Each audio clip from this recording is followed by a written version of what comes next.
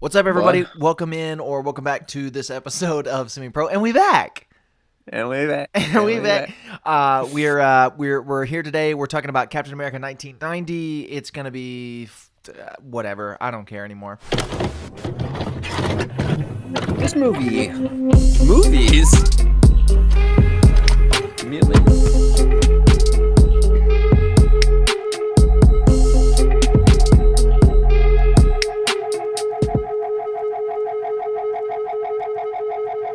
And we're back. God, Yeah. I forgot. I've forgotten how to do all of this. I don't remember a lick of what we're doing here. What are we doing here? The podcast that we do from time to time. Oh, I thought you meant like just like life. Thought you knew something I didn't. I don't know anything. I do know this, actually. We watched Captain America 1990. Right. Right. Which is a movie. Believe it or not, or Certainly- tries to be at Certainly least. attempts movie-type aspects. I don't know Yeah, that I'd it call certainly it a was- movie, though. It was a production that was intended to be released theatrically as a film, and was one of if not the best, I don't remember the exact quote, but one of or the best script ever read by legendary actor Ronald Cox. Was it Ronald or like Rory or something? Roy? Was it It was Ronald? yeah, it was I don't know. It was I know whatever it was his middle name. His first name was Daniel, like me. But right. he's been in movies. He was some scumbag in RoboCop, probably some other scumbag in Total Recall, other things also. And it was... And President Jimothy Carter in Captain America Right. 1990. What was his except name, not actually? Tom, like Webster or something, like webbing or whodunit or some shit Was like his that. name Whodunit? Probably not that, but I feel like it was a W and like a, I don't know. It was like a sounding name. It was like a name sounding name. It was one of those names. Tom Kimball. Yeah, see, I Kibble. I called him Kibble. Right, First like the name dog Dog. food. Right. Yeah. Right. And President Kibble, first name Dog. the actor's name is Ronnie Cox, Yeah, which is a Ronald. funny name. Right. He was in lots of things. He was in RoboCop as Dick Jones. Dougie Jones. I vaguely remember him from RoboCop. I'm pretty sure he's... Yeah, I'm he pretty was sure definitely like he's, some like, like the scummy guy. Yeah, Pretty sure he's like the Robo. He's He's not the the guy. RoboCop, but he's like right, the but he's RoboCop the guy. yeah. So we watched Captain America 1990. It's bad. We'll give our consensus at the end of the movie Yeah. from this. Yeah. I want to talk about positives for a minute or two. For exactly a minute is what we'll spend it will on take positive. no time at all to talk about Yeah. positives from Captain America 1990.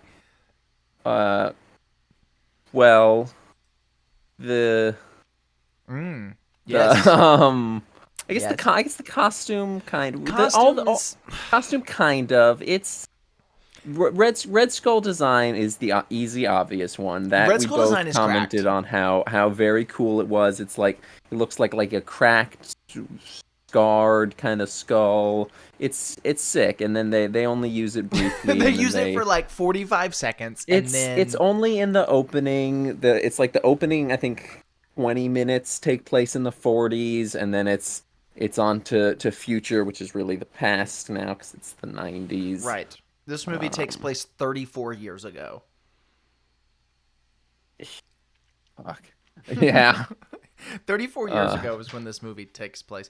This movie was closer to the time of your birth, or at least my birth, than now is. Yeah. So think about That's that. true for both of us, I believe. Lick Yeah, on it that, was 11, you know? 11 years before I was born. It was half the time between. It was 9 years It before was I was born. It was half the time before my birth of the time since my birth. That sentence was nonsense.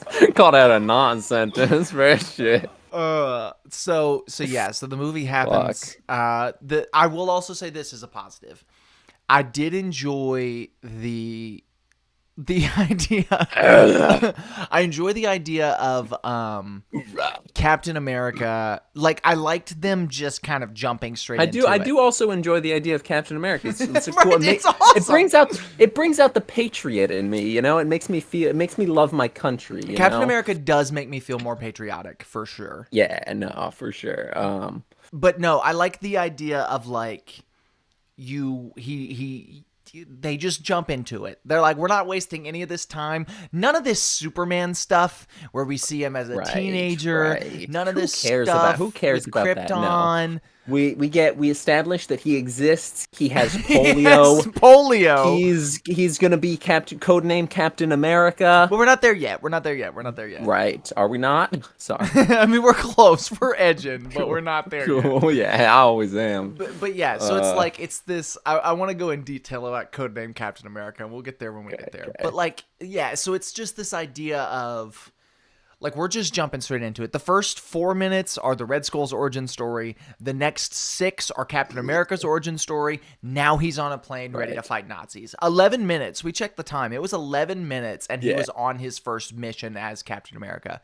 Now, at that point, I was like, yeah, this is awesome. And then the rest of the movie happens, and he's not Captain America for most of it. Yeah. And he's really not Captain America even when he is Captain America. Yeah, he's barely ever Captain America. There's a few scenes where he punches somebody, but there's a lot of scenes where he wears a costume. He throws his shield a decent amount. Right? His shield is really stupid looking. It looks like so plastic dumb. garbage. Yeah. It usually looks stupid when he throws it because it like doesn't really show it, except for the one time where he throws it really weird. But it's awesome. But we'll get to that. He like barrel rolls his shield. Yeah, it's very strange. It happens in the end. We'll get to it. We'll spend 20 minutes talking about there. So the movie opens in Italy. Right, with this little Italian. We don't know this at the time. We should be able to recognize Italian. I'm sure it said. I'm pretty sure it just said 1936. I could be wrong. It could have given a city, and we just with our American brains. I just don't know. Yeah, it could have said like Sicily. It could have said Rome. It did say Rome at one point. I remember pointing at the screen and saying, "Oh, this takes place in Rome." By the way, it just says Italy. Like that's it. It just point blank says Italy, and we still don't get it. No, but no. So we open in Italy, and there's this little kid, and he's really good at the piano, and his parents are like, which is Italian for he's a protege. He's a great whatever pianist. He's got a really good penis. And then this is a child. You want to take it back? What? I'm saying the same thing you did. He's he's a very good pianist. And then Mussolini's boys break in, and so they take him. And when they take this little kid, they take him somewhere, and then you just hear screams, and this woman escapes. They give him a funny. It was we forgot about the rat. Italian German man from the. Oh yeah, they had a Red Skull rat that they call that Rat Skull. Right. That was like their first test subject. Successfully for the Red Skull super soldier serum that would eventually be the Captain America super soldier serum, presumably if it's like Captain America the First Avenger, the movie. It is. They say something like that, and that's why Red Skull keeps saying like, "You're my little brother" or something. Right, and also German, not German, Italian lady is the scientist on both of them. Right. So she escapes. And then we cut to California, aka home of the polio. California, yeah. And we see Steve Rogers. It's our first introduction to Steve Rogers. He looks horrible. Yeah. He sounds horrible. He's hobbling around. He talks like a bitch. He walks like a bitch, but that's the polio's fault, not his. Not his. He's ugly. He just kind of looks like a bitch. Like he's just a little bitch. No disrespect to Matt Sandlinger, who's never been in anything ever. I'm gonna say I am disrespecting him a little bit, because he Actually, that's kind not of true. sucks ass. He was in a movie in 2021 with Liam Neeson called The Ice Road. Ah, He was in a few episodes of House. isn't that like the fake movie from the end of Daddy's Home 2? You would think so. I would, because it was something very much like that. It was like Yeah, it was something about ice, and it was starring Liam right, and it was Neeson. Liam Neeson. Yeah. He really thought this was going to be his breakout role. Too Yo. bad he's ugly, and so that just didn't happen for him. And I feel bad, Yeah, but we learned doing some research that was it Dolph Lundgren and Arnold Schwarzenegger were both up which is for so this crazy to role. me. Like I Arnold don't only lost out because of his accent, which makes sense, but also would have been almost a quirky because they were changing Red Skull's thing for seemingly no reason, making him like an Italian mob boss right. piano protege. Um, like it could have been something weird, making I don't know how they would have done it, and also making him like this all American man, but having him be Austrian. like an Yeah, well, that's what immigrant they or did. They did something. that in Jingle All the Way. Right? Arnold Schwarzenegger's supposed to be this like Right. all American dad, whatever, but Yeah. he's just Arnold and he's like, I Yeah. son, I bought you the toy. But he's supposed to Right. be just like this like loving suburban Yeah. dad. That would have been great for this. Yeah, but then Dolph Lundgren was I guess filming The Punisher, which I thought Well, the that Punisher was came out in '89. right, because this was because there was that like year or two delay Right. on So this this was because they supposed to come out reshot in it and 1990. shit. So anytime you read about this, it's called Captain America 1990 because that's the year it was supposed to be released. It wound up, it was supposed to release theatrically in 1990 for like the 100th anniversary or 70th anniversary of Captain America, whatever. I think it was 50th, but yeah. Whatever. An anniversary of Captain America. It was supposed to come out for Right. that. And then it got pushed back and pushed back and pushed back and wound up never releasing theatrically. It went Yeah, just straight. push straight to schlock. Yes, like 3 or 4 years later, came straight to like home release on some TV network. Yeah. And when that happened, then it was pirated. So somebody recorded it, and it was one of those things that like early Comic-Con days type whatever. They would sell copies of this movie at Comic-Con that were pirated. Same thing they did with like The Fantastic Four movie, I think was like that. Like it yeah, was same idea until it finally got an official release in like 2004 or 5, something like that. It got like an official Really? like it's released.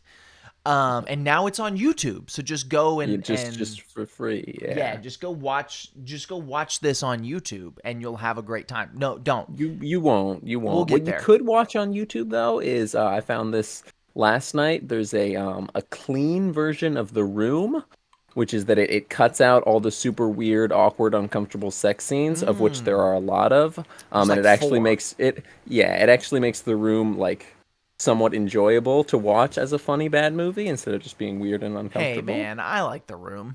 I like it. It's just the sex scenes are so weird that it makes me not want to watch it as a funny bad movie with my friends.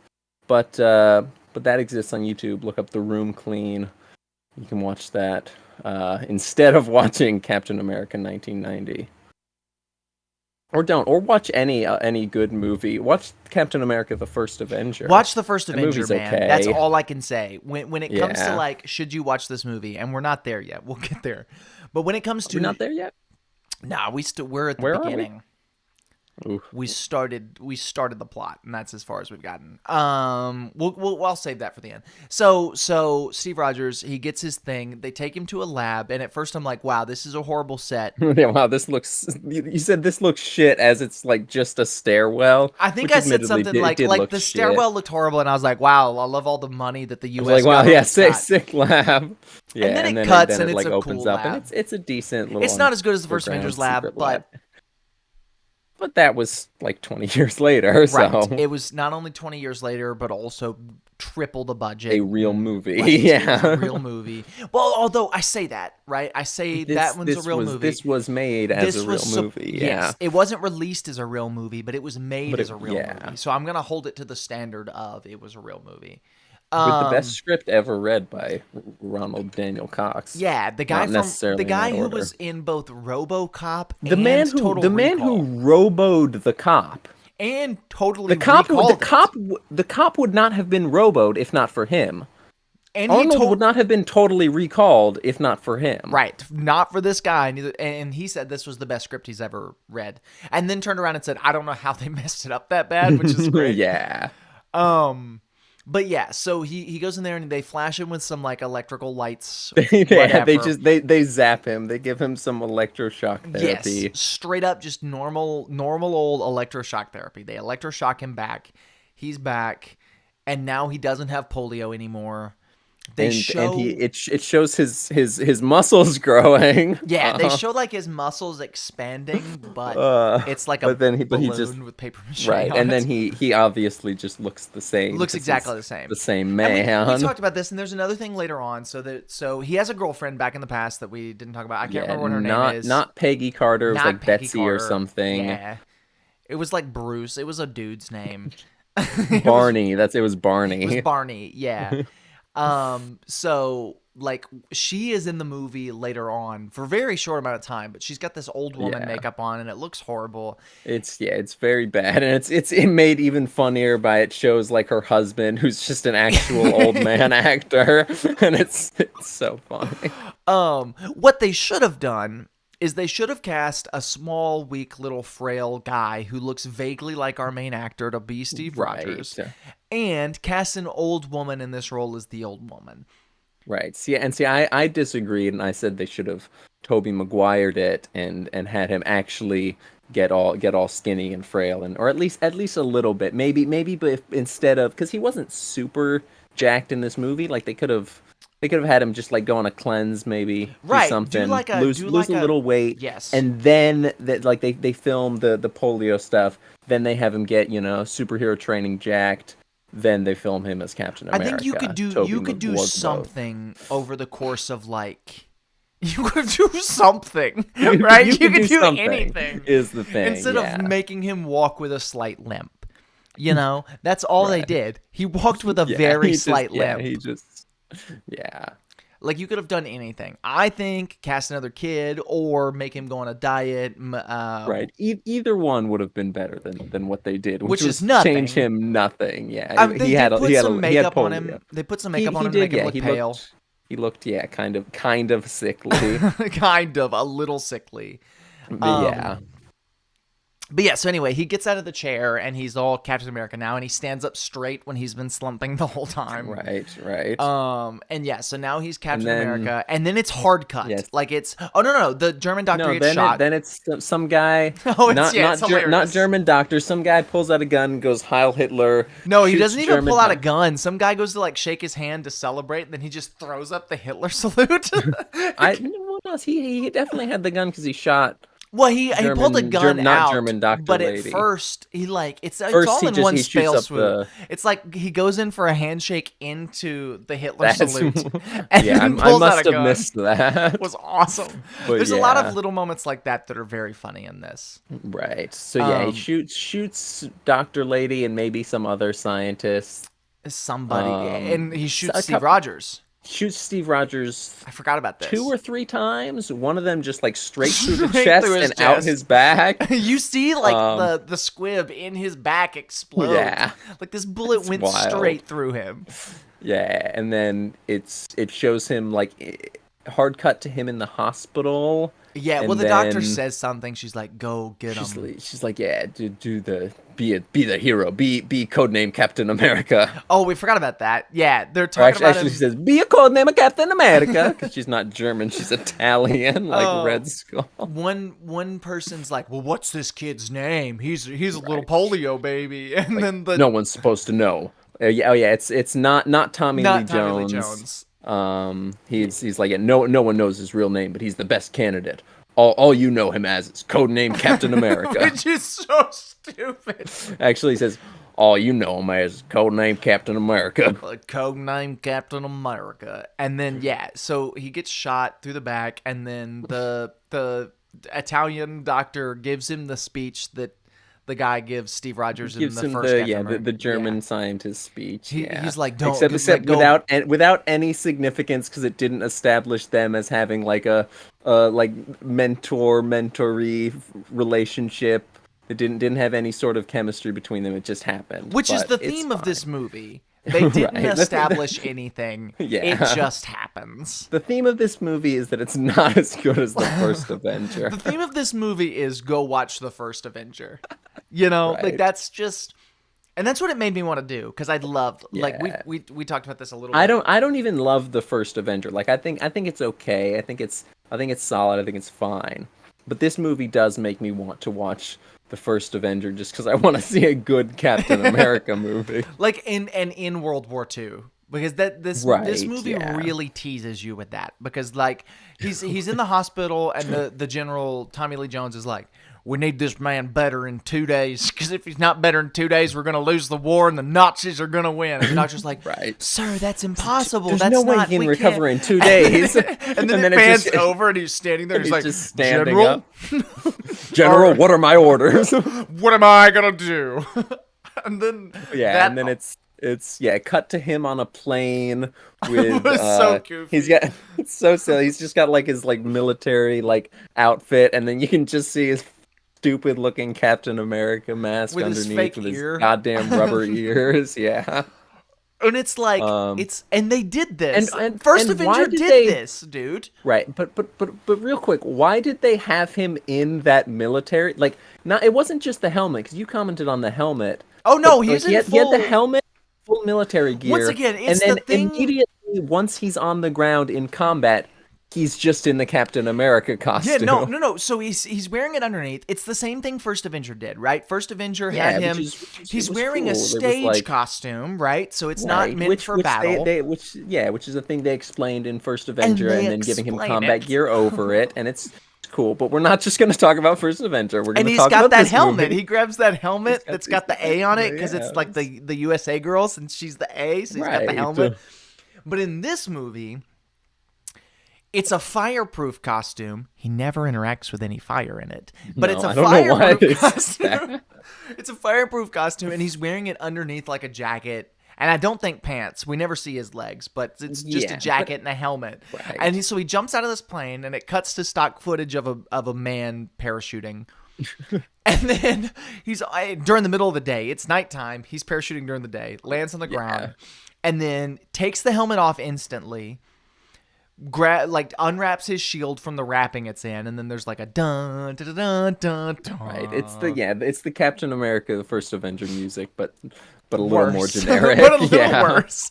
It feels like Yeah. something that the news would play during election season. Right. Yeah. And so like he unwraps his shield, he goes in, and then he takes the jacket off, and it's like, okay, Why was he wearing that? I would assume the reason is because there was a comic in which Captain America's origin had him wearing that. Well, sure, yeah, But then what First Avenger did that this movie didn't do is give that was a anything purpose. was anything. It was make a it was movie. literally anything. Yeah.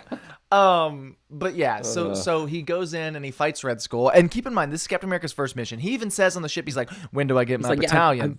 When do I get? Yeah, this is my first mission. I haven't been trained. When do Like, I get my battalion?" I have done nothing. All you guys did was zap me with Was some zap me with electricity, and then electricity I and got let me shot get a couple shot. times. Yeah. And then yeah, so he Tony's busts like, in. hey, don't worry about it, kid. You'll be fine. Don't worry about it. You'll be fine, buddy. And yeah, so he goes in and he starts to fight Red Skull, and Red Skull looks awesome. Other than the fact that he's Yeah, got a it normal looks nose, so which everybody cool, like which is- talks about or it's- whatever, but it was It's 1990. right? Like, how were they gonna do that? Yeah, you can't remove a nose. There's no CGI yet. Yeah, I guess they it did was- it for Masters of the Universe, which came out around this time. Yeah, sure, but whatever. It's Captain America. He was in it for a minute. Yeah, it looked cool enough that I can look past the him having a nose when he shouldn't, because it was cool. Like he looks like a skull. It's like cracked, but also with scars. It's fucking sick, man. It looked cool enough yeah. where he should have been in it for the whole movie. but he wasn't. Absolutely, yeah. But instead, it's the same design, but just on the actor's Which I would face. assume probably took less time and Yeah, makeup I'm or I'm whatever. sure it's like, yeah, it's And he had it's those it's sick it's white cheaper and it's better contacts. for the actor. Yeah, That they was should have they. at least kept those. Yeah, for sure. But That would have been anyway, cool. who knows? I think they make some kind of line about plastic surgery or something. There's like a one-off thing. This whole movie's Um, a one-off thing. so Captain America and Red Skull, they have this like they duke it out, whatever. It's a horrible fight, and then Captain Yeah. America gets hit in the head, right? Yeah, I don't remember. He I think passes out he gets somehow. knocked out and then tied to a fucking missile. Point being, Captain America is horrible at being Captain America.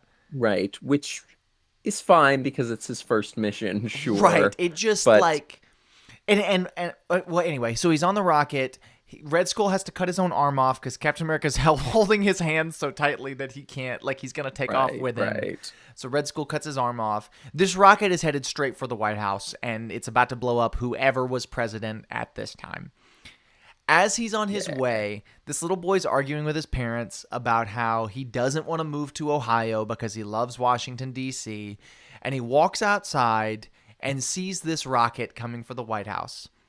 When Yeah, and he's he's got a little camera with him. yeah, he's got this little like film camera, and he zooms in all the way and takes a perfect profile picture of Captain America, yeah. who is Captain facing America, towards the sky, who is strapped on the other side of the rocket, facing directly up. who also then is able to kick this missile Yeah, so hard that he moves the trajectory from Washington, D.C. to Alaska, where he then crashes. I mean, easy. Well, yeah, he crashes and then freezes And to then be he freezes, found yeah. 50 years later. I was gonna say something a minute ago, but now I can't remember because I was like, but anyway, I don't remember what Yeah, it was it's about. probably nothing important. Oh, it was the it- montage thing. I wanna talk about the montage thing. Oh yeah, The thing I think this movie's missing, once again, something that First Avenger did that this movie doesn't, is something to establish Captain America as Captain America before this mission with Red Skull. Where I it's mean, like, I think yes and no. Like I think it wouldn't have changed much, and also it would have made him, because he's kind of a fucking idiot. Like, he sucks at he being does suck for Captain sure. America, which is like it's stupid because I don't want Captain America to be a little bitch, but it sort of makes sense in context because he's untrained. He went on one mission, it failed, and now this is his redemption, I guess. But I don't know. Like I think if you show the montage, then it's like, okay, it's established he's this war hero. He's Captain America. I And just then think- why does why is the only thing he can do in the future steal fucking cars? I would have loved to have seen some I sort of definitely, like, I definitely agree. oh, Like, I would have loved to see actual Captain America stuff in this Captain America movie. Absolutely. I just wanted to see him succeed somehow. Like, I wanted to see him Yeah. do something and succeed so that I could be like, oh, this is Captain America. I'm on his side. I want him to win. I want to feel that, like, that Captain America, Superman making me feel patriotic feeling that I don't. And really I get don't. from this I feel it movie. none in this movie at all. Yeah. And that, I think, is my biggest issue. Is it's like I never once feel like I like this guy. I never feel like he is Captain America. I never feel like he's capable of doing anything other than pretending to be sick and stealing cars. And I think that would have been fixed. Even if he fails throughout the whole movie, it would have been fixed by having this, like, oh, he's taking out Nazis. He's doing all of these Right. things. Like, he's taking out Hydra bases or whatever. Having that doing little bit. something, being Captain America. It's the first Spider-Man thing, right? They do this in Spider-Man 1, which is a way better movie than this. Watch that instead. Like, they've got that. Man, hot take. Spider-Man 1 is better than direct to DVD fucking Captain America 90. I think like that movie's got the thing. He gets bit by a spider, and then you see the montage, and everybody in the city's like, "Oh, he stinks, and I don't like him." He Or she's stinks like, and a guy with 8 arms. I think that's kind of "It's kind of hot. hot. He's got ropes from his hands. He climbs up the ropes. He's a freak show. He's a wackadoo." Like it's got all the New Right. York stuff, and then but through that you see him stopping crime. You see him hanging There's the burglars in montage. webs. He's doing Spider-Man He stuff. does I the mean, webs yeah. between the twin towers, like. Right. You see him do all of these things, and then he fails the rest of the movie until the very end. And that little one scene lets you know, oh, he can do this, so that when he starts failing in his fights against the goblin, you're not like, oh, this guy is completely This guy, inept. there's no way he can do this. He has never succeeded at anything. This guy's gonna fucking die. And so, like, it would not have Yeah. fixed the movie at all, but it would have helped a lot, I think, in terms of just Right. Captain America's likability. Yeah, I definitely agree with you there. Instead, he goes on his first mission, gets strapped to a rocket, it lands in Alaska, and freezes. And so, Yeah, and cuts off Red Skull's hand, which Red they Skull never cuts off his own do hand. anything. Right, yeah, because Red Skull grabs him and cuts off, but it has Red Skull cutting off his own hand. They and mention it later. They mention they're looking for someone with one hand, but then they never. He's got like a prosthetic. He's wearing a black glove on one hand. Yeah, but you never like. It's a like, Luke I don't know. Skywalker prosthetic. Right. So, yeah, which is dumb. It's stupid. Maybe Red Skull is one-handed in the comic, and I just didn't know that. I don't read. Maybe that seems like a weird thing. Like if they're going for comic book accuracy, they go for him having one hand, but not him being German. That's just a really strange. Yeah, so let's talk choice, about Red but- Skull for a second, and then we'll jump back into the modern day plot, because we're going to breeze through this modern day plot, because nothing happens. Yeah. So Red Skull, instead of being, because I know, so in the first Avenger, he's this German boy who, or he wasn't even a boy, he was a man who was experimented on. They give him the Right. super soldier serum to make him the perfect Nazi Yeah, soldier. in I don't know about the comics, but in the first Avenger, he's the head of the Hydra's the Nazi science division, and which he is the head of. I don't know if he became the head before or after the Red Skull experiment, but clearly he was involved in some way that led to him being the one that got experimented on. Yada yada. He gets a Red Skull because it goes wrong. Because he's evil, is what they said in the first Avenger. It's something like they that. Don't say Like anything. it brings. I don't know if that you're a good- The Red Skull part was just like it was a side effect, but he's more evil now because it amplifies whatever I you think- have. I think the Red Skull part was because he was evil. Like it acts as like a reflection of who you are. Like because Steve Rogers, his soul, his heart was pure and strong. It made him pure, strong Chris Evans. But Well, I know that his that was a big Johan plot shit point was in like shit. in like how they chose Steve Rogers for the experiment, because that's what not Johan, what the German doctor, because he was all like, we need somebody who is a good skin or guy some who's shit, yeah. whatever, because it's gonna amplify what you feel. So if you're a bully, it'll make you more of a bully, but if you're a good guy, Right. it'll make you a better guy, whatever. But either way, it doesn't matter. In the comics, I read something about like he was Hitler's bellhop, He and worked Hitler at was Hitler like, Hotel, and and Hitler then- was like, "Yeah, I want you to be my guy or whatever," and then he turns him into the Red Skull. In this, Right. he's an Italian boy yes, who he gets taken by presumably Mussolini's men. guys, yeah, Yeah, and then used for experiments in collusion with the Nazis. Something like early that, bro. early Nazis at least, because it's like the 30s at this point. right.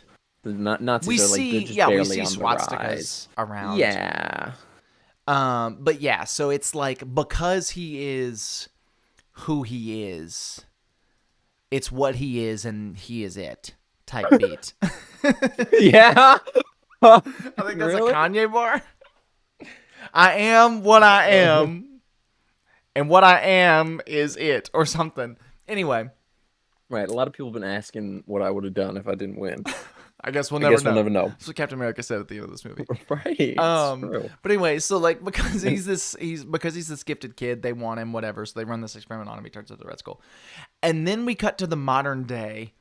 And what you should do if you're making a Captain America movie and Red Skull is your villain and you're in the modern day, is he should be trying to resurrect the Nazi Party in some capacity. Right. That's what any reasonable person would do writing this plot. I mean, so what is he actually trying? I mean, he's trying to control the president. They established that. Well, but he's they a mob boss, okay? Yeah, but they don't explain any sort of connection Well, between them. okay, So they were so like, he's Italian, so they make him a mob boss. Sure, why not? He says something when he's fighting Captain America before Captain America gets frozen in the ice, where he's like, I'm gonna be the president of the United States of America. Right, and then he does say that later. It's like, yeah, it's every boy. I'm gonna achieve every boy's dream to be the president of the United States of America. Some stupid Except shit. for he sounds like yeah. Dracula. I'm gonna be the president I will be of the president of the United States of America. Yeah. It's so dumb. It's so stupid. But anyway, so like that's kind of his goal. He wants to take over. He wants to take over the world, which is fine. It was stupid to make him Italian, though. You know? Right. Do you think they just did that because they wanted to have him be like a Italian mob boss kind of character? My theory, and you didn't agree with me, I think that at least that part of this movie, the Italian mob boss portion of this movie, was not written for this film. I think it was written for something else, and then they were like, oh, 21st Century Schizoid Studios or whatever. Right. Was 21st like, Century Schizoid we got the rights production. to Captain America. We're making a Captain America movie. Hey, what's that thing on the bottom of your desk that script nobody's read since the 1940s? Let's turn that into a Captain America movie. That's my theory. Maybe. At least the villain plot. Yeah, I guess. I feel like there's just not enough that feels like that. Like, I don't know. why- They never why explain how he got to the specifically- future. He just exists in the future. He's a mob boss. He doesn't do anything inherently Red Skull except for try to put a chip in the president's brain. Yeah, he tries to control the president and His name is presidential. not the Red Skull's name whatsoever. They only say it once. It's like Diana Poopa something. It's some Italian sounding gibberish. And so that's Sorry if you're Italian and you got a gibberish name. My fault. Mario Brothers or whatever. Right. Mario. Type shit, you know. But yeah, so it doesn't make any sense to me. Like he's not the Red Skull, and that's fine. I don't really care either way. If you do something good, I don't care if you change something from the comic, right? Don't care at all. Yeah, absolutely. It just doesn't make, like, they didn't do something good. They did something really dumb, which makes me think it was for like a different generic action movie, like a Die Hard or whatever. It could be like, but I just feel like there's just not enough. Like, it'd just be a very strange choice. Although this movie is riddled with strange choices. Right. So who knows? It's like they didn't want to hire a writer to come in and write stuff for the villain, so they just the director's just scrambling around on his table. What villain can we find of these fucking rejected garbage scripts? Although find a script that what's his face has ever read. So right, true. Maybe that was changed. Maybe that was one of the things that was changed in reshoots, because apparently this movie was riddled with reshoots for like 2 years. Stan Lee said it was awesome, which he's a Stan liar. Lee said like the liar. audience gave it like a standing ovation at the like first like test screening premiere, whatever. But Stan Lee's a liar. I don't believe a word out of his mouth. God rest his soul. Stan Lee also said that TASM 2, he was like, this is the greatest Spider-Man film yet, Excelsior! And it's Excelsior, super fans! Excelsior, this is the greatest one! script I've ever read! This is the best Spider-Man movie we've ever seen! And then it's the worst one, tight beat. Yeah. But yeah, so where were we? So that could be the Red Skull stuff. Could be a result of reshoots. It could be a result of it being from another script. It could just be that they did this on purpose, which I don't get. Result of, stupid 90s filmmaking decision. It happens. Late 80s, 90s was a weird time, you know? Right. Shit happens. It's almost like this character's popularity is tied to something. Noting this is very early not just Marvel movies, but superhero movies in For general. sure. I mean, Um, there were like we talked about this in reference to the costume mostly, but there was basically only Superman and Batman. there were two franchises. I don't know how Yeah, many Supermans there were at this point. I would assume at at least least 3. two. I was I know yeah, there were maybe 2 because it was yeah, probably 77 yeah, and then I probably the think like first 80. three. Yeah, it was 78, then 80, 81 maybe. Right. They were Um, probably all out.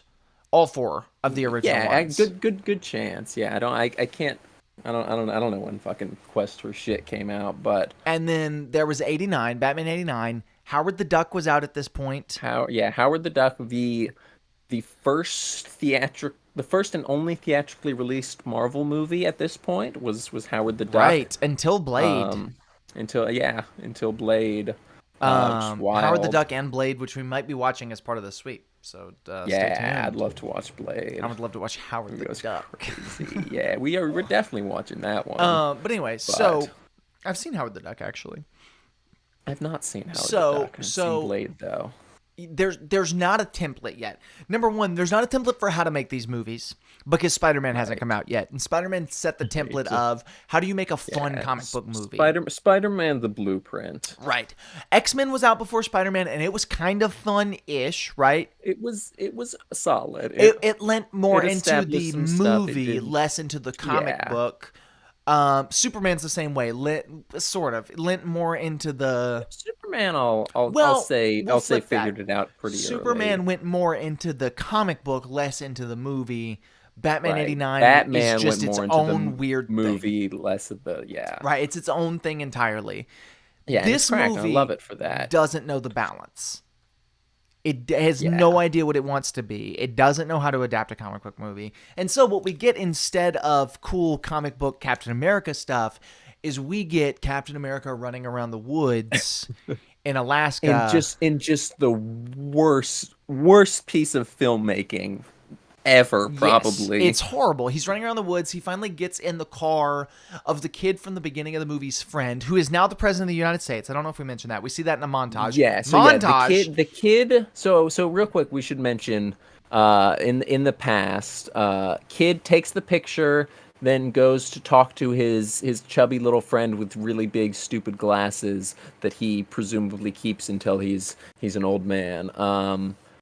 And he's like showing him this horrible picture that's somehow a perfect picture of Captain America, and he's like, "Do you know who this superhero is?" He's like, "Oh, he's not on fire, so it can't be the Human Torch. He doesn't have a trident, so it can't be not Namor, whoever the fuck they said. And it must be someone."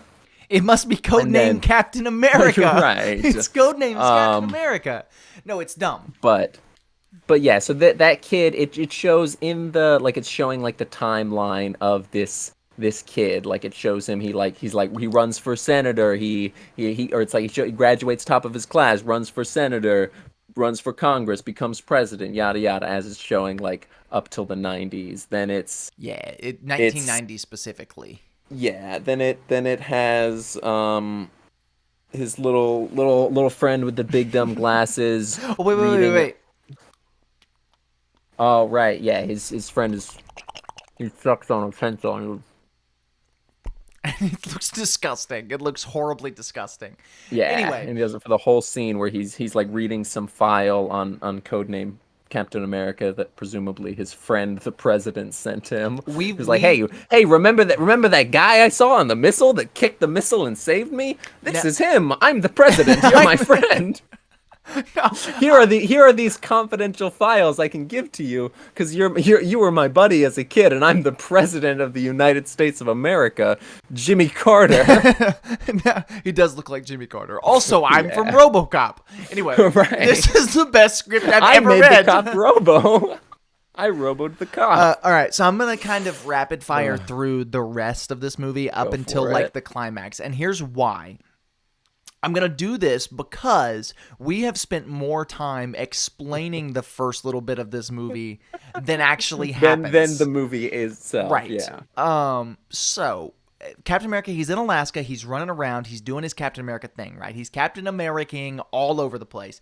He runs up to kind of. He's wearing the costume. Yeah, in the most minimal way possible, he is Captain America-ing. He runs up to the car of Jimmy Carter's friend, and he's like, "Hey, why should I trust you?" And this guy's like, "What's the year 1990, bro? So it's 1990. You're not from the 40s anymore." He says, "I'm on a mission from the president," which no one you would have believe. to come with me. And so rightfully so, Captain America doesn't believe him. So he says, "Can you pull over the car? I'm gonna be sick." So this guy pulls over the car. Captain America, classic Steve Rogers, move. in his classic move, gets out of the car and walks away to pretend like he's gonna vomit. This man walks up to him and is like, "Hey bud, you okay?" And then Captain America turns around and sprints back to the car, gets in and drives away. Steals this man's car, even though he had never driven an automatic in his life. Yeah. And he drives this little Nissan Frontier all the way to California. He drives this car from Alaska to California. I don't know what gas mileage Nissan Frontiers were getting in the 1940s, but Captain America did not have any money. So, whatever. So, he drives over there. I don't know geography. Can you get does Alaska doesn't connect to the? Does it? I thought do you not have to go? You have to go through Canada. Yeah. Right. That's what I'm saying. Like how don't But you? there are roads. Wouldn't you need but wouldn't you need a passport? I don't know. Pre 9/11. I guess that's facts. I 9/11. forget about 9/11. He's probably forgot about 9/11. So he drives all the way to his ex-girlfriend's house, and then his ex-girlfriend's Right, daughter, Barney. Sharon, whose name is Sharon. Yeah. Which makes me wonder, I don't know when Sharon Carter was invented in the comic books. I don't know. I don't know any of that stuff. I don't care. Not a nerd. Maybe that was a reference to this. Maybe this is a reference to that. I don't know. We don't know what her last name is because they never say. Maybe it's just a coincidence. Yeah. But anyway, so and then Captain America sees Sharon, and he starts naming. And he grabs her. Barney, Barney, Barney. Barney! Oh my God, Barney! I've missed you so much. To which she just my love, my lady, beats him. She's like, "Who the fuck are you? Get off of me!" Punches him in the face. He passes out because this is the worst Captain America in history. I don't think he doesn't pass out. No, from but he that. falls I to think the ground. She's just she shoves him off, and he falls. He stumbles backwards and falls over, and then old lady makeup and real old man walk out of the house. And there it is. She's like, "Oh my God, Steve!" Marnie, and she's like, "Oh, Steve, is that you? Oh my God, Steve, you my look little exactly boy, the same. Steve. You haven't aged today, and here Right. I am, this old And ugly woman." Neither have you haven't aged today, and neither have I. But they put me in this horrible old lady makeup. Yeah, and she talks about that. She's like, "Oh, I'm so ugly, and you look the same." And he's like, "No, you're beautiful because I'm attracted to old women." You look the same. And then she gets shot. Yeah. Oh well. Wait. There's a really funny scene of him doing the math of how much time she waited. So she's like, I waited for you until I was 38 years old.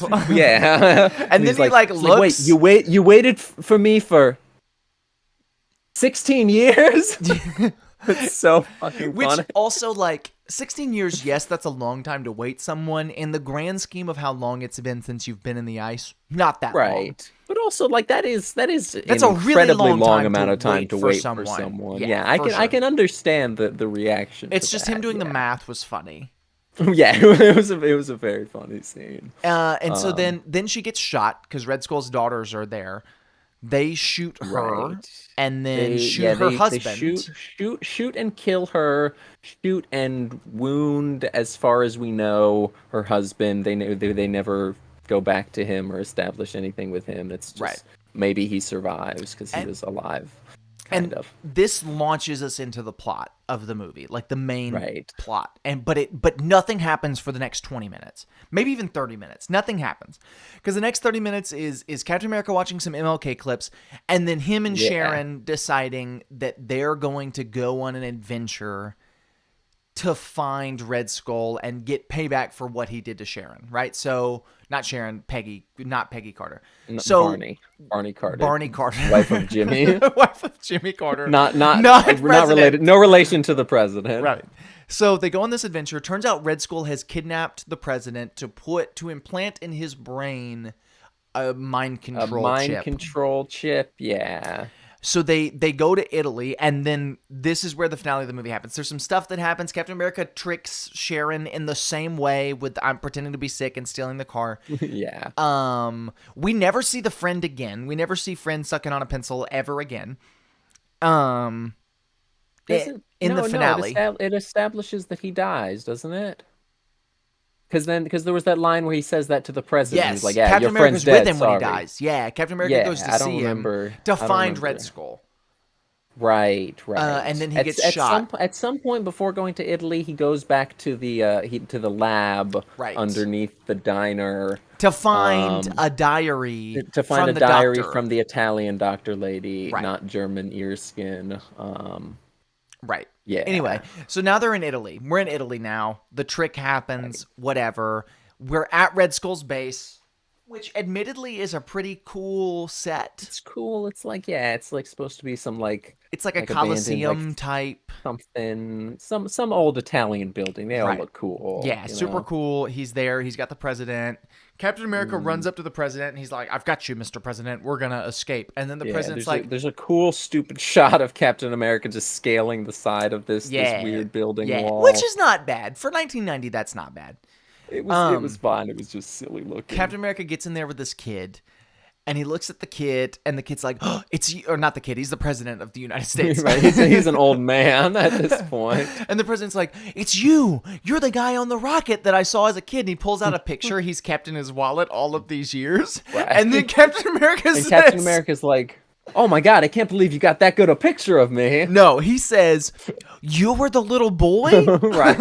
As if he could have seen this little kid from the top of a rocket. Which admittedly is just as feasible as the little kid seeing him. Or getting the picture. Both of which is zero. Yeah. The camera had a zoom lens on it. He could have zoomed in, but him getting a picture of a moving rocket. But he was on the other side more than anything else. Right, correct. Anyway, so then the last fight of the movie happens with Red Skull. There's one scene where I am not kidding. Over the course of one, maybe at most 2 seconds, the camera cuts 16 times. We put it in slow mo to watch it. 16 times, half of which were just a single shot of Captain America, like doing a 360. It was just turning around. Like he just. It wasn't even like a cool 360 kick, whatever. He was literally turning around. He just turned around to end up facing the same direction. To turn around and throw his shield at Roger Moore. Maybe. Well, I think he had already threw the shield. That's what started because the guy and then pulled he out kept turning. Roger Moore. It was a build-up. Roger Moore pulled out the gun to shoot the president. Right. He threw the shield, hit Roger Moore's gun hand, spun around after throwing the shield. That it starts cutting like crazy. Spun around, I guess, to do his cool spin before catching the shield. Who knows? Who knows what this was like in the script that was the greatest script that Roy Cox ever read. Right. Got a standing ovation from Stanley Lieberly. So then he starts punching Red Skull, whatever. Red Skull walks up to a piano, which he doesn't play, which is super disappointing. Red Skull's got a bomb. And he says, "Did you really think that if you were going to beat me that I wasn't going to blow think I wouldn't have a bomb? I do not care if I die. I have lived for a very long time. I am Dracula. I am I cannot 86 die. years old." Which he probably is. He's probably like, he's got to be like 90, right? Yeah, he'd be up there because he was like a kid in the 30s. Well, he was as old as Captain America. So he should be at least as old as Peggy Carter. Call him, late high 70s at the earliest. Right, at the earliest. Anyway. Yeah, because he could have been late 20s. He's ready to die. He's a mob boss. He's failed in his task to take over the president's brain. Captain America does something stupid where he like plays a clip of him being found as a kid. Yeah, it was they established when they first went to Italy, they went to his old home that they found in the doctor lady's notes, and then they found an old radio, and then they recorded something from the radio that was a recording of him being taken, which why would they have that? How did a 30s radio record the thing of them being taken? But then I guess a bait and switch because it's not, it doesn't really defeat him. He just No, like, they make it seem like, oh, this is how they're gonna, and this is where I was like, come on, it's like, oh, are you this is really gonna do lame. this? This Sentimental sucks. ending for to beat I'm like, Red throw Skull. him Blah off the blah ledge of blah. this thing, Yeah, no, whatever. you said that, And then they did it, and it was and awesome. then he just does that, and it's awesome, and it's the stupidest shot of just a dummy Oh, just yes. tumbling down a cliff. And it holds on it for so long. He hits like each individual No, part of this clip. it shows the full clip of this dummy just falling down this actual cliff until it goes into the water. Right. It And it doesn't is splash because it's made of paper. Like it just like yeah, it's paper floats. mache. Yeah, And then the shield comes back and hits the Red Skull's daughter, and then it cuts to a freeze frame of Captain America. yeah. And we're And like, oh, then is it gonna end on this freeze frame? and then it cuts then to a it different cuts freeze to a- frame. yeah. Which And then that crossfades fades into an image, like a drawn image. like a drawing of the same image. Yeah, and then that's what the credits And roll then that's over. the credits roll over. That's it. That's all. That's all That's she Captain wrote. America 1990. They never made a Yeah. sequel. I doubt they ever Thank even God. talked about it. Yeah, no. I think that was the last thing on their minds when, like, after making this movie, they were just trying to get it out, and even that took like 5 years There's more. there's this certain, I don't know, like mystique around unreleased comic book movies, right? You got like the Justice League Yeah, Mortals, you yeah. got the James Cameron Spider-Man, all of these just unreleased comic book movies. There was another Batman and Superman World's Finest movie that got canceled. J.J. Right. Abrams Your Superman lives, movie. your Superman flyby, all Right. these All of these shit. like just like mystique, like, oh, what could have Mhm. been, all of this kind of stuff. Yeah. They're This is what could probably have been. they're probably this better is- off not being made. Especially, and I want to say this, especially James Cameron's Spider-Man. Yes, I love the Raimi Spider-Man I movies. don't know Yes, I'm much about that nostalgic. one. The reason I say that is the first Raimi Spider-Man movie, it took Sam Raimi to figure out how to make comic book movies both good and fun. It took Right. him. Everything. Every good comic book movie to come out has taken some kind of inspiration from those first two Raimi Spider-Man movies, right? If not directly, tonally, or I wouldn't fully say that because like I will say he was the first one to find the perfect mix. Like we said before, I don't know if that was on the recording. yes, or it not, was. But yeah, like he was the first one to find the perfect mix. I don't think he was the first one to make a good and fun comic book superhero movie. I'm not saying that he was the first, because I think Blade is good. I think X-Men is good. I think Superman Right. 76 is good. Batman 89. Raimi was the one who figured Getting out. lower with when that Superman movie came out. What did I say? You said 77 earlier, then you just said 76. Oh, who cares? 78, I think. Raimi was able to figure out how to make a fun comic booky type movie in a way that was also somewhat grounded, somewhat realistic, and worked and made sense.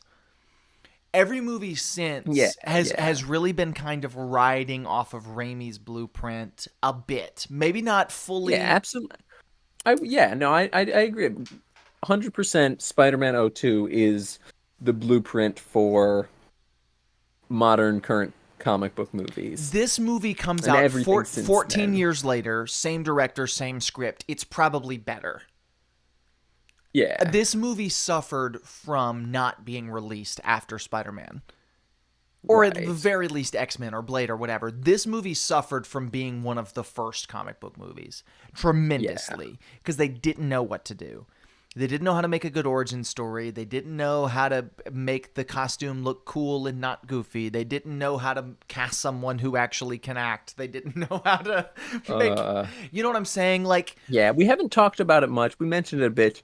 But the Captain America actor just Sucks. sounds, talks, and acts like a bitch. He sucks. Just even after he yeah. gets over polio. right. I'd say especially like No, before he was over polio, I was like, okay. I buy this. Like, all right, yeah. No, he's the worst part of this movie, and that really And hurts the that's movie. saying something. Because Yeah. the Red Skull actor, I like. I think he did a really good job. He did okay. He did a good He looked job. cool more than He anything. did a really good job playing Dracula as a mob He boss. yeah, he did good with what they gave him. Right. I liked him in this movie, even if I didn't like necessarily who this movie made the Red Skull. Right. I mean, I wouldn't say I really care that much. He just he wasn't really He wasn't a good villain, but he was he doing wasn't a good really job he didn't playing really this bad feel like villain. a yeah. It's Yeah. it's a Tommy Lee Jones Two-Face thing. Right. Tommy Lee Jones is Right. fun to watch as Two-Face, but that character doesn't make any sense and isn't very good. But Yeah. he's fun to Yeah. watch because it's him. That's how I felt about Red Skull. He's kind of chewing the Right. scenery. He's having a good time. Yeah, There's a lot that's an of apt comparison, I'd say. fun bad moments in this movie. Not as many as I would have liked. There's Yeah. the classic Captain America counting to see how long it's been, him Right. climbing up the Classic wall, his classic stealing the car, pretending to stealing the get sick car. move.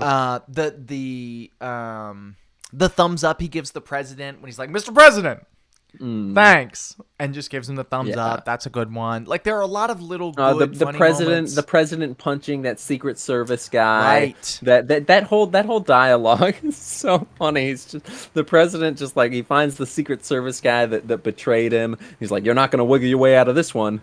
Secret Service guy's just like, "Really?" He just punches him square in the fucking jaw. There's a lot of So those little stupid. moments, those good little moments, and But they're yeah, great. but not Not nearly as enough of many as them I to would make like. it watchable. This movie isn't as bad as a lot of the stuff we've seen, but it's also not nearly Yeah. as funny as some things that I've seen that are worse. Right. It's really it's no Silent Night, Deadly Night Part 2. right. It's You no know. Daddy's Home or Daddy's Home Well, 2. not even close. I mean, come on, come on. It's the worst thing a movie can be, right? It's Phantom Menace. Yeah. It's boring. Right. Yeah. It's not so, and that really is truly the worst thing a movie can be is boring. Yeah. There's a few good things sprinkled throughout. I'm glad I've seen it. I had already seen it. I'm glad I've seen it now as an adult. Yeah, I had not seen it, and I will say I'm kind of glad I saw it. I started out very pessimistic. I asked numerous times to watch something else, to which Dalton just ignored me and laughed in my face. Right. But I'm grateful for that because I not to say I had a good time watching this, because I never have a good time doing this. This sucks. I'm miserable. Why do we do this? But Why did we start was doing an- this again? We it were was free. an- We it were was an free. ex- We were free. it We was were free. it was an experience that I'm grateful to have had so The that first- I can not experience it again. The first 30 minutes were fun. The last 15 minutes were Yeah. fun. Yeah. That's about 45 minutes of this hour and a half About movie. maybe 5 minutes every 20 minutes throughout the chunk of the movie were also fun. And that's about 16 years. But yeah, next week I think Howard the Duck is on the list for next week. Yeah, I know Howard the Duck and Tampa Punisher. I can't remember what the other one on there was, but I think we had Fantastic four. Four 1990 actually Right. is the last one on the list, which I'm excited for 94, that I one. think is Yeah, the 90s Roger canceled. Corman. Yes, I love a good Roger Corman flick. Yeah. Yeah, that one's gonna be fun. But yeah, so that's probably gonna do it for this episode of the podcast. If you got any suggestions for sweeps you want us to try out, go ahead and let us know. Yup. Nobody's watching this, so that doesn't matter at Nope. all. But I said it. Now they'll see this eventually. Once we get that algorithm pumping, we gonna Right. have them clickbait Mr. Beast new Rockstar thumbnails. Right. What was he cooking? Right. We're good. But yeah, Marvel Sweep, pre-MCU Marvel Sweep, off of the Yeah, bang. I liked yeah. this. I didn't love it. Don't watch this. Watch First Avenger instead. No, You'll have a much yeah. better time watching that movie. Yeah, but we'll watch see Spider-Man you 2. next time on Semi Pro. That's Trailer Park Life. Oh. Oh.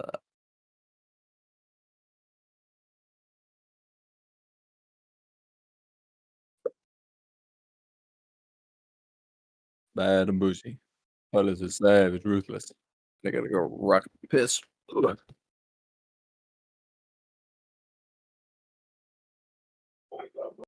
All right, so It's everybody a fair here, trade. the MCU has been around for like, I don't know, 16 years or something now, but Three, before, four hard. right, but before we had the Marvel Cinematic Universe, they were still making these Marvel films, and Daniel, today we're going to Right. watch one of those. Yeah. Oh, I really like the Sam Raimi Spider-Man trilogy. Kind of started it all. Really, that was kind of like the Yeah. blueprint, the formula. We were talking about that last week. And that's a That would make great sense, one, but we're right? not watching that one. Well, I guess technically X-Men was before that. Even so, the Maybe. first Fantastic Four was also, I think on the Yeah, on the we're not verge watching same either of time. those. Really? Well, what was the first one? You're Was getting it? there. Just keep Oh, going. well, it was Blade, right? Because that wasn't even 2000s. That was in the 90s, right? So Right, right. Not that had to. I one. mean, Wesley Snipes. It's a classic. He had those cool tattoos This is actually a movie directed, not directed, but produced by esteemed filmmaker by George Wesley Lucas. Snipes. Oh, George Lucas. George Lucas. George Lucas? George Lucas. Yeah. Really? George Lucas? Yeah. Do you know what films George Lucas has made? Um, who made Star Wars? What's the main character in Star Wars? Howard the Duck. Luke kissed his sister. Howard the George Duck. George Lucas wants to kiss his sister. Howard the Duck. So we're watching Howard the Duck, the first Marvel film ever created.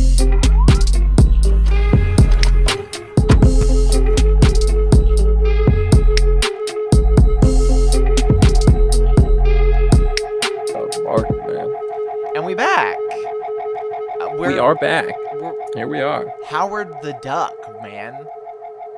How are the Ducks? They're all right. They're okay. I've seen better. I've Um, Howarded more. You know what I'm I saying? haven't. Um, but I okay. So we're Howard the Ducking, where this yeah, movie I mean, was. it had to be done. We're doing It did have to be what done we're at some doing. point. You know what I'm saying? What are, Like, what are we doing? What were we calling this sweep? I think just pre-MCU Marvel Sweep. Right, but it's more than that. It's like it's pre-2000s even. Right, because there's a different Um, pre-MCU Marvel Sweep there's that's we got not a lot. this. But this one, Right. like, okay, we last week we watched Captain America 1990. If you haven't listened to or seen that episode, go check that one out. This is a different animal Well, yeah, it's a from duck. that. The other one's a man. The Wow. other one's just some guy. This one's a duck. This one's a little guy and a duck. He's This inside for of a duck. sure, like without a doubt, undeniably, had a much larger had a much larger budget than Yeah, well, it was 1990 Captain America. this was a Lucas brainchild and money child Right, but this is and a real money movie for the. attempt. Yeah, no, I'd say it's a very very George Lucas movie, but I'd say it was a film. It felt and Mm. looked like a real movie. It followed the plot structure of a Yeah, sure, film. sure, I like it hit all the points in very weird ways, a lot of weird garbage nonsense in between, a for lot of sure. just like I mean it was more than anything it was an 80s movie, I think. I think Mm. it was heavily a product of its time, and also I wish George Lucas was dead. No, uh it's weird because the pacing of this movie is very strange. Not necessarily bad. It's not good. It's just yeah, weird. This movie is paced very strangely, I guess is the best way to it's say it. it's I mean it's very like we said, like all these 90s early late 80s early superhero movies, they're quick to the jump. They Very. don't waste any time at the beginning, but then But then they waste it then they about waste 45 minutes in. That's where we're all of getting the that mid wasting time. We're going to well yeah well waste the whole middle of the movie. they have to hook you at the beginning because they're Mm. like, okay, it's we're entering the computer era. attention spans are fading already. Like they knew they had to start strong. Was that as So big they're of a concern in I don't know. I'm 1986? For waffling, bro. sure not. I don't know. For sure But the not. point is they start I don't know if we can say strong, but they start interesting. They start in the shit of it, in the muck of it, Mm, in the duck of it. mm. And then they don't really have anything else before they get to the climax. They're just kind of edging their way through the rest of the movie. Right, right, right, um right, right, right, right, right, right. but I think it's Lots of fine with this good. one cuz there's just it's a talking duck, so it's Right. just even when it's boring, it's kind of fun because it's just like He's he's just a still Howard the duck. Duck, regardless of what's Right. happening. He's He just a is and silly will little be guy, Howard the you Duck. know? I don't know. This movie, I think, and we'll kind of give Uh, our thoughts at the end of like should you not. Um, mhm. this movie has kind of a history. It's It has a lot more of a history than I think either of us expected or knew about. for sure. Well, I more meant Um, like it kind of has. It's talked to well, death it's online, sure, yeah. It's a lot of things. I mean, it was the first, like we said, the first theatrical Marvel movie, right? Ever. and it's just such a strange way to start with like just Yes. with Howard the Duck in general is a very very weird start out the gate, but it's also just even. And I don't know shit about Howard the Duck. I mean, he's a talking duck. He does quack foo. That's all I got. So Is I that don't a know comic how. thing? Is Quack Fu a comic thing? I don't know. I'm saying that Hmm. from the movie and the Right. IMDb plot synopsis. But Right. so I don't know, Howard the Duck lore, Right. but I know he was in the but after credits of the Guardians of the I Galaxy, know and he's then been yeah, I think he's been in like some sort of role in like most of the Guardians movies. He's just like a little silly goofball. a He was little like smoking a CGI just duck, yeah, I think he's Chris Griffin in the new Guardians. It's Seth Green, right? It's Chris Griffin. maybe. Seth Green. I don't know, dude. Well, Seth Maybe. Green's Chris Griffin, right? Right. That's I don't know that I'm he's getting Howard the at least Duck. that. I'm pretty sure he's Howard the Duck. Maybe I'm just Ah, saying that because he's like red. yeah. So This is going as well. This is as I going was real well. saying, this movie's fucking weird. Yes. Is the Okay. point I'm trying to get out within the context of Howard the Duck is obviously a fucking weird character. It's a talking duck. Right. But this movie is it's Yes. it's No, keep it's going. yeah. Yeah. It's not quite the same as like we've said with Scooby Doo, the James Gunn first film and first Ninja Turtles film. Like we've said about those reference. Right.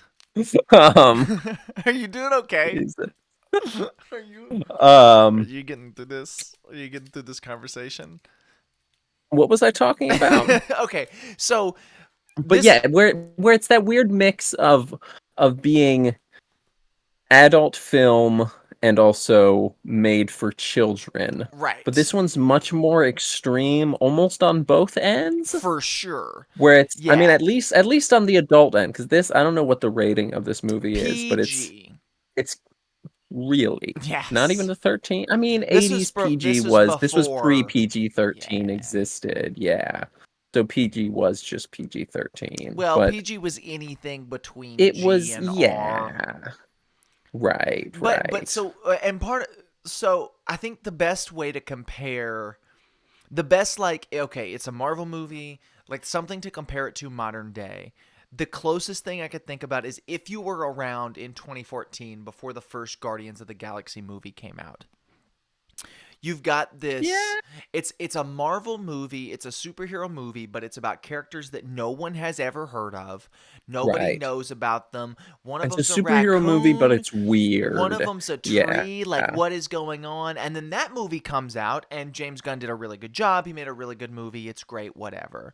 This movie is much different because it's the same concept, right?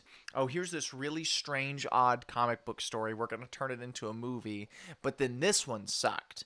So it's like, and I don't know. From what I can tell, I tried to do some research. I couldn't find any evidence of reshoots. But Daniel's right. Like, it's this perfect example because we talk about it all the time, like a movie that's made for no one.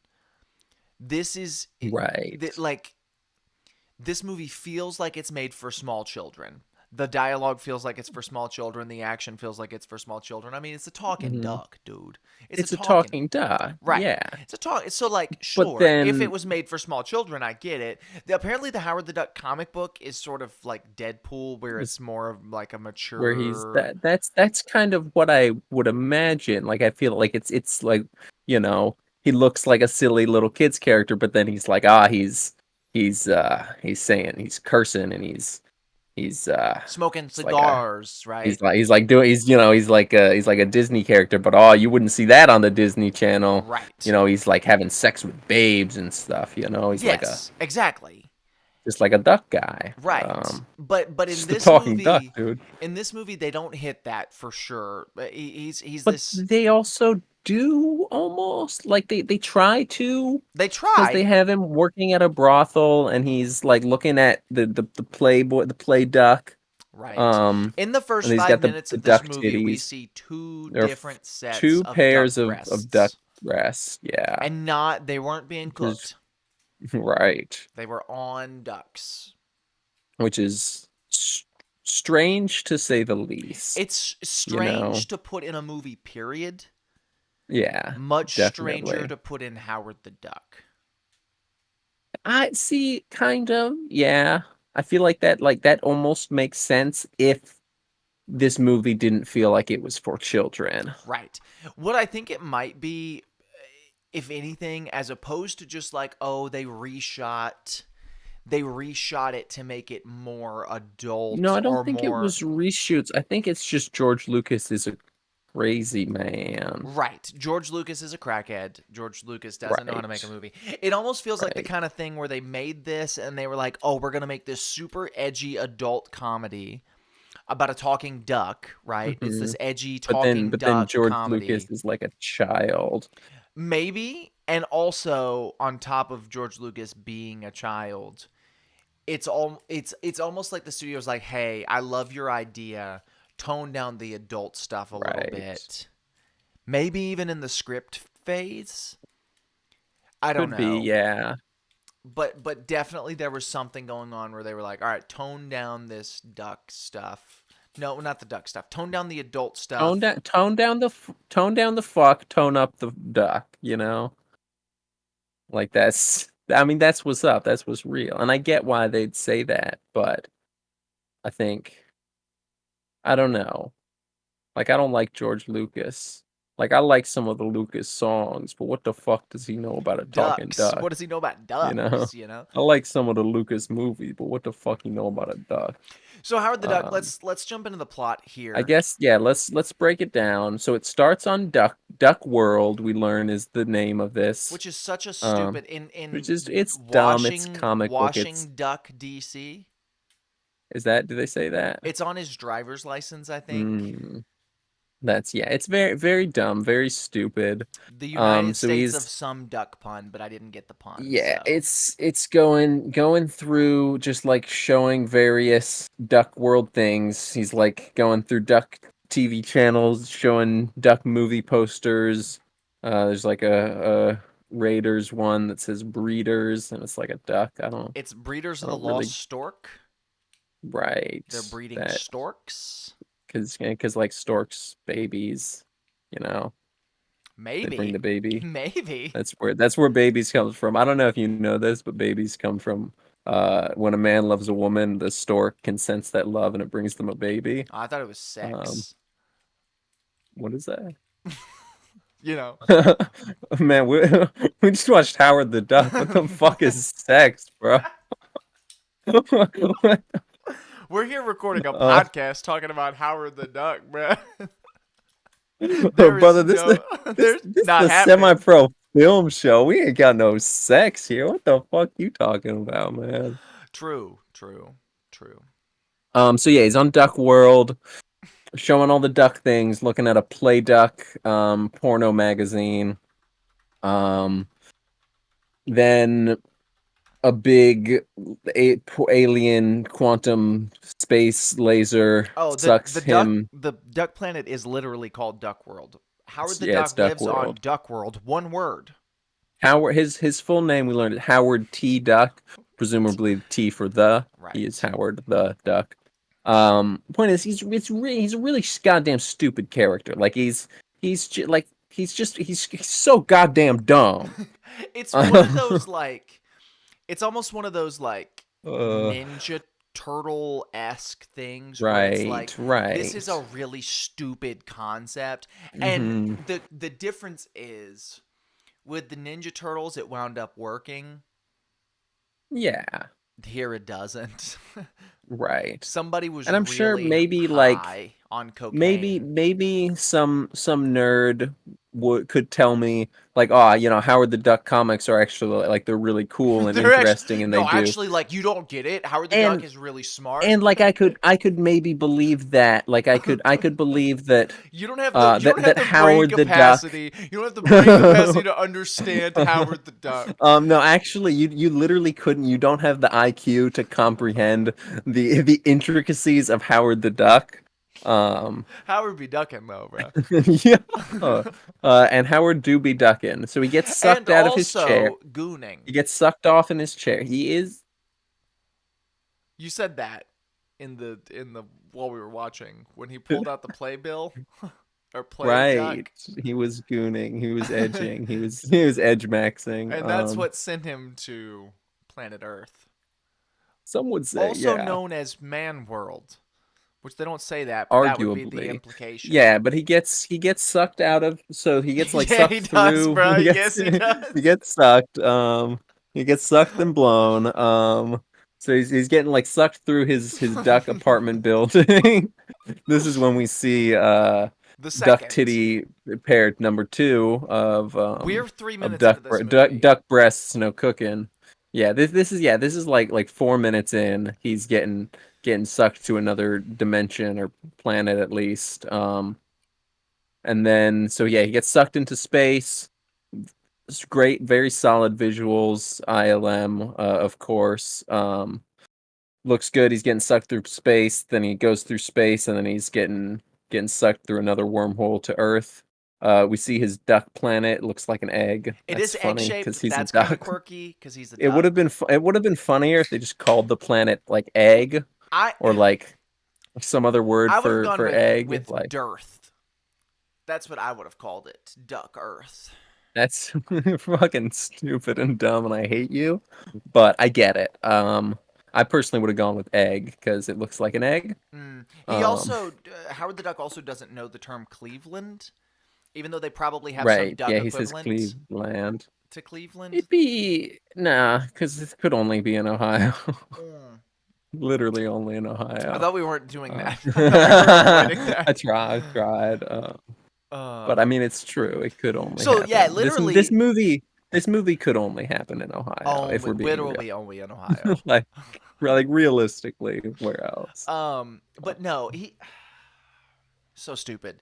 So he Howard the does. Duck gets the gritty. He gets sucked through this wormhole through space into, and there's a voiceover too, a voiceover narration, and it's like, in the beginning What's there that? was Right? Howard Yeah, the Duck. he gets sucked into a prism that turns into the title card. It's Yeah, the that was obelisk fucking dumb. from 2001. He gets sucked into the 2001 obelisk and then falls into Yeah, Cleveland. and he turns into a baby.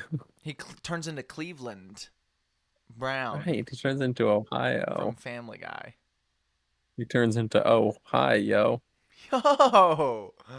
You know, Um, like the Japanese thing, like they say, like Ohio, like it's like it means like what up or something. I don't know. I don't speak Japanese, I but don't, yeah, I'm not familiar.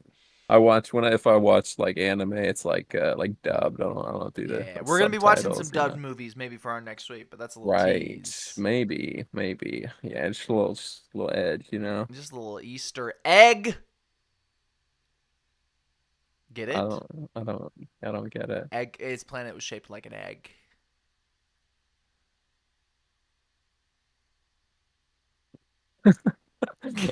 So where are we in the so he gets sucked to Earth, He's just now let landed him in Ohio. and his chair, I guess, or he just landed in a It different landed in a chair. different chair. Yeah. So he lands in a chair in an alley, gets harassed by Which why some didn't he weird land in 80s his chair? punk goons. Maybe it was his chair. I wasn't really paying enough attention. It could have been. That would be, Um, yeah. I really don't. I don't think it matters. I don't think that shit fucking matters. But he's the 80s punk goons are harassing him in the alleyway. Well, He they're runs into harassing Beverly. No, I think that's later. I think this is when Beverly's performing in like the shitty dive Uh, bar. She got the shitty oh yeah, manager. So no, everybody is he harassing him. Yeah, like yeah, he's so getting he runs chased. into the dive bar concert and they're all like, "Oh, get this fucking freak out." Oh no, they think he's a kid, so they kick him out because it's a Right. bar. That's a They're theme like, "Get throughout the out of here, movie is kid." people thinking Howard the Well, yeah, I Duck is mean, it a looks kid like in a a kid. costume. He says he's wearing like he's got to get kids clothing, you know. Oh, this is a He's a fucking perfect time duck. to talk about the fact that Howard the Duck looks just like Macaulay He Culkin, does. He looks like, which I meant yeah. to Now you said Google. that at the beginning. I didn't see it, but I'm Howard thinking like when did Macaulay Culkin exist, you know? Macaulay Culkin would have been around at this point. Like Would he? I don't I'm know. Like wondering I'm if trying to think it's like intentional that they made this I duck can't animatronic. imagine it was. I feel like maybe Macaulay Culkin just kind of looks like a duck, like a We're humanoid duck a little bit. maybe Have the AI make that, Jamie? Jamie have Vistaprint pull that up. I can't find Um anything. Ab- no, I have to imagine you won't find anything, but that would be interesting. I found one tweet just saying Howard the Duck So you're looks not like Macaulay Culkin. so you're not the only one at least. Right. That's something. All right, you keep talking about the plot. Let's see why this fucking dog barking. There's a few Ooh. different examples online of people being like, "Ah, Howard the Duck looks like Macaulay Culkin." It's really strange, and just go, and it's more when his face is moving. So watch a few clips from this movie maybe, and you can kind of see the Macaulay Culkin influence. But he definitely does look just like Macaulay Culkin. So there's this in the plot. Back to the plot. There's this woman named Beverly, and she's performing, right? She's in a band, she's a singer. Howard the Duck was a singer. We see he was in a band called Howard and the Ducks or something. And so he's on Earth.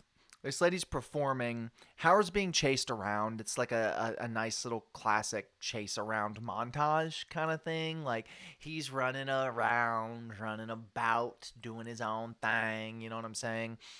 Um, and he's being just harassed. So he decides to hide in this trash can, a la Oscar the Grouch. So he climbs in the trash can, and he goes to take a nap. And he's there. He goes to sleep, and he's there. It's peaceful for a while until, um, out of the music place where they're playing the music, where they're singing the songs, where they're sing-songing, as it were. Um, comes Beverly, and she's being harassed by some goons who are trying to assault this woman. So she's being gooned, she's being harassed, and Howard the Duck beats them up, which is kind of like the beginning of their relationship. Howard the Duck beats up these goons, the goons get beated. After that, after the beating of said goons, they kind of kick off this friendship. They start talking a little bit. She's a little freaked out. Howard says, "Where am I?" And she says, "Oh, you're in Cleveland." And then once that's determined, Howard the Duck goes back home with this woman. And this is when me and Daniel kind of me and Daniel started to realize at this point that something funky was happening between Beverly So and Howard the Duck. yeah, well, we She's kind of just invited him back to his what point are we apartment. at? She's Yeah, yeah. okay, so we'd assumed because it's like okay, woman, she's being a character in this. It's an '80s movie, romantic It wasn't sex just interest. that. It was the That's what it was for me. the the cinema It was the yeah, way they she shot the they two of were them, the yeah music, it was like a love ballad, and we'll talk about the yeah music in yeah this movie in a little bit, but it was like this love ballad that was playing that was really strange. right. Howard the Duck had a I condom, you never felt know. comfortable. And then yes, so she goes through his wallet after he goes to bed and she's looking at his ID, and then she finds a condom and she's like, "Oh, It's a Howard, little duck you condom, and dog. it You plays like so dog." it's like playing the score, which is already kind of like a like sort of romantic, just like lilting little like the whole score in this movie is just weird. It's nothing. It's It's very generic. odd. It's very odd and it's It's very strange. it never really fits. But at this point it kind of does. And then when she pulls out the condom, it plays like that wah, wah, wah, wah, wah, wah, Yes, it does. I like forgot I've been about that. really trying. Uh, which is strange. This whole It's movie's fucking strange. it's so weird. It's such a weird movie. I don't know. Um, It makes me uncomfortable anytime the two of them, and yeah. So you there's the missed whole the credit scene of this, which is them kissing. oh yeah. Well, they show that in shadow form. Right. Well, this The is them like full. It fades to right black right as their full on mouths touch, but smooch, you full can on tell it's a Marky Mark ape smooch for girl. sure. Yeah, I yeah. don't. Yeah, but anyway, so they're back in the apartment. Right. Is this the condom scene? Is this when they I mean, yeah, the he like condom passes scene. out Yeah, and he then the goes to sleep and she searches through his wallet. right. Which is weird, but I get it. I'd do the same. Right. Talking duck shows up. He's got a wallet, you know. Right. The duck has a wallet. You gotta see what if he's got any He's got cash. a duck. He's got a duck dollar bill, a He's got a duck duck bill. bill. Yeah. It's got George Duckington George on it. A. Duck Marrow. Okay. Um. Then what happens? Oh, what happens? What happens? What Have we happens? got to Oh, was yes. we got to the So villain yet? no. So Cool. Howard, they wake up the next morning, and Howard basically wants to get back home. That's his plot. How do I get back home? Right. Right. So Beverly puts Howard in a trash bag and takes him Right. Takes him to the to science place. yes, it's like a weird science museum, I guess, but scientists work Yeah, there. It it's a feels more science it's a place. history museum though, cuz It's a science place. It's whatever it they is. do It's a science science. there. It's yeah. And so they go in and they start meeting with a scientist, and he's the most obnoxious person ever to walk the face of He planet Earth. sucks. He's really annoying. He's some stupid dork with glasses. It's just like it's meant to be like the funny, quirky character, but But I hate him. he's annoying. He sucks. He's Yeah. the worst. Even Howard the Duck hates him. Like it's meant to be the point that he's like annoying, but like a funny kind of annoying, but he's just annoying. Yeah, but I hate him. Uh yeah, no, he sucks. But it does make it fun when Howard the Duck just Howard T. Duck just tells him to like fuck off and shit. Oh yeah, no, he just keeps talking wet Uh on this man for minutes. yeah. Like for No, minutes, it's he's just wet it's talking this great. boy. And so they storm out. Turns out he's not even a scientist, he's a janitor. Right, right. So And they how did annoying guy know like Beverly? What was there? I don't think they Like they ever just explained it. it was just they just she knew of the science place and he I just I know, I think they were stumbled it. Oh no, friends. I feel like he was just random guy because they just like they walked into his office and then he ran out screaming, went to tell like the comical board of executives sitting around a table, and then he was Well, like, ah, never which mind. come to find out, the reason that Which you that know, scene happened was to foreshadow the fact that he wasn't a scientist. right, Like they're trying to right. be like, "Oh, I've got this discovery. Oh, wait. I'm not a science man. I'm a janitor. I'm a janitor." I'm So this movie sucks. annoying. Yeah. And then it's the worst scene in the movie where Howard and Beverly, it's the most Oh, this pointless. is the They could have shaved 20 minutes off the runtime without having this scene happen, and the movie would have been better for it. yeah.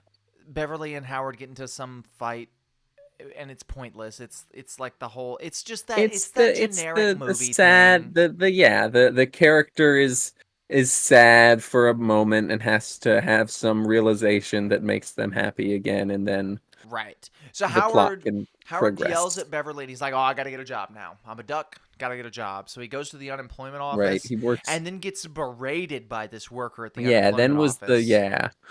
this woman working at the unemployment office doesn't seem to have a problem. Well, she has a problem with the fact that he's a duck, but doesn't see it as strange. Just sees it as another reason to berate and insult him. But then she gets him a job at like a strip club kind of brothel-ish place. Which doesn't last long. He gets kicked out for being a duck or whatever. Um, Yeah, it's for sure a brothel because you see people. I mean, you see people making love, like straight right. up, and so it's got to be more than just like a strip It's club. yeah. I don't know. It's It's a weird. very very progressive strip club at the very It's least, you it's the know. same. They did the same thing in Deadpool. This movie's like Deadpool. This movie's Deadpool. Yeah, It's as good as kind Deadpool. of. Some would say That's what we need. We need the not many. Deadpool 1986 Howard the Duck crossover. That's what we need. That's what cinema needs. That's what we need to save the Who's we? MCU. You speaking French?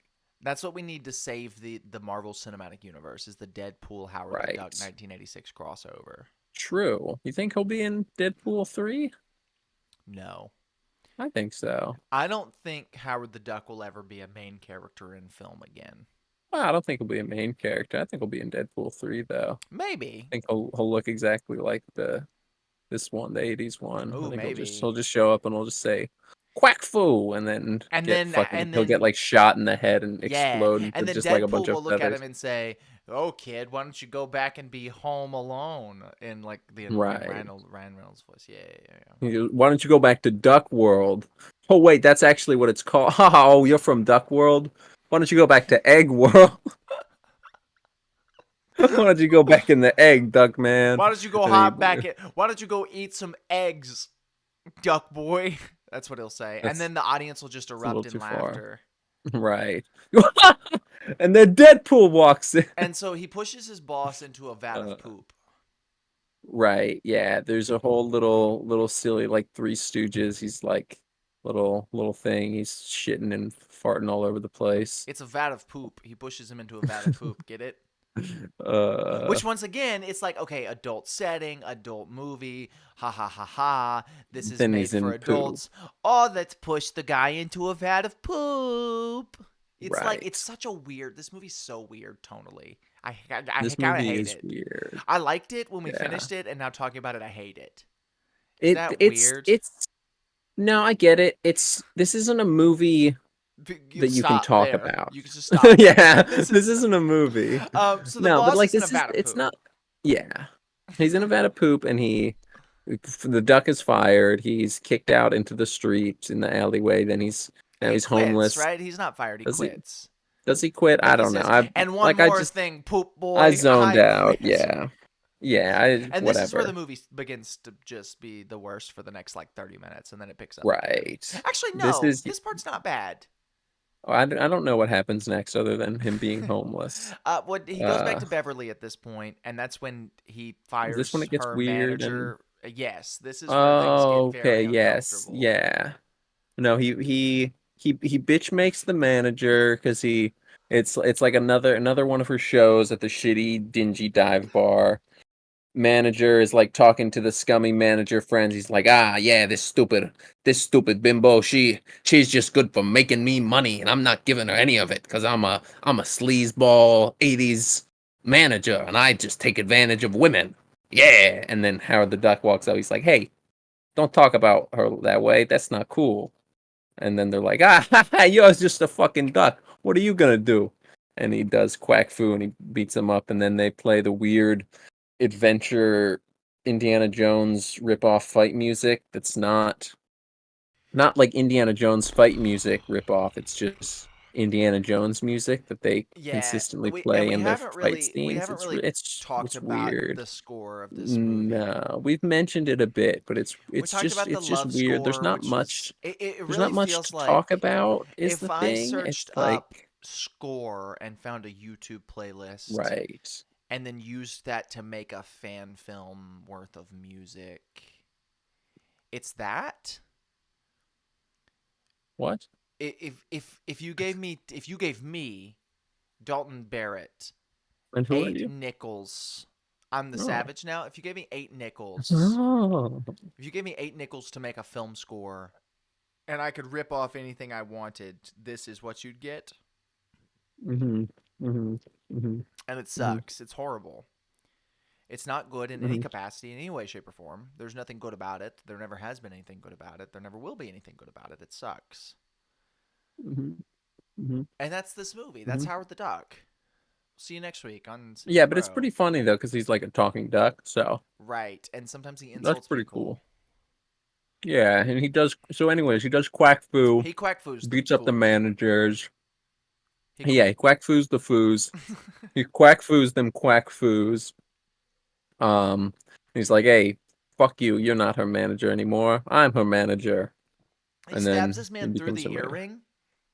Yeah, that was really cool. It was like a shish kebab like poker thing. Yeah, Some yeah. kind of because first the guy I think tries it to was an stab the ice duck. pick. Probably an ice pick. Yeah, I don't think a shish kebab thing would be metal. And not at a Um, bar either. well, no, it was like the The bar. no, wasn't it the weird? It was something the Cajun sushi place. No, that's Which I later. guess We're not there is yet. that are we not at Cajun sushi No, yet? they did mention shish kebabbing Howard the Duck at the Cajun sushi place. No, because that was the same. I No, thought that was the same no. because he used that same We ice pick, haven't didn't he? even met. We haven't even met the villain yet. Right, we haven't met the thing from the thing yet. Who is in the Cajun diner? Right, right. Yeah, I guess that is. Well, I digress. Stabs him through the earring. Bitch makes him Right. not girl's manager anymore. Now her manager is a duck.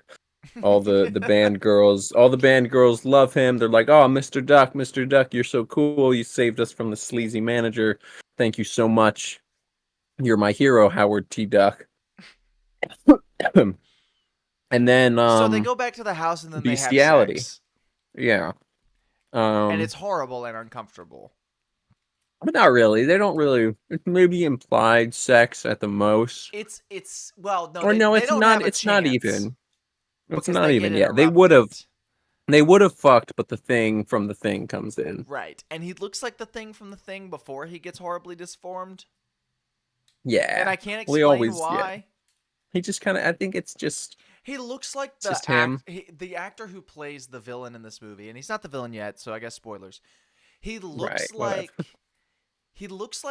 the version of the thing that like took over that one dude's head, and it's got like all the necks, and its neck is really long with the spider Right, crab right. arms. I think that's what I'm thinking of. Yeah. Maybe. But anyway, so they get interrupted, Yeah. and it's this guy's a scientist, and the scientist boy and whatever. They all walk in and they're like, "Hey, we They're tested like, your "Oh my God, feather," this is right." They're like, "Hey, what's up? Oh my God, you're having sex with a duck. This is disgusting. Why are you doing this?" and then nobody And cares also anymore. this is an alien duck, by the way. Right. Um, That's when they start what to explain like what's happened. So the humans, we get exposition dump. It's science with people, I guess these science people, because they have access to the laser yes, space thing. They were doing laser space testing, shooting lasers, quantum some bullshit into they were space trying to shoot it to somewhere to basically transport like, matter, oh, let's Star trans. Trek laser beam kind Yeah, of well, thing. they were like, hey, Like let's teleport a rock from space to Earth, and so they right, missed right. and shot Howard Yeah, the and they Duck hit instead. Duck World. Yeah. It's not just Duck World. They shot this duck Right, specifically. Howard T. Duck in his in his living So room they go to with his duck they decide to go horn. to the lab so that they can send Howard T. Duck back. But when they get there, an Mhm. accident has happened, and we see a man horribly fried and burned and whatever. And the doctor Right. is Yeah. missing, and then he just pops up. He's not missing for very long. He just kind of pops up, and he's Yeah. like, There's like a big blast, and then he's not there, and then some stuff happens, and then he's back, but he's acting all funky, and he's like talking in the third person and he shit. talks like this. He says, "I am the Right. Dark Overlord of Earth." Right. It's just a weird little guy. Yeah, and now we're at Cajun Sushi Diner, which is such a Yeah, strange. yeah. So they what's their what are they where are they bringing him? Because they Well, just like stop at Cajun they were just Sushi. running. They were just running away from the police, Right. Yeah. Cops show up and because there's like a terrorism explosion at and the they're trying to place. arrest Howard T. Duck. Right. Right. He's a talking duck. He's a freak of nature. He's a monster. He should be put Well, down. they assume it's a He's an costume. abomination that should be killed. They assume it's like a Um, terrorist costume type beat. the mark of the beast, the devil in human's clothing. Sure, sure. Maybe. But no. So then they get to this diner as they're running away, and the guy has over the course he's gotten progressively more disgusting over the course of the drive. Yeah, he starts he getting a little more grotesque. He's like all sweaty, and then his skin starts getting a little gross. His hair gets more and more crazy and gross looking. His But eyes turn it's all relatively into a slow. blue PNG glow that's put There's over. yeah, there's varying degrees of quality in effects on his I mean, just typical 80s. Sometimes They're it looks really cool because they're it's all industrial light quality. magic. Like it It's Sure, just definitely. It's just there's you can tell some is just like, okay, stock eye explosion. blast thing. Yeah, like Stock full let's size just put explosion scaled let's down. put a lens. I will say the explosion eyes were really cool and quirky. That was different. Them doing it twice felt lazy, but that was different. It was just like his eyes just like exploded and then shot fire out. Right. It was stupid, but it was a little different, you know. But then yeah, there's the ones that's just lens flares and then he shoots lightning or whatever. It's like fucking 80s, you know. He's Palpatine from Return to the Jedi. He's Palpatine. He's 80s wizard alien monster guy. So the So they're in the diner, sushi, Cajun, egg. crawtators, egg world.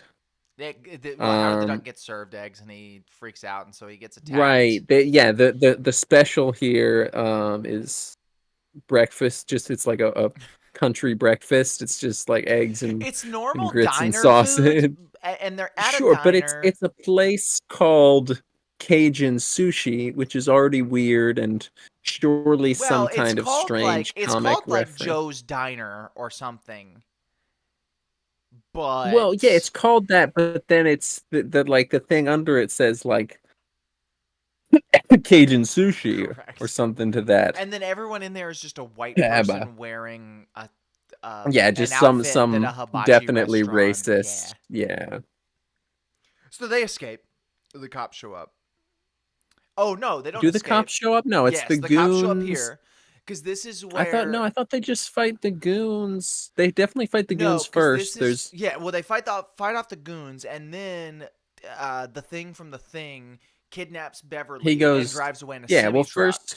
first he goes all thing mode. He starts like glowing and shooting full lasers. This is when he does the explosion eyes. Right, Then he oh yeah, the goons were gonna chop up Howard like a little duck, like a Christmas story. They chop off the duck's head. right. And they sing in the racist Asian accents.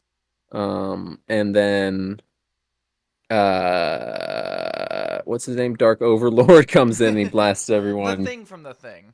The thing from the thing, Palpa thing, he saves the duck, blasts the goons, but then kidnaps Beverly, takes her to the hills, but actually into a semi truck and it crashes into a bunch of shit and almost hits Howard, but he goes underneath it, and then And this is where is his name oh yeah, Philly? What's his this name? is when the cops show up. Philzy is what he calls him. Philzy. We assume his name is just Phil, and that's just like an affectionate But I'm gonna lover's call him name. Philzy. But Philzy, Philzy is the only name we ever heard him called by. Maybe he's called Phil at some other point. We weren't paying the most attention. No. Uh, I'm using the royal we, meaning me. Philzy Philzy also had been arrested. He was, yeah, this is when the cops show up. There's He's a good gotten bit arrested here. for some reason. Oh yeah, we see where Howard's hiding, and it's the chicken farm. It's like a little, It's a bunch of what little is it? What even plastic is it? It's like a little, chickens. yeah, bunch of various like sculptures, statues of chickens and birds and whatnot, and he's just in like a little chicken pose. And then And then he and then waddles over to Philzy's like, the "Hey, get a rock. Get a rock. We got to bust this window out. right. Let's get a rock." And so And he's then like yeah, as I think we were having some little discourse as this is happening, you were like, wouldn't the door just be unlocked? And I was like, I mean, it's a cop car. They'd probably lock the doors to the back. And then he immediately Howard just opens the door and there's but what's really some funny is stupid line in the thing. He's as like, he's oh, maybe opening the we door. try the door. He's like, maybe we try the door first. Yeah. As fucking dipshit is climbing through Climbing the through the window. front window. Which how did he get that? Don't cop cars have like Not a in this gate? movie. Well, clearly, but Which it's funny because that means I'm as smart as William Yuck. what? William Yuck, the director of this film. Ah, right, right. Um, And George Lucas. and so then Howard and Philzy find a plane. Yeah, well, they find like a weird like go-kart homemade crop duster thingamabob, the doohickey mobile. They find Um, wings for Howard because his evolution he's yeah. Oh yeah, we also got a lore drop on Howard the Duck's Duck World evolution, evolutionary which chart, every school which is duck already knows this. of So course, which that was fun, I guess. Um, so they fly in the doohickey mobile right, they do the to hickey. the science. The cops are chasing them. They escape in the they do the hickey. Um, Sure, sure. then they fly all the way to the science building. They kind of just like bounce off the ground really Yeah, they for don't get very for high ever. alternating points of yeah, Yeah, semi-flight, yeah. semi-pro. Film show. Right. That's a reference to something. Yeah, I don't What is know. that? It's probably some sucky podcast or something. Right. So they get to the science lab. Doctor Thing, um, hmm he's He's looking strapped like Beverly down. Einstein Yeah, at this he's point. gotten real She's gross. yeah, Beverly's tied up in the hills. And it's George classic Lucas is a 80s gross pervert. too. Yeah, It's that 80s gross. too. So he's slimy now and he's just Right, he's real slimy, oily he's scabby, looking. Yeah. he just looks just generally greasy, They like don't make them like this anymore. right, just straight dipped in oil, you Yeah, know. they literally spread Vaseline on his face and then hit roll Yeah, on the yeah. camera. And I miss that. That's like my favorite 80s Right. effect is how every creature just looked disgusting. Everyone was just gross and slimy and just yucky, you know. It was a Yeah, but different then on kind of top yucky. of that, the special Cause effects looked like that too. right, right. Uh Cocaine. yeah. What? Um, well, you know, because everybody was doing cocaine in the 80s. So yeah, Beverly's tied up on the table, and Howard and Phyllis come in and um untie her. Oh, They and then no, he they blows her up with a don't. big They gun. I don't Blows think so. blows the This thing up with a over big gun. thing. Yeah, there's the gun that's mounted on the another new Duckmobile. He Right. drives that, whips that around, shoots and blows up Dr. Thing. Then they save Beverly.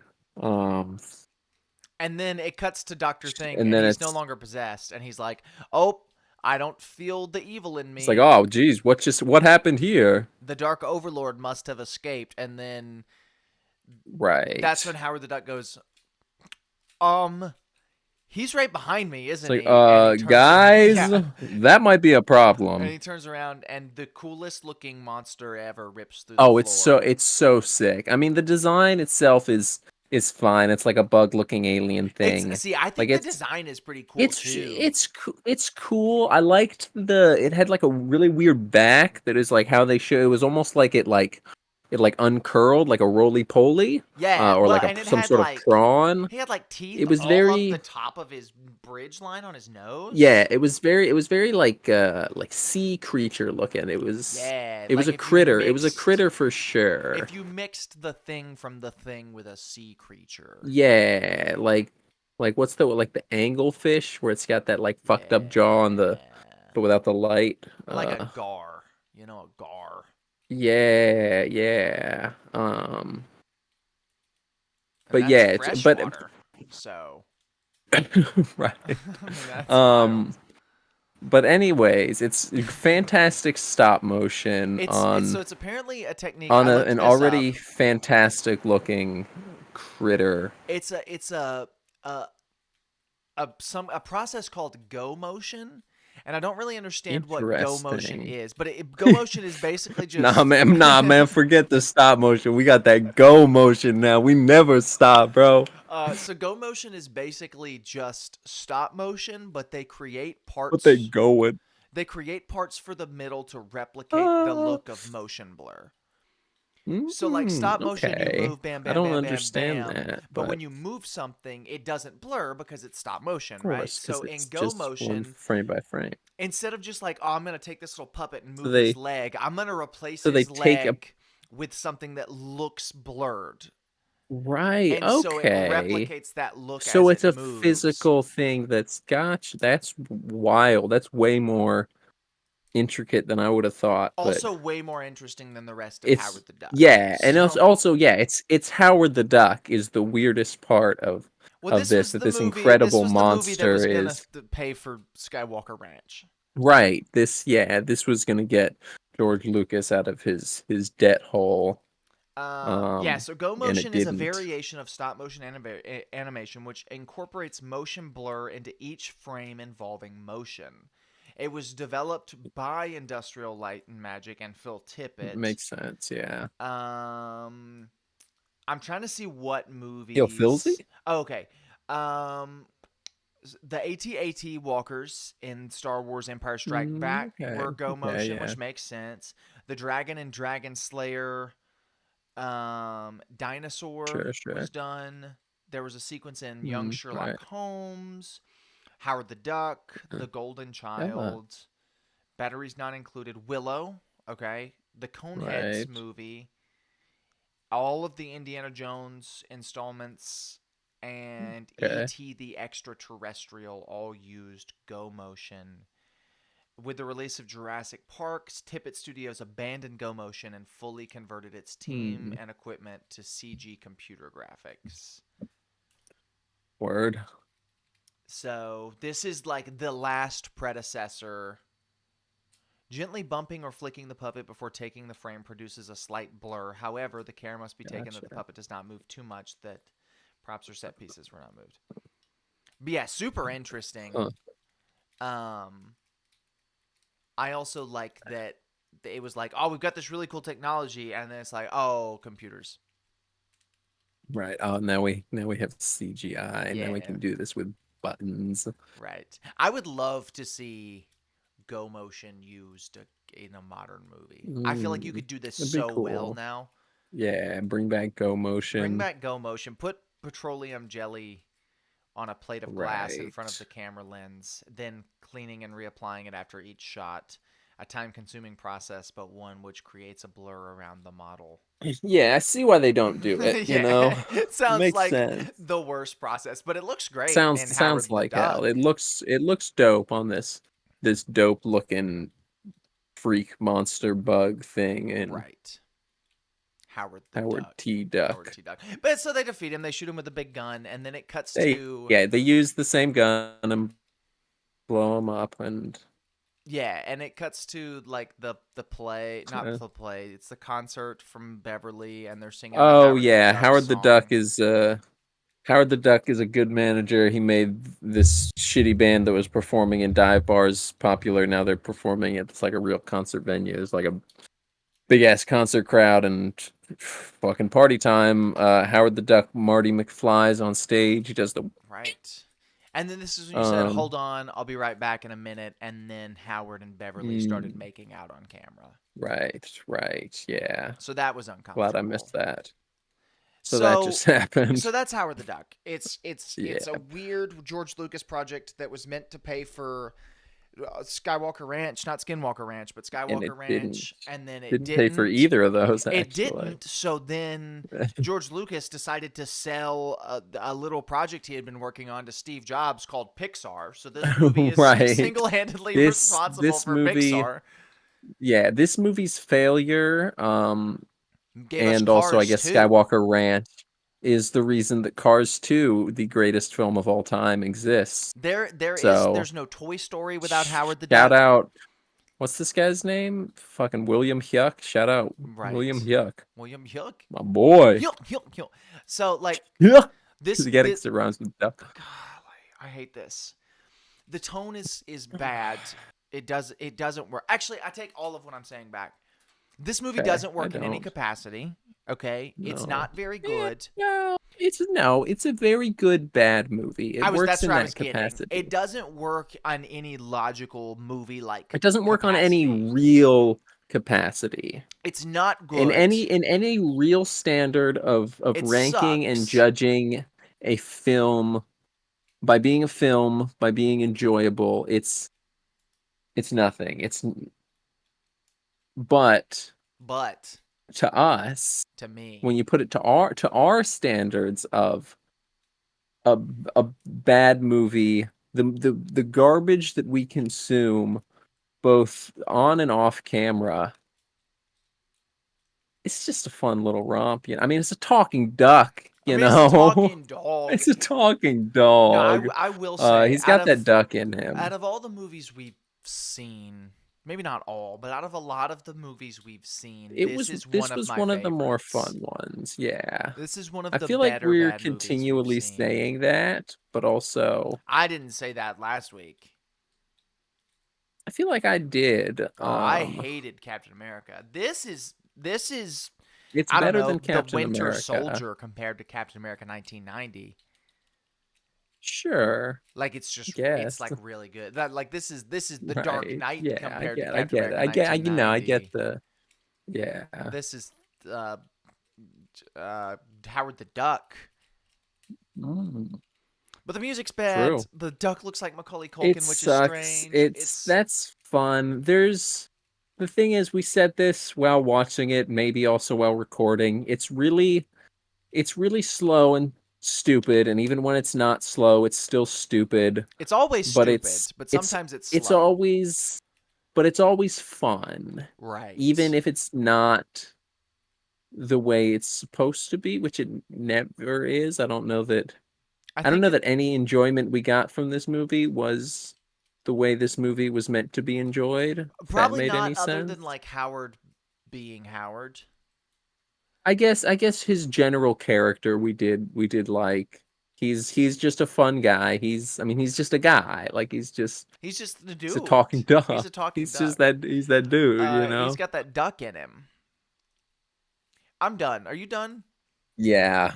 Cool. Final thoughts or that's it? Nah, that's We it. We set just them, I gave guess. them. Yeah, we're Cool. done. This is it. Fuck it. Duck it. Next week, are we doing 90s Fantastic Four next week? I guess so. The Yeah. What else unreleased was on the Fantastic Blade. Yeah, unreleased. Is And we'll Blade we'll the finish it one? with Blade We may as well. That would make because it's because it's Blade. the last one of the era, right? We'll see you guys next time when we come back with Simular Primular. His name is Duck. First name Howard.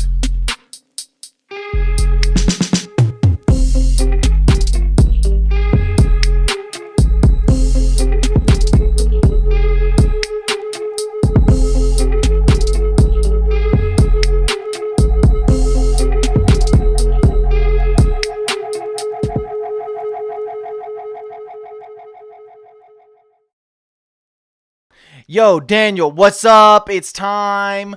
We're semi-proing and You we're film take your showing. penis out, and you touch yourself. All right, so we're here today.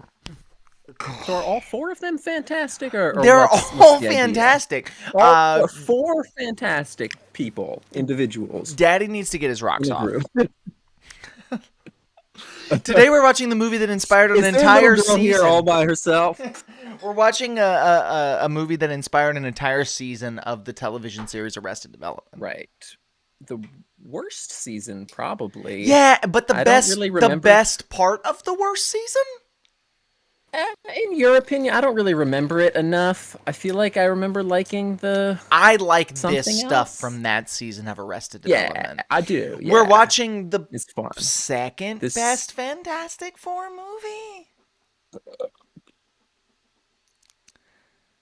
What are we talking here? Probably? Like, definitely not 2000 technically. 2004's the best, and then it's Sure. this, then Rise of Silver Surfer, then Fantastic. On what level? What are we defining as best? You know, I don't know. Most enjoyable. Yeah, if it's most enjoyable, I'll If say most enjoyable, it might just be the best.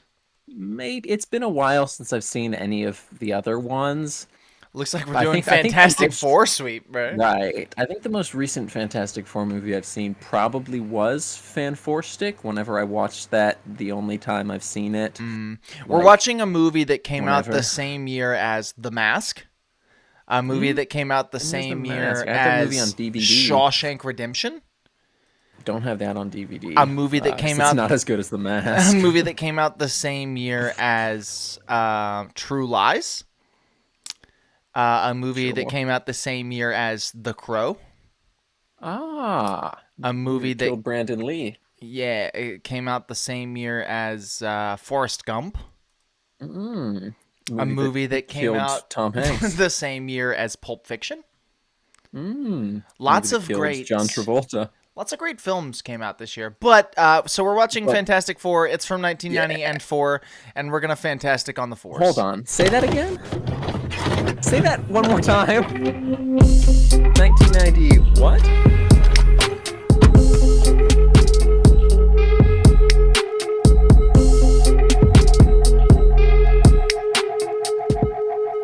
Yeah, it's Fantastic Four. We're 1994 in.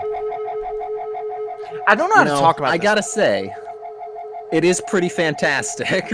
I genuinely don't know how to talk about Hold this on. movie. Say that again. Hold on. Say that again. One more time. Say that one more time. I mean, it's just the four of us, you know, but it is pretty fantastic. No, what is it? He's like it's just Human the four- Torch says now that something. it's- He's like now that it's just the four of thing us. that nobody wanted. Well, it's like, okay, so it's, well, you know, we need a team for the four of us. And then they're bouncing stupid ideas, and then it's like, oh yeah, you know, we've really come a long way. We I come a gotta long say, way it since is- Boston. It is pretty fantastic. Wait. Say that again. Yeah. That's then- that's Fantastic.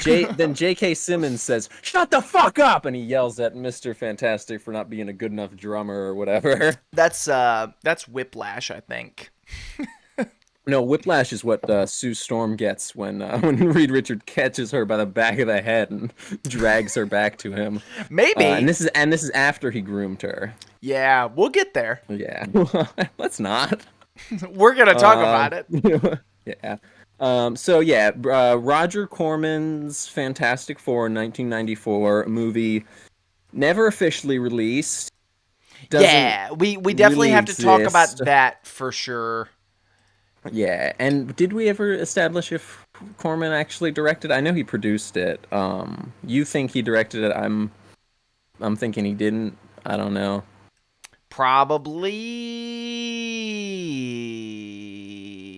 Probably. I think he directed it. It seems like the kind of thing that I'd be like, oh, he directed it, so he did it. But I don't know. I'm gonna look it up. Yeah, I'm about to look it up. 1994. Yeah. Directed by Ole Sassoni. A man who's never directed another movie yeah. ever in his life. I don't know. it's yeah, definitely, yeah, I mean, yeah, it's a movie. It's the yeah. second best Fantastic Four movie. Right. It's my favorite Fantastic Four It movie. I don't know. I really like Very, very well could be. It could be the I just saw it and I haven't seen any of the other ones, and this is probably my new favorite bad movie in general. that, yes. So But the director of this movie directed 5 episodes of Xena Warrior Princess oh, nice. and was a producer on the movie Wild Hearts Can't Be Broken. Can't they? They can't be. Oh, He was a thought they cinematographer could. on a bunch of stuff, including Jontana the River, Buckwheat Oh, Zydeco, Hey Good Lookin', John Lee Hooker, so Baby Lee, Family Style with Chef Jeff, and Flip My Food with Chef Jeff. name of Chef Jeff. He's directed a bunch of shorts, including a TV series called Mutant X in Yo, shorts like 2003. YouTube Shorts. He's directing YouTube Shorts. That's crack. That's fucking sick, He dude. did nothing before this that would signify, hey, I can direct a Fantastic Four movie. Right, I don't know. but he can We need to kind set the of. scene first. We need to set the scene for the Okay, era in which this so came out. Because keep in mind, the yeah, people watching this, they might not be, they might be 18, 17, right? sure, 15, right? sure. 12. Maybe 12. Sure. Hope not, but they might be 12. Maybe eight. They You know might what be I mean? 7 years old, Maybe right? they could. This could be a toddler watching this. They might have been This born could be a in toddler on in an iPad. 2019. You know what I'm saying? They don't know what an era before the MCU looked like. Right. We Right. do, right? Me, Yeah. maybe more so than you. How many? I'm like a year or two older than you. You're 2 years. 2 years older than me. Yeah, Yeah. right. So It's a even I little have a more. little bit of that, like, because I was only 8 when Iron Man came out, right? But I have that little, just that little bit of like, Right. right? Because you were 6, I was 8. I'm a big boy. Right. Right. You're a You're a big little. dog. You know. Yeah. The era before the MCU was a wasteland. Not just for Marvel movies, especially for Marvel movies, but for comic book movies in general. Especially the era before Spider-Man, which I don't remember. I was 2 when Spider-Man came out. But this Right. era before the MCU, before comic book movies became what comic book movies are, it was a nightmare and it was a wasteland. Nobody thought they could be adapted because everybody was like, well, they're talking pictures on a book. You can't make talking pictures into a movie. And it was just like, it was a nightmare of an era to live in. And amidst this nightmare, suddenly a few of them begin to pop off, right? You have Superman 76 or 78, Mhm. whenever that movie came out. 78, like my pin 73, number. 72, maybe. Superman. 78, like my pin number. Chris Reeves' Superman comes out. And people are like, oh, The other okay. number's 69 if you want my PIN number. It's Right. 6978. If anyone ever steals my my debit card, now you can use it. and then so Superman comes out and then they make 3 more and they're horrible. And then a Batman movie comes out and it's pretty good. Like, it's really good. And then a second one comes out and it's really weird and McDonald's hates it or It's something. It's really what? there's a whole thing. McDonald's McDonald's beefs with bought Batman Returns? Yeah, McDonald's bought a bunch of Happy Meal toys for Batman Returns and then got mad that the movie was like disgustingly horrible and gross. And they I wouldn't call Batman Returns that. I'd say it's maybe I'd call it gross. disgusting. Yeah. Yeah, definitely It's good, but it's disgusting. gross. Yeah, Yeah. And so right. McDonald's is like, we can't sell these toys to kids and we've wasted a lot of money. And then there's Right, 2 more right. Batman movies. One of them I stand by is great, which is Batman Forever. I And stand then by both of them as fantastic works of art by the late great Joel Schumacher. but they make Um, money and they make lots. All of yeah, these they movies sell a we've talked lot of about, toys. They sell a lot of toys. all of Those these two. movies we've talked about make a lot of money. And so Mhm. everybody's like, Some more okay. than others, but yeah. Yes, but anyway, all of these people are like, okay, we can make money on these movies. So your Howard the Ducks begin to pop up, right? Howard the Duck gets Mhm. gets this thing. It's supposed to be, it's a theatrical release. Howard the Duck got a theatrical release. It's the only movie in Right, this first sweep. theatrical released. No, yeah. Yeah, first Yeah, theatrically first released Marvel theatrically movie, other released, than and like yeah, serials. Yeah, only one in the sweep, unless we watch I Blade, think Blade will be next which week, or yeah, we'll do Daredevil next week. We'll decide later. But anyway, Right. Yeah. so Captain America gets made, doesn't get a theatrical release, gets pushed back. Howard the Duck gets a theatrical release, and it's this like wasteland of we haven't figured this out yet. Because you look at the first Superman movie it's like, okay, this is a comic book movie, we're doing our own thing. It's not a Superman movie. It is, right? And Christopher Reeve does a good job playing Superman, but it's not like, oh, we're gonna do a beat for beat comic retelling Right. kind of thing. Yeah. Like it's not. It doesn't care about the source material other than Krypton, which is what Yeah. Other than Marlon it being Brando, Superman right? and Lois Zod Lane, and yeah. Or Lex Luthor, Zod, whichever one yeah, is. it's Lex Luthor in Zod the is first one. too. Yeah. Yeah. Anyway, like sure, and then Batman, the Tim Burton Batman movies, other than character names, does not care about the source material whatsoever. So it's like its own little Right. thing. They don't know how to work it. Like they don't know the thing. Well, this company, whoever made this movie, I don't even remember what the company's name was. They have the rights to Fantastic Corman Four. Production Incorporation. Sure. They have the rights to the Fantastic Four, which has been a very popular comic book series, and at this point was a very popular animated series at the time.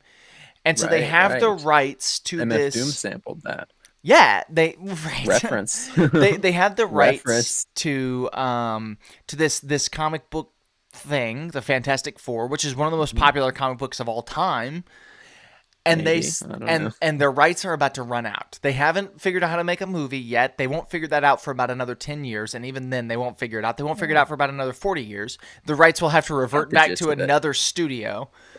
They haven't Yeah. figured it out, so but they have to make a movie or they're going to lose their rights. They're going to lose the rights to the Fantastic Four. They want to keep the rights to the Fantastic Four, so they hire Robert Corman. That's close to his name. What is his name? Roger Corman. Roger, I believe. Yeah. Roger Corman. They hire They hired Roger. Richard Corman. They hire Roger Corman. All right. And Naturally. they say, boy. They say read a Fantastic Four comic and make that a movie. And he he says, said, I don't can't know how to read. But I'll have one of my PAs do that. It is so close to just the regular comic book that Jack Kirby has a writing credit, not a producer credit, Yeah. a writing credit on this movie. He is a writer on this movie. Yeah, no, this movie directly, I mean, we said it as a joke a bunch while watching it, but this movie directly used whatever first Fantastic Four comic or comic run just as a storyboard. Yes, for sure. Like had to Like- have. And I think the script. I don't think it's just a storyboard. Yeah. I literally think it's the script. I think maybe there's a few more changes because there is I think another writer credited other than just Jack Kirby. Like there is someone is credited as writing this movie, so there must be at least bare minimum changes. Roger But, Corman, or it could just be padding. It could just be maybe. because comic isn't going to be a full movie. Right. Padding I is genuinely bullshit. think it's like, okay, here's the comic. We're going to add some things to make this a movie. Roger Corman Right. was given just like a few $1,000,000, which seems like a lot of money. It's not a lot in the grand scheme Yeah. of movies. He was given a few $1,000,000, apparently spent almost all of it on the Thing's costume, and then just right, which shows. it's for sure shows. Roger Corman, who's famous for lots of things, like he's probably one of the most A famous. Little Shop of Horrors. Yes, he was a writer on Little Shop of Horrors. He's directed that one, I think. Did he? I Maybe. wanna say. I know he also wrote on that one. Right. I want to say that. Yeah, that's just a him thing. He's like the B movie guy. He's a cult B movie classic man. I mean, Did- he's did a he's bunch the of- guy who made Yeah. the B movie. Your favorite B Right. movie? He made it. Whether it's Terminator Right. Man or Robot Jocks or Right. Alien Death Avenger Stalker 2, you Death know. Stalker 2. That's right. Yeah. That's not anyone's favorite bad movie. No, though. nobody else has seen it other than us. Piranha, the TV movie from 1995. Like, if you look through this man's director credits on IMDb, let me see if I can get the total number here so you can see how many movies Roger Corman has directed. Movies and TV shows. 494. Yeah. Most He's a directors hustler. have like Raji's a 10. hustler, baby. Yes, he is. And he Yeah. makes movies as quickly and as cheaply as he possibly can. So they give him a few $1,000,000. He goes, cool, I saw this rock guy in the comic book. I couldn't read it. I don't know what his name is. Right. I don't know how to read, We're but going to he's make some kind of this. big thing. He's some kind of big rock He's some thing. kind of big kind of rock thing. We're going to make this. Bam. I'm going to make the rest of the movie for free. Right? And then, so they put all this work into this movie. They hire all these actors. They make this movie for a few $1,000,000 as a tax break for the company, and so that they can keep the rights, And, never yeah. even release it. And the story goes, it's kind of like an urban legend at this point. I don't know how true it is. I don't know anything. Back in the early days of Comic-Con, before it turned into what it is now, when it was just a bunch of nerds hanging out, just like actual real nerds hanging out, they used to have DVD booths where they would sell pirated movies, like pirated comic book movies, whatever. And a lot of them would be these kinds of things. So Captain America 1990 was in there. This was one of those. And that's how people found out about this. It would be like a DVD rip or whatever of this 90s movie that no one ever saw. Oh, you love the Fantastic Four because you're a weird nerd. Here's a DVD copy. Here's this thing, yeah. Right. Wait, was that a reference? I don't get it. You said thing. You're not allowed to say the word thing in this discussion. I don't get it. Anyway, and so that's how people found out about it, and legend kind of spread, and it became this whole thing about... That's a reference. It became this whole thing. It became this whole thing, like, Urban Legend. Oh, they made this movie. It got canned, whatever, Roger Corman. And now, in the age of the internet and YouTube and whatever, you can literally YouTube search Fantastic Four in 1994 and find a 2K AI restoration of this movie, which is what we watched. Yeah. Shout out. What was the guy's name? Anarchy something? Anarchy something. Yeah. Check him out. Shout out if the you boy. If you Google just look up Fantastic Four 2K 1994 restoration on YouTube. He's got lots of different versions. This was the one we watched was the most recent. Apparently he did some color correction on it or something to make it look more like the trailer. Whatever. Cool. Nerd. You're a nerd. But thank you. Yeah, but shout out. And this movie Shout out OG. This movie kind of kicks off. It doesn't follow the same story beats that the rest of the movies in this sweep has, because both Howard the Duck and Captain America 1990 were like, okay, the first 20 minutes we're just gonna stack with action, and then the next 40 minutes are gonna be the most boring thing you've ever seen. This almost follows the structure of a legitimate movie. This is easily the best movie we've seen so far in this sweep. Probably not from a technical level, definitely from a script perspective. Yeah. And I think is pretty solid. Right. Not good. I really enjoy It's not this good. movie. It's not fun, good, but and it's solid. I enjoy. I would say that I love this movie. This has become, in this one viewing, one of my favorite bad movies for sure. Yeah. I said that while we were watching it. I was like, yeah, this has become one of my favorite bad movies. I laughed more watching this movie than I've laughed in a long time in a movie, because these things are horrible and miserable, and I hate them. I hate this. I hate what we do. Yes. You mean movie? Man, I fucking hate movies, bro. We had more little comments to make than we normally have, but at the same this was time, a blast to watch. The story was still engaging. Yeah. It wasn't just like, oh, we're making fun. It wasn't a Room. It wasn't The Room where it's like, oh, we're making. It did have Denny. It did have Denny from The Room. It wasn't that we were just making fun of, and it had Lenny from from the mice. Yeah. It wasn't just like, oh, we're making fun of this the whole time. Whatever. Like, there was a story to keep us engaged. And so I guess with that, we'll kind of jump into the plot.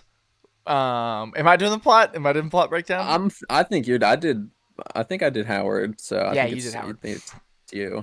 So it kicks off in college, right? It kicks off. We're in college, right? Number one, it kicks off with the opening credits. Some of the worst looking opening credits that I've ever seen in my life. Yeah.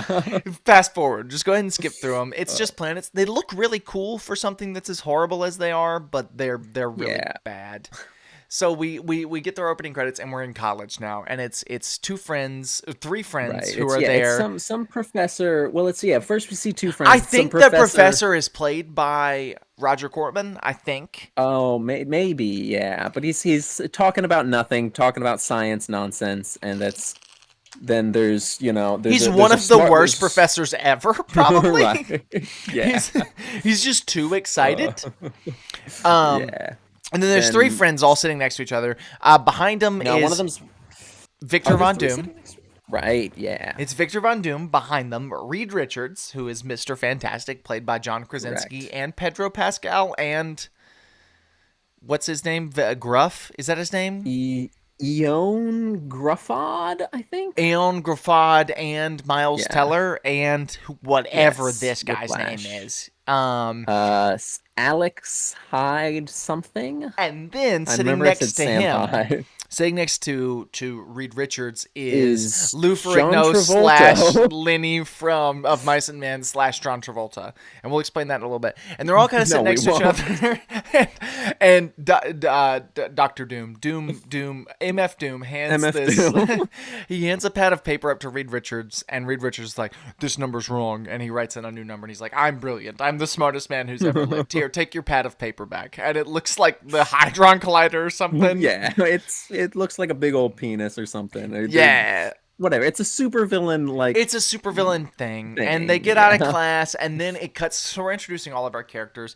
It cuts to the Storm And household. then this is where it gets a This is little where it gets a little little weird creepy. and uncomfortable. This is really and for this compared to last week, if this is the most weird and uncomfortable a movie gets, I'm good with it. yeah. You know what I'm Right, saying? yeah. Last week I had to watch a duck and a woman try to make uglies. You know what I'm saying? Like this week, Right. Yeah.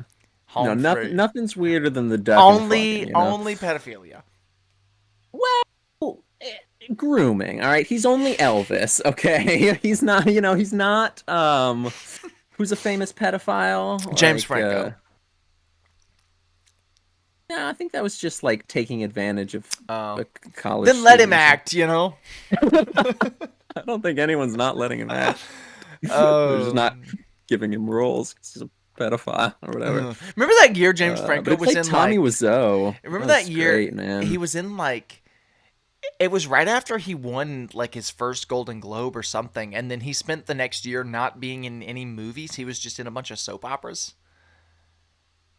Genuinely, no, I don't remember that. That's a James Franco fact. He the year after he won an award, I think it was Spring Breakers, he won an award for, and then the next year he wasn't in any movies. He was just in a bunch of soap operas, Good which for I him. love that for That's- him. yeah, Anyway, it's quirky. back to this movie. We meet Sue Storm and she's like 12, and we meet Johnny she's a Storm and he's child, like and 6. And he's for a child, whatever too. reason, I think it's like a neighborhood thing. I don't know what town they're supposed to be from, but it's like a neighborhood thing, like, oh, we grew up on the same street, because Ben is really good friends with the Storm family and Reed is really good friends with the Storm family, and they're just really, Right. really close. Sue Storm has a crush on adult Reed Richards. Right, And which is normal for a child, the crush Yeah. on an adult, whatever. and Lenny of Mice and Men has a crush on this Of little mice boy. and thing. Has a, he has a crush on little Johnny Storm. No, he doesn't. He just likes to play video games with him. Right. And so we establish this family, the Storm family, and then we jump to the Hadron Collider or whatever it is. They're trying. What do they call it? The Colossus. The Doom machine, the Colossus from X-Men. Yeah. It's like the Colossus Storm, which is probably what it is in the comics. I just Storm? don't know. And Yeah. so if it's in this movie, I have to assume I it's have what to it is in assume. the comics. I have to assume that Roger Corman legitimately, we said it as a joke, legitimately used the comic book as Yeah. a storyboard for this movie. No, straight up, yeah. Mole Man is in this movie. You know what I'm saying? Nobody's putting Yeah. Mole Man in a movie unless he's using the comic book as a storyboard. So anyway, so the thing blows up. The thing blows up, and it scars up Doom's face, and they think he's dead. Whatever. And then we jump to Right. 10 years later. Just like that.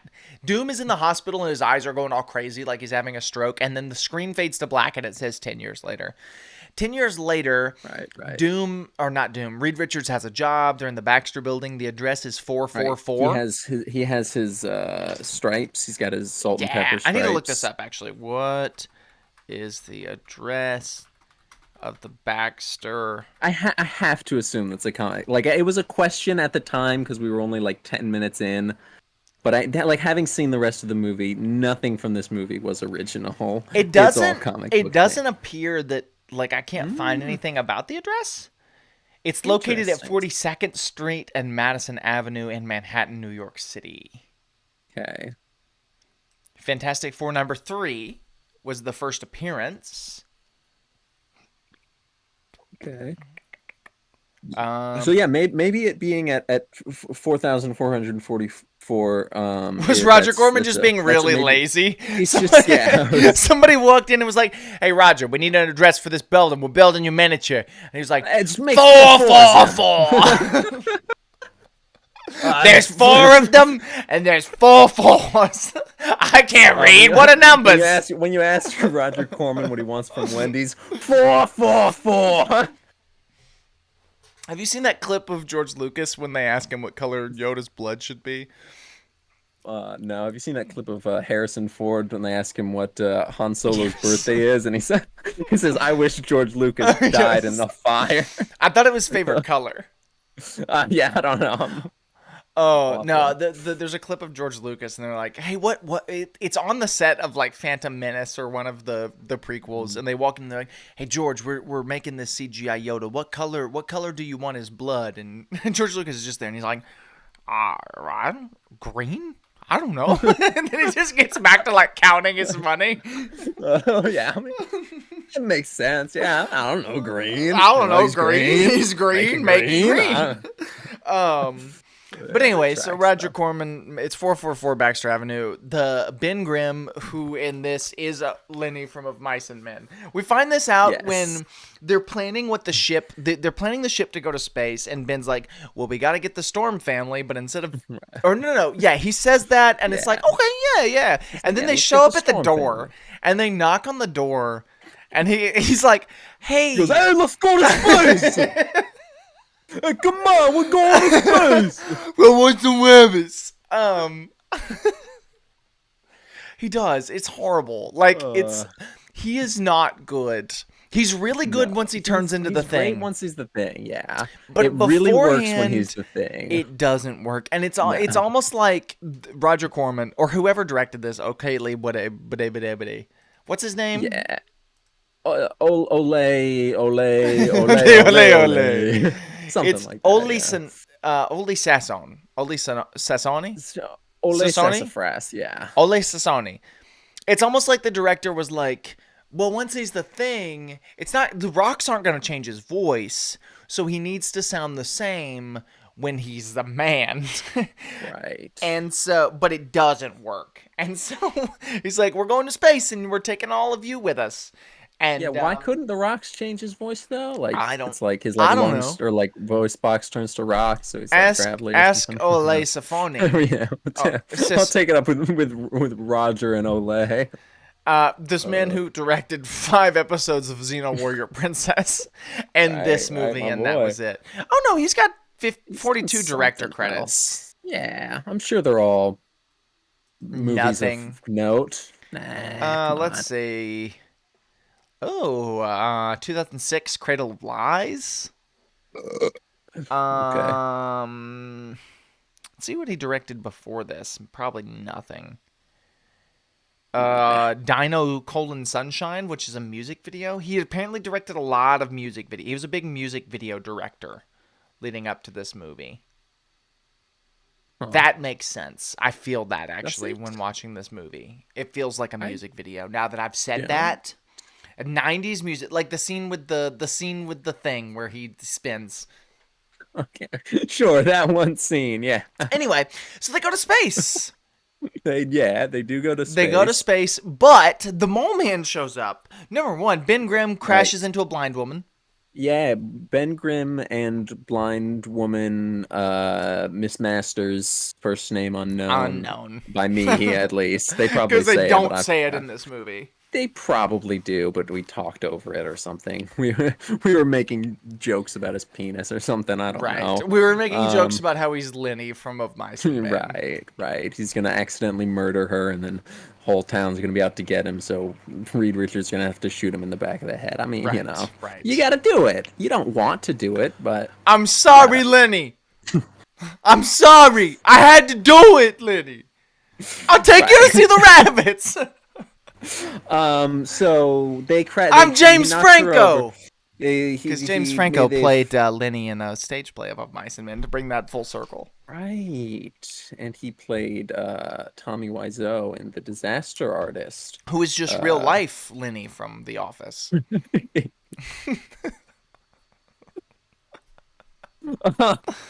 so Ben Grimm falls in love with this blind woman. Then she feels his face and falls in love with him because he feels like John He Travolta feels and like an attractive man. right. Doesn't look like one, but I guess he feels like one. Uh, um, and then that happens. He says, "I'm in love," and she sculpts something because she's a sculptor, and and then they go to space, and Mole Man breaks into this place. I guess it's the Baxter Building that they're doing it from. There, where the big turtle diamond is. There's a big diamond that looks like a turtle with fish eggs on it. And that he takes that diamond, switches it. Indiana Joneses it with a fake diamond that causes them to explode, I guess. Yeah, And it's then like get their when power. they're on the ship, the fake diamond is like The diamond was doing some science thing to keep them balanced in the something storm. balanced in No, stasis it was in the power. The ship with ran on oh diamonds. yeah, it was a diamond powered ship. Of course. Of course. Silly me. It was I a didn't turtle with consider that fish it was eggs, a and it was a dry land turtle with it was a fish dry eggs. land terrapin with fish eggs on it. and, Yo, come here, Luna. and a dead fish on its Yeah. back that was decomposing but not It was completely yeah, decomposed. it was still there a little bit. Yeah, and I got a cat. Everyone say hi to my cat. Her name's Luna. If you comment hi Luna on your Instagram, I'll follow you on Instagram from my very popular Instagram page, Savage Comics. Say hi Put her up Luna. to the mouth. Make her meow. Luna meow. Meow. Do you want Meow. food? Meow. Oh my god, that was her. She really did. I think the camera Uh, cut to me, probably.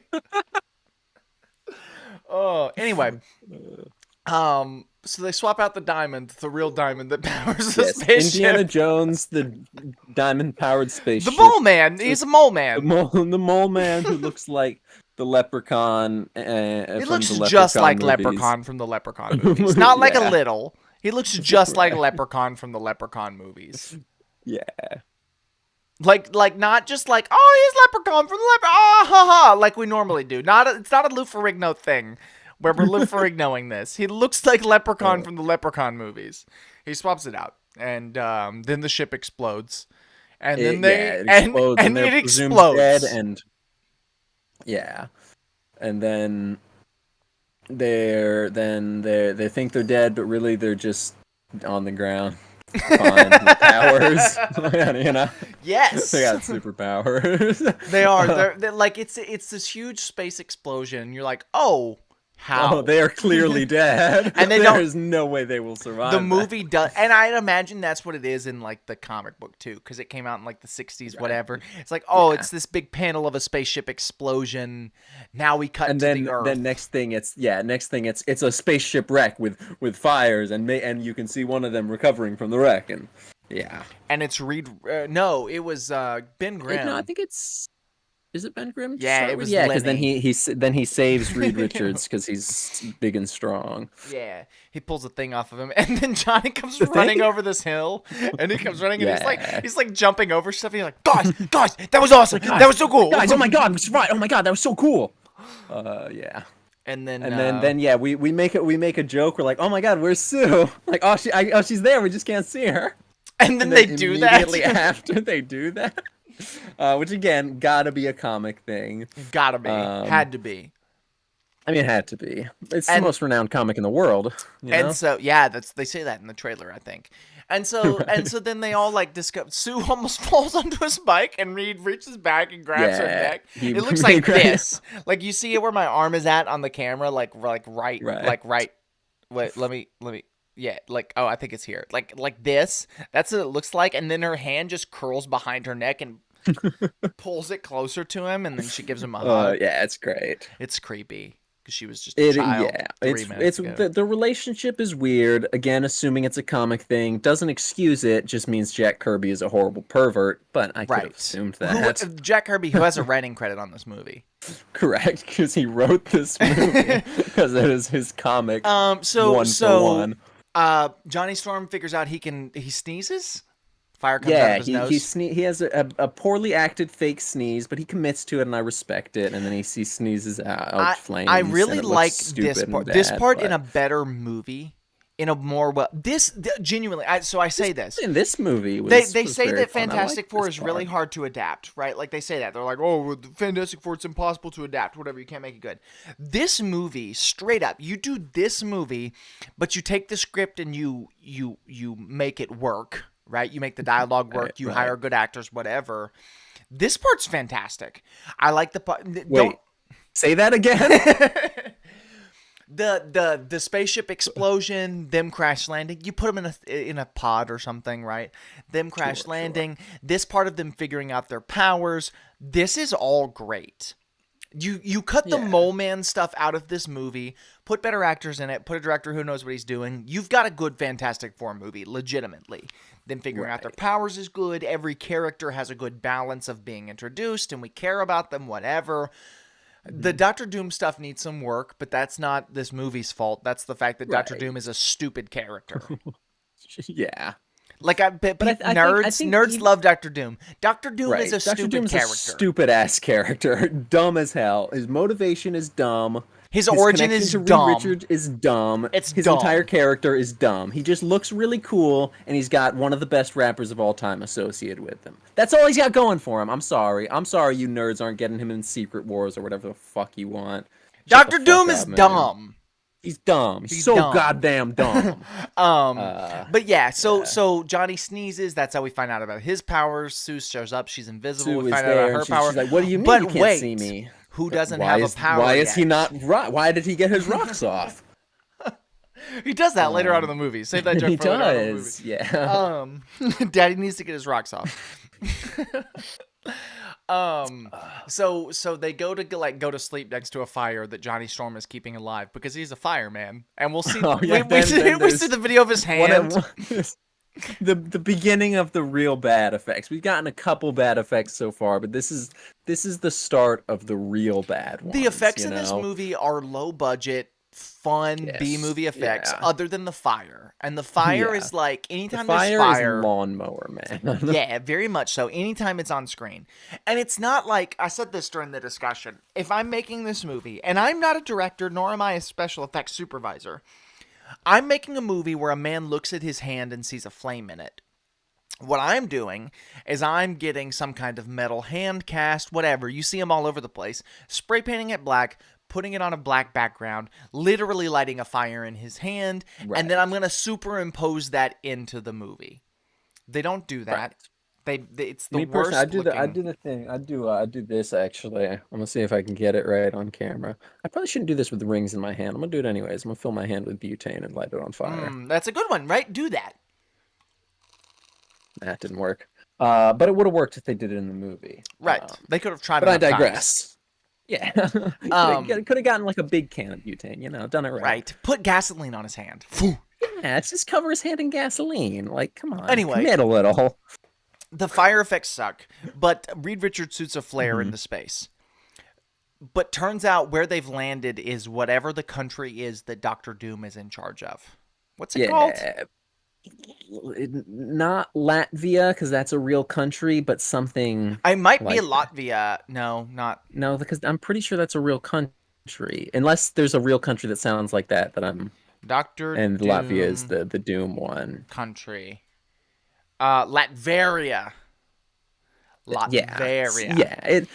yeah, fictional Eastern European country of which he is the sovereign ruler, and also he went to Somehow college he went to in college with America Reed with Reed Richards. Richards, It's dumb. and he's got Javier Bardem as a bodyguard, And but he's in Transylvanian. college, he has an American accent, but yet when he's Doctor Doom, he has an Eastern European accent.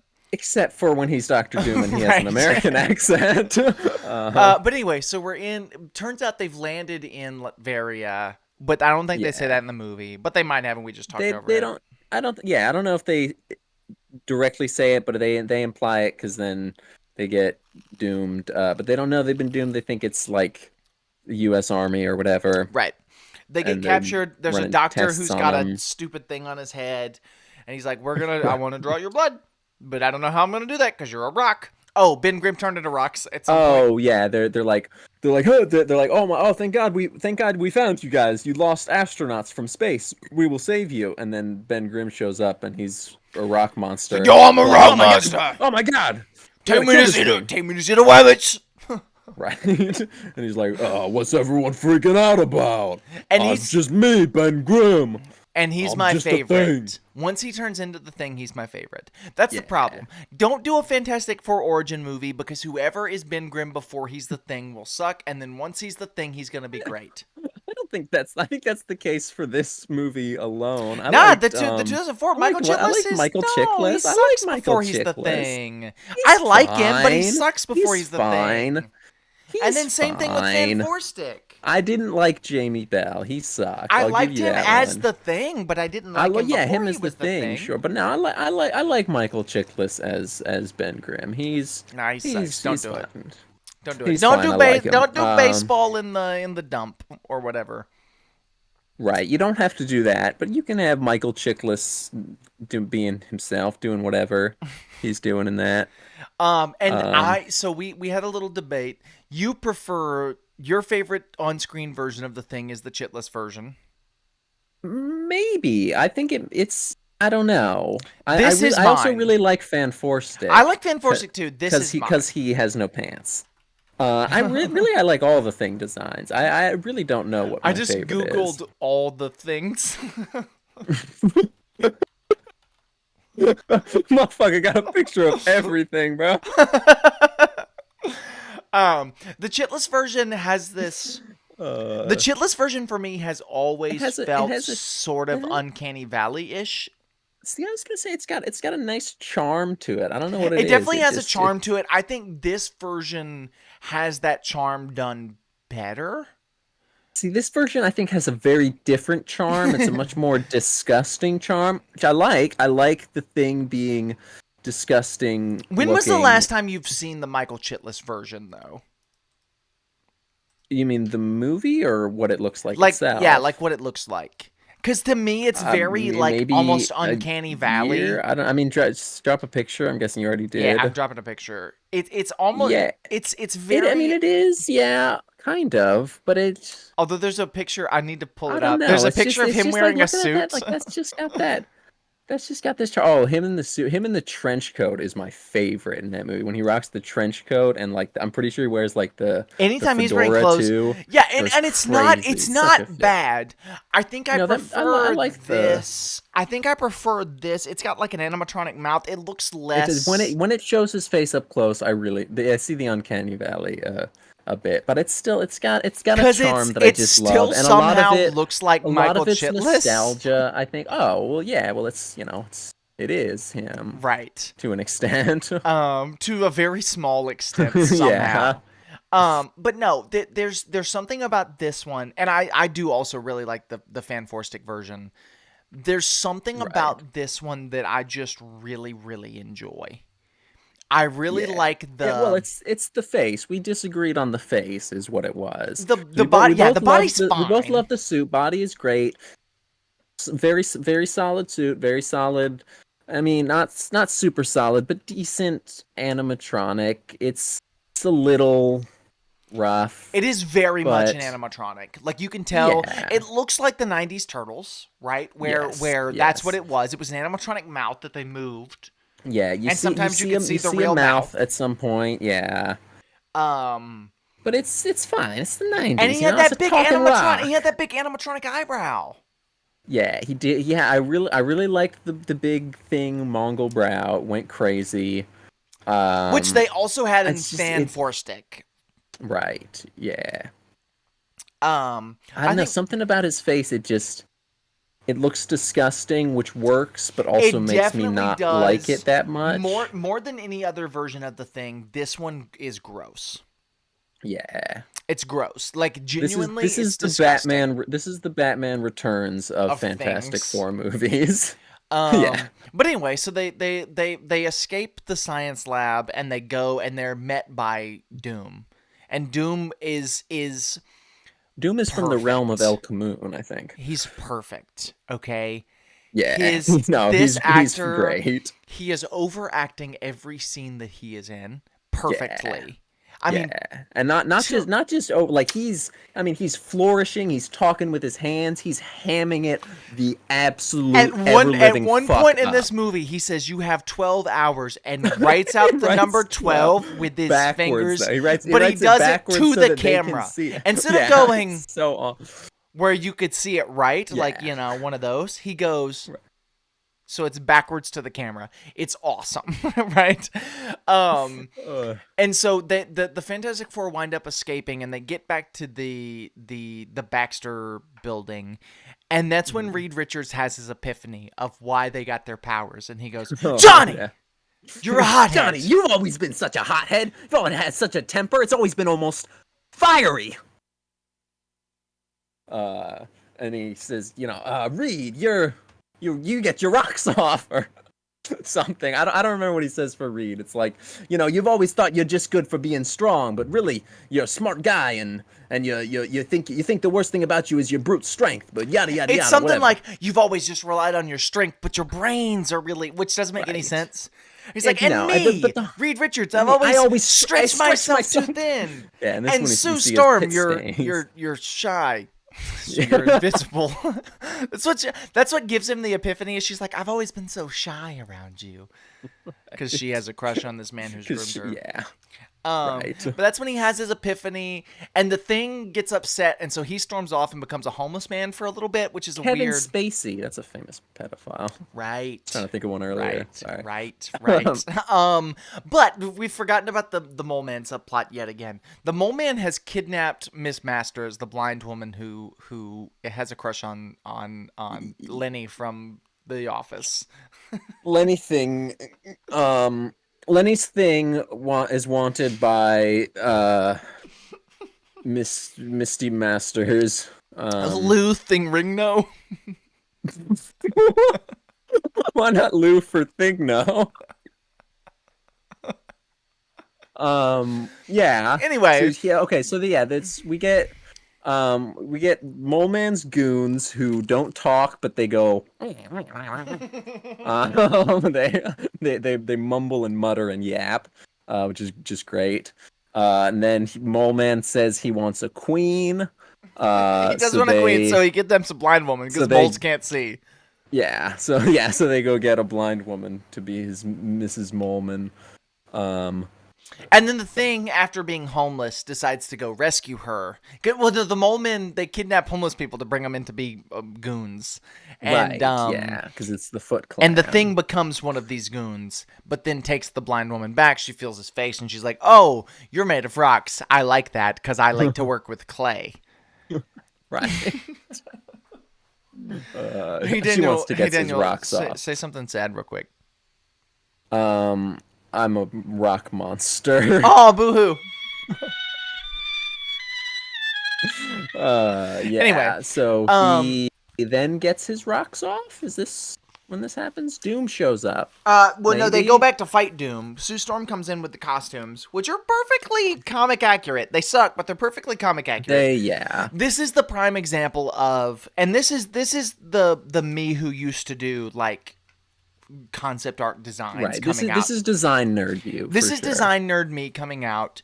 These costumes are when people say they want like a perfectly comic accurate costume. Yes, this is an example. This, along with plenty of other things, is a perfect example of why comic accuracy. I mean, really, this whole movie is a perfect example of comic accuracy is not isn't all it's cracked a up to good be. thing.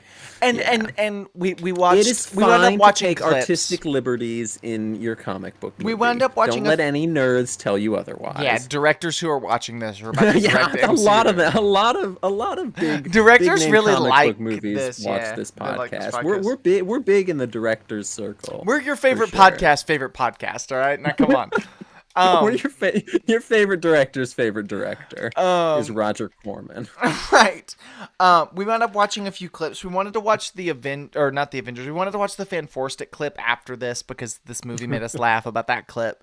And so we wound up pulling up the scene from Age of Ultron, like the end scene where he's like, Avengers! Well, yeah, because you said that the stupid ass. Say that again. Well, that's pretty fantastic. That makes the Avengers. Guys, one I've not... got it. I got it. We're the. And then because that makes the Avengers one not stupid and corny, which it is. It's stupid and corny. Yeah, but I like Age of Ultron. But I like it. I love Age of Ultron. Yeah. So we're watching Age of Ultron, and Captain America walks in, and it's like the clip of like it's the very end of the movie. He's walking in. It's full the one gear. they're like talking about the hammer or whatever, and he's dripped out. And seeing that in comparison with these costumes, right? Like it's like they're both perfectly comic accurate costumes, right? I mean, there's no arguing that the MCU's Captain America costume is comic accurate, especially Age of Ultron. 20 years apart, those movies are. Which is nuts. Only 20 years. Only 20 years. Less than both of our ages. You see both of those, and it's like, okay, here's how you make a comic accurate costume work. That looks cool and good and makes sense in context, in universe. Looks like somebody who is an ex-military type guy in the 21st century who's fighting robots. Right.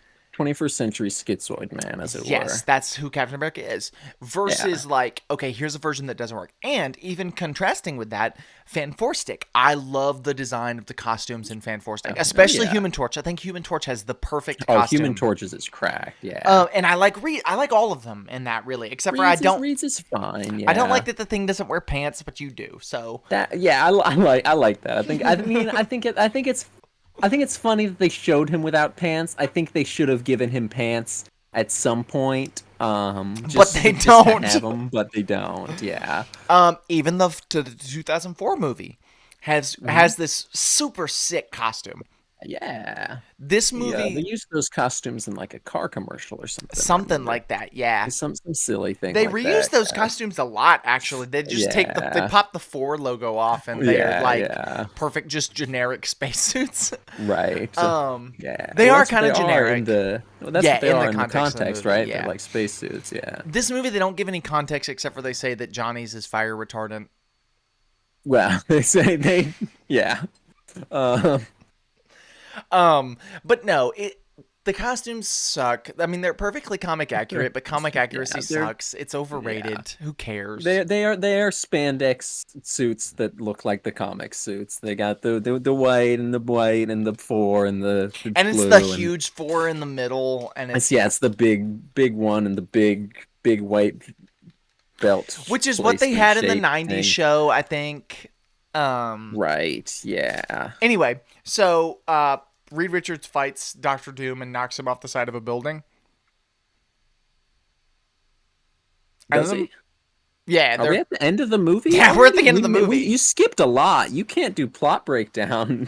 What did I skip? They get the costumes. Doom kidnaps. What's her nuts? Doesn't he? No, the Mole Man kidnaps her. Yeah, but then Doom kidnaps her from him, and then he's shooting his laser beams at. You're right. He gets his rocks off. Yeah, you're right. I skipped that one little scene, and then we're back at the costumes. Yeah, it's one scene that I skipped. Yeah, so yeah, but it was me saying he gets his rocks off. That's what you skipped. That's what's important. Right. So the thing gets his rocks off. Right. Daddy needed to get his rocks off. Yeah, Doom winds up kidnapping blind Miss Masters lady while Ben Grimm is a mole man. Or a moon. A moon? Does it ever?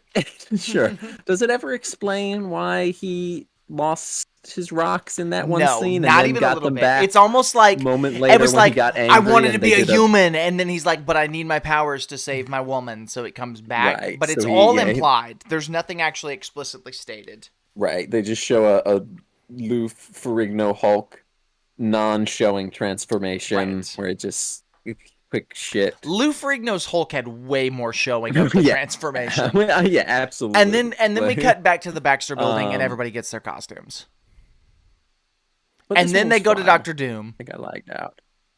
That's when they go to Doctor Doom, and then Reed Yeah, Richards so fights Doom and knocks him off the they side of the go well building. they first they go into the Doom laser chamber and they get trapped in the holographic Oh yes. tubes. Oh, it was so stupid. I wish if we get enough people who start to watch this podcast and whatever. And one of the things I would love to do is I would love to start like a Patreon, because the thing that I would put up on our Patreon is just our discussion watching these movies, because I can't put that on Yeah. YouTube. So Right. so send this to your friends. If you want to see our discussion watching these movies, send this to your friend. Let's build this up so we can do this. So we're trying to do a thing here. Anyway, as we're watching this movie, Ding? Say that again. Say that one more time. say that one more time. So we're trying to do a thing here. But anyway, so they walk into this building, and it shows these like perfectly stationary, almost projector looking things. And they're pointed directly downwards in the same four spots that our Fantastic Four are standing, and it locks them into these like holograms. But it's only possible, and I mean only possible, if they're in these exact four spots, and it's so funny to me. Yeah, hey, look, Doctor Doom's been planning this for 10 years, Right. right? He knew You know, exactly where they were gonna he stand. knew it to a T. He's all right, Batman to a with prep D. time, bro. Yeah. But yeah, so they're trapped in their tubes. Then They escape the tubes. Reed uses his toe. Oh, his feet. He squeezes his little toe and then all of his foot through the bottom somehow, because that's the thing, he can just get flat enough to whatever. He kicks Doom in the ass, literally. And then I guess turns off the things, and then they're all out, and then they're fighting Doom bots. And they beat him up, and then they beat up Doctor Doom and push him off a cliff, and it's yeah. Yeah, Reed pushes Doom off the side of a cliff, and he falls to his death, and that's the end of the movie. He No, the end of punches the him a movie bunch is of the times wedding. by accident. The wedding. They get married in in their costumes. Everyone's wearing their costumes except Which for is Sue, so who's in the stupid. bride's She's dress, in a of bride's course. dress. Everyone else is in their costume. It's so stupid. Yeah. But Like, again, gotta be a comic thing. probably, yeah. I guarantee you, if you look up Fantastic Four wedding from the comics, that's what you'll see. Surely. But yeah. So, okay. Here's the thing about this movie: is this movie great? No. Is it the second best not Captain America? Is this the second best Fantastic Four movie? Yes, almost definitely. Yeah. Again, depends on how you're defining best. Well, I think even because Silver Surfer's not very good. I don't. It's not, but I feel like on a technical level, Silver Surfer is better than Silver this movie. Surfer probably looks better than this movie. I don't know that the script of Silver Surfer is better than this movie. Genuinely, I don't. I don't know. I can comment that much. I haven't seen it in a while, but I feel like it's gotta be better than. The only thing I mean, the the script only isn't plot terrible point, in this, but the only plot point I remember from Silver Surfer is Sue Storm having a zit and making it invisible for the wedding. I don't remember that. I don't remember Which is that there a was a stupid wedding. plot. I don't remember that there was a wedding in Reed that. and Sue, the whole movie, the whole Silver Surfer movie I takes place leading up to Sue and John. the power switching thing that with Doom Johnny comes and, back, and Silver Grim. Surfer comes in, but the whole Doom movie does come back. Yeah, the whole movie that. takes place, and it's like leading up to. We'll do that movie soon. Galactus is a cloud. Why don't we do that remember movie next week, and we'll compare it to this one? No, I don't want to watch Blade next week. Yeah, I also want to watch Blade. I Anyway, love Blade, dude. but the whole movie is taking place over the wedding weekend. It's like the last season of How I Met Your Mother. Right. But yeah, one. that movie's not good. I've seen it. It's not good. Yeah, I've seen it. I like it. I think this movie is genuinely, and not just from like a oh ha ha ha funny bad perspective. It's better than this one. This one is better than Fanforstic.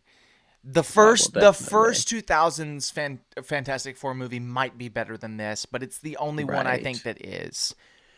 But not only is this movie probably better than those, it's also way more enjoyable. Oh, absolutely. Yeah. I mean, I would say this movie's probably more enjoyable than the one that came out 10 years later. Yeah, Although for sure. like with Rise of Silver Surfer, I haven't seen it in Oh, fucking ages, years. yeah. So what the fuck do I know? No, that Um, that is the thing. I haven't seen any other Fantastic Four movie in a long time. Probably like 2 or 3 years. I watched them all recently for some reason. I had a hankering yeah, for the I think Fantastic Four.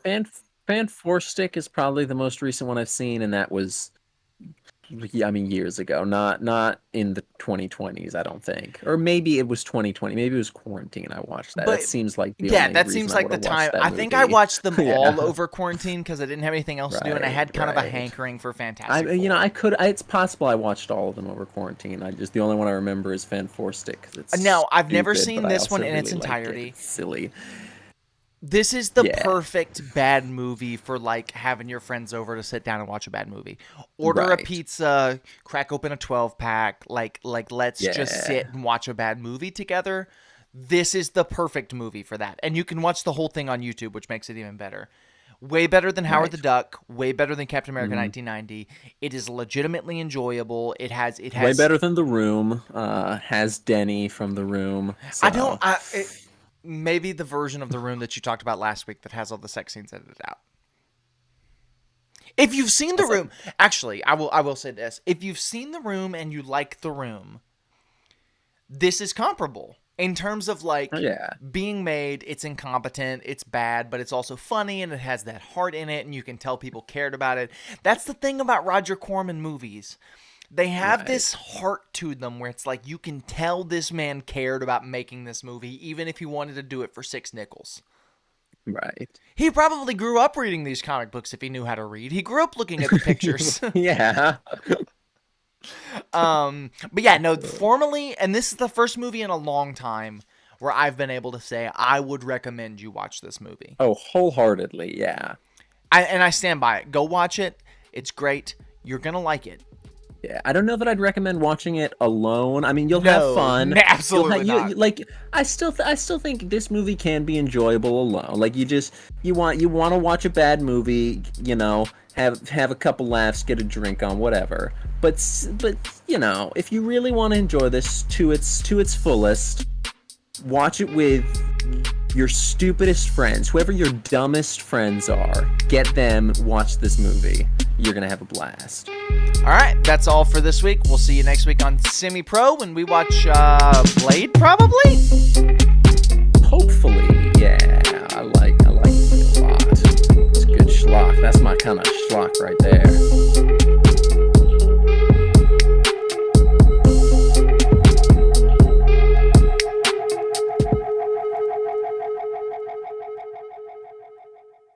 All right, what's up, everybody? We're back. It's Semi Pro. We're Semi Pro. And Daniel, do you remember the '90s? No, I Do you remember The Matrix? was not even a twinkle in my father's nutsack when the 90s You remember the existed. '90s though? Again, no. I was born in 2001, so I don't. Dan, I got this. Not I even. got this like bit planned here. But I wasn't born. I didn't exist. Yeah, but I do wasn't you? even. I wasn't, dude. I wasn't even a single drop of rain yet. Okay, how could I remain? But do you remember the '90s? Yeah, you remember the Matrix? Yeah. Oh, I do remember the Matrix. You remember Leather? Do you remember the Leather? Do you remember the time they made a Matrix Marvel movie? Do you remember leather trench coats? Do you remember the turtle in a trench coat? Do you remember Postal, the video game made Do by you- indie game developers running with scissors? Well, They, that's unsafe. They shouldn't do that. Right, but they gave me this shirt and on my package. They just gave on it to you? time- Well, no, I purchased it, but on my package, they did give me like a couple weird stickers. I'm gonna try and cover up my address so I can. No, it's yeah, okay. so I Nobody can show- see it. Yeah. Right, I'll show the note. Look, they said Down a little. love you down, too, down, Dan. down.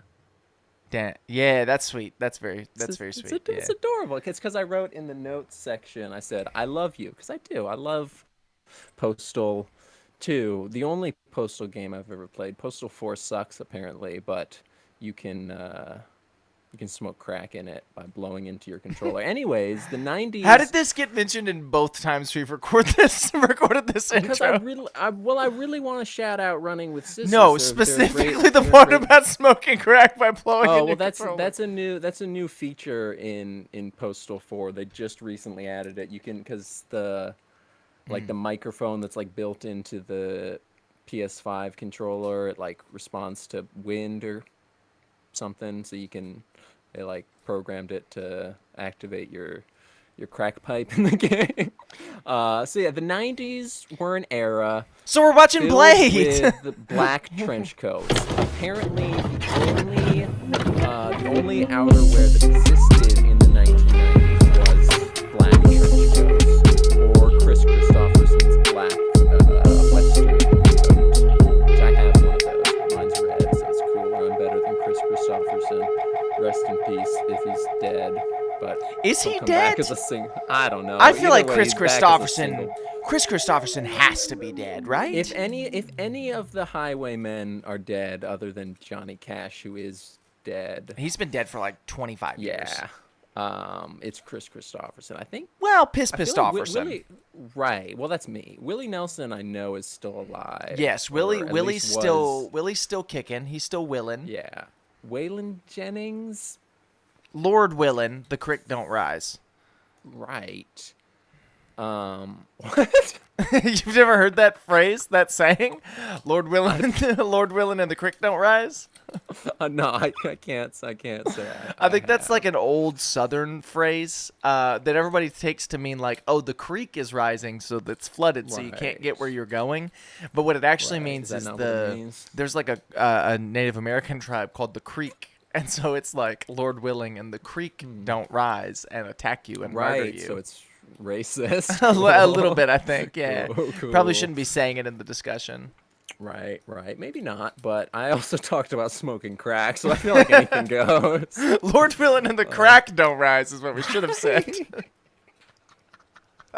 We're off to a very bad start on this episode of What Semi was the Pro. bit? The 90s? The 90s. Do you remember the 90s? Goth people. A lot of people think Tim Burton invented goth people. They're wrong. It was Wesley Blade, Snipes did it. 1998. Wesley Snipes Yeah. invented goth people. Wesley sniped a man. He's This an is expert marksman. going so very poorly. Woo!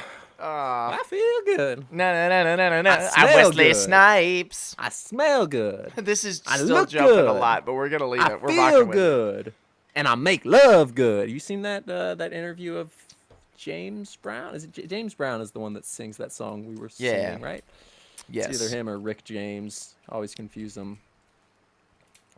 But yeah, he was super high on cocaine, and he did some interview with some old lady on like a Today Show or something, and he said what I said. That but feels like a cool Teddy work, James Pendergrass quote. You know what I'm saying? Like that feels like something Teddy would have said. Brown. Right? Yeah. Sure.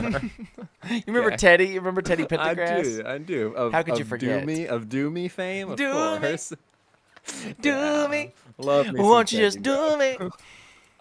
This is fucking This unhinged. is- Have we said anything about Blade yet? we asked if you remembered the 90s. Back So in do the you remember the 90s? well, then? back in the 90s, that was in a very famous TV show. Really? Are you the horse from Horsing Around? Nah, Oh.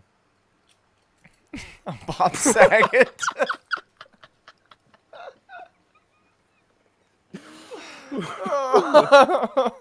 so So Blade. Blade the series, So starring Sticky Fingers from legendary rap group From Horsin' Onyx, Around. and also Run DMC. Horsin' maybe? Around. And He was in also Horsin' Around. He was did the horse he from did Horsin' the- Around. Right. He was Sarah Lynn. He overdosed on heroin in a Yo, that planetarium. rhymed. That all rhymed. Is that the joke that they made in Horsin' Around? I mean, it's not a joke. That's how Sarah Lynn dies in the TV show. Yeah, but was BoJack it Horseman. supposed to be a rhyme? Sarah Lynn overdosed on heroin in a planetarium. No, I don't think so. I think the joke they did was that the heroine is sometimes called Horse, and there Right. was the like Bojack horsing around brand Bojack, of and Bojack. that's what she overdosed on in the planetary I bet horse. she overdosed on heroin. Yeah, horse from horsing around. Yeah, but heroin. Bojangles. Right. Sarah Lynn overdosed on heroin in a planetarium. That sounds like an Eminem bar if I've ever heard one. Oh, you know Chris Christopherson? I'm pissed Well, off. I'm actually pissed Christopherson. All right, so the plot. Why don't you break down the plot of Bojangles Ooh, for okay, us? yeah, it is my. Okay, so Blade the Wait, series. hold on before you do this. I need to mention we are 7 minutes into this episode of the podcast. Remember when we said we were only going to spend the first like 20 minutes talking about plot? Well, no, it was Yeah. 5 minutes intro, 20 minutes plot. Okay, so we're not that far off. Yeah, well, we're 3 minutes off and we've Schedule-wise, talked someone's- about Hey, nothing. shut up! Shut up! Shut up. I'm going to Remember overdose Smosh? on Is heroin Smosh- in the is Smosh still planetarium. back? I Did you don't ever know, watch dude. Any of I watched like 2 of their like they came back because they bought Why? Smash. Well, for a while, the guys Anthony and Ian, they didn't own Smosh. It was owned Right. by Good Mythical Morning. I did not know Um, that they owned it. I didn't know that the Maybe it wasn't mythical Good men. I think it was Good Mythical Morning. Fascinating. They own Beautiful Smosh. morning, you're the sun in my morning. Morning, babe. No other help I know. So Blade, 1998. I just want to be a liberated eye. Sorry. The movie that invented goth people and thin mustaches, and also And ice skating uphill. and maybe also the Postal dude from Postal, the video game made by indie game developers running with scissors. But definitely ice skating uphill. For sure, 100% ice skating uphill. Had to as be. Some motherfuckers are always trying to do. It opens in 1967. Should have been 1969. Hey now. Sex. You're an all-star. Rest in peace, Smash Mouth. Lost a real one. This episode of the podcast is going to be completely Hold on. unwatchable. I gotta pour out a little bit of beer for someone. What's the name of the guy from Smash Mouth? Whatever. He's Smash Mouth. Rest in peace. Pulled out some beer for him. That's a lot of foam. Wow. Oh. Is he dead? Is Smash Man dead? Yeah, the main guy from Smash Mouth passed away. I think either last year or the year before. And more importantly, I spilled beer on my Postal Dude alien head T-shirt. So, we all got struggles, all right? So Blade. Opens in 1967. A pregnant woman, is admitted to the hospital with a bite on her neck. It shows her ID falls out, and it says whatever her first name is and the last name Brooks. I didn't catch that from the thing, but I looked up Blade's name, and it's Eric Cross Brooks. They call him Eric in this movie. You're telling me his I middle don't name is know. Cross? Yeah, or maybe that's just like he's got a second last name or something. I know in the comics, But he's a Blade is vampire. British. Do you get it? Right, I do get it. Did you know that, Vampires, Blade crosses. Right, did you know that Blade is British in the comics? I did not. Wesley Snipes Yeah. is not British. No, and they're not making him British in the MCU because it's Mahershala Ali. Unless he does a British accent. He can do a British accent. Well, no, but they had him at the end, like they had his voice at the end of Eternals. I don't know if you saw that; it sucked ass. But there was a Blade voice cameo at the end of Eternals. I did and he see was Eternals. I just- don't remember that. What I remember from Yeah. Eternals. Well, it was just his voice. Like you couldn't, you only know it's him because the director was like, "Oh yeah, that was Mahershala Ali." He played. I remember a man Copperhead trying in to Luke ice Cage. skate uphill. Yeah, that was Mahershala Ali. He played Copperhead in Luke Cage. And he's which British. is now back to being canon in the MCU. And he's British. And he's sometimes British. He's a part of the UK Avengers. I don't know if it's actually called that. Maybe they have their own name. Probably called the Avengers. Right, or maybe they're called Because, the America Avengers. starts with an A and UK Right, starts but with maybe a they're U. called the Avengers like the British movie, The Avengers. with Sean Avengers. Connery. We're called the Right. Avengers. but like the British movie The Avengers with Sean Connery. Could be, could Or be. maybe it's not Sean Connery in that. Maybe I'm That's thinking of based League of on a. Extraordinary Gentlemen. You are. Who knows? That's based on a TV show from the 70s? Yes, the A Team. The UK team. So yeah, Blade was mother was bitten. His When middle name is pregnant, Cross. His middle name is Cross. He is born of half vampire, human. They call him the Daywalker because he can walk in the day. Vampires Really? get burned. Vampires get burned by sunlight unless No, they they don't. have just normal sunscreen Just on, in normal which case sunscreen they, and a they motorcycle helmet. Don't forget. well, or sometimes just normal sunscreen, but Right. then it starts to melt after a little bit, so they have to throw a little girl But into that's only if you're traffic. holding a small Japanese girl, in which case the Correct. sunscreen won't melt. Right. But if you let go of her, then it begins to melt. Then your mascara starts to run. Yeah, and then you start trying to Man, ice skate uphill. My chair is just like drenched in beer. This is fucked. This might go down in history as the worst episode of this podcast. This might go down just like Bloody Mary. You'll go down just like Bloody Mary.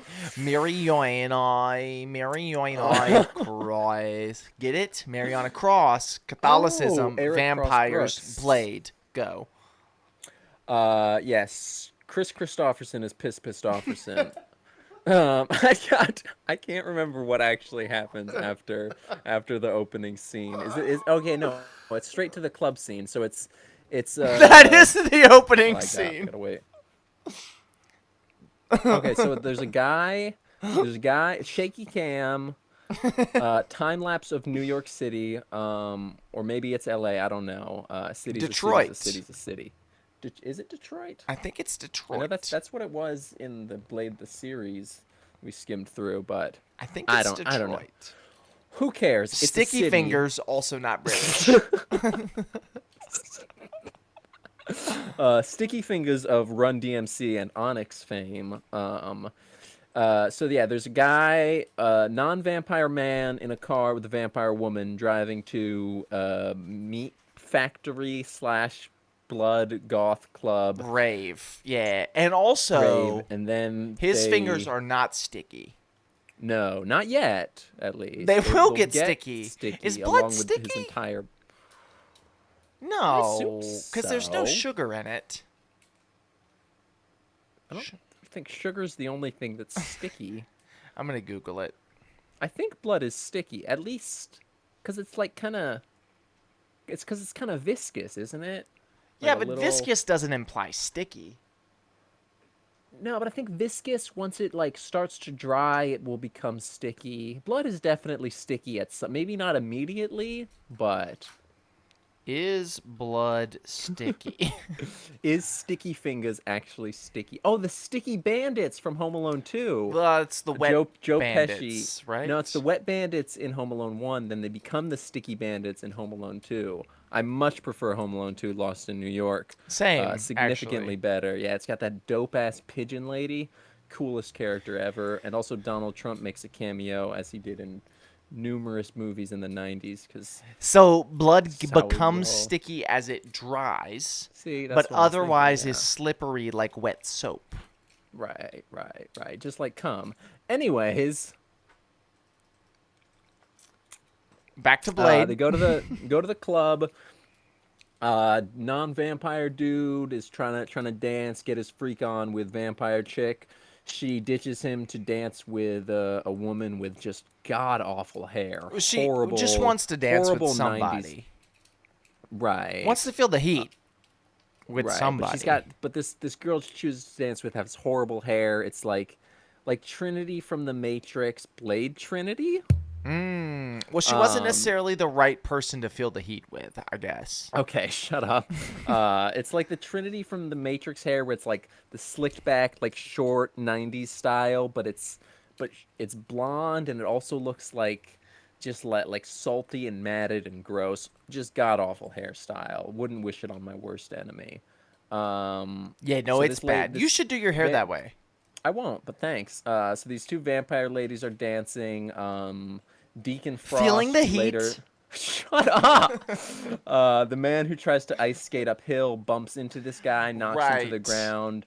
Then all the vampires just start like kicking him, Well, some and people then are always trying to ice skate uphill.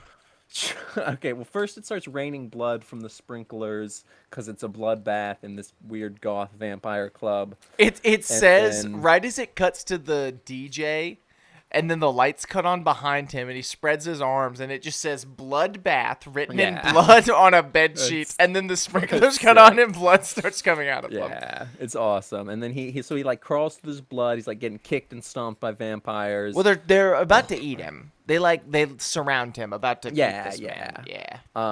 And then he like crawls up to a pair of black boots and black pants and black trench coat.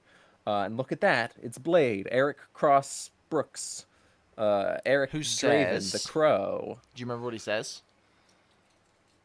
No, He had a Some one-liner here. motherfuckers It was a always good- trying to ice. Nah, it was a up good, it there? was a good one-liner. Do you remember it? I don't remember this. Yeah, I don't one-liner. either. What was it? Okay. But Keep it going. says We got something 10 minutes left cool. on the plot breakdown. That can't be right. So Blade then kills everyone basically in very Except for very one cool guy. fashion. Yes, except for one guy, but we'll get to that. He kills basically everyone. A lot of Sam Raimi Spider-Man skeletons. Oh, yes. Not great CGI, but I like it because it reminds me of that one scene from Sam Raimi's Spider-Man where Green Goblin has that one bomb that just turns people to skeletons. Turns him to Awesome. skeleton goop. Dust? Skeleton Right. dust. Skeleton. It's more. Yeah, it's like glowing skeleton dust. Goop yeah. dust. Dust goop. Same thing. Gust. A gust of wind. A single drop of rain, as it were. We'll get there. We'll get there. Okay. So yeah, that happens. He Turns into a single drop of rain. The dude Abides. The postal dude. Oh. Because he's got red hair, and also the dude, the Jeff Lebowski. What's his name? Jeff Bridges.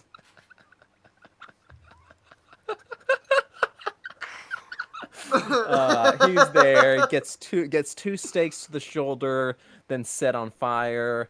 Then Blade just leaves this random human to try and explain all this shit to the cops. And Two that stakes guy to the shoulder, one definitely stake got to the heart. arrested.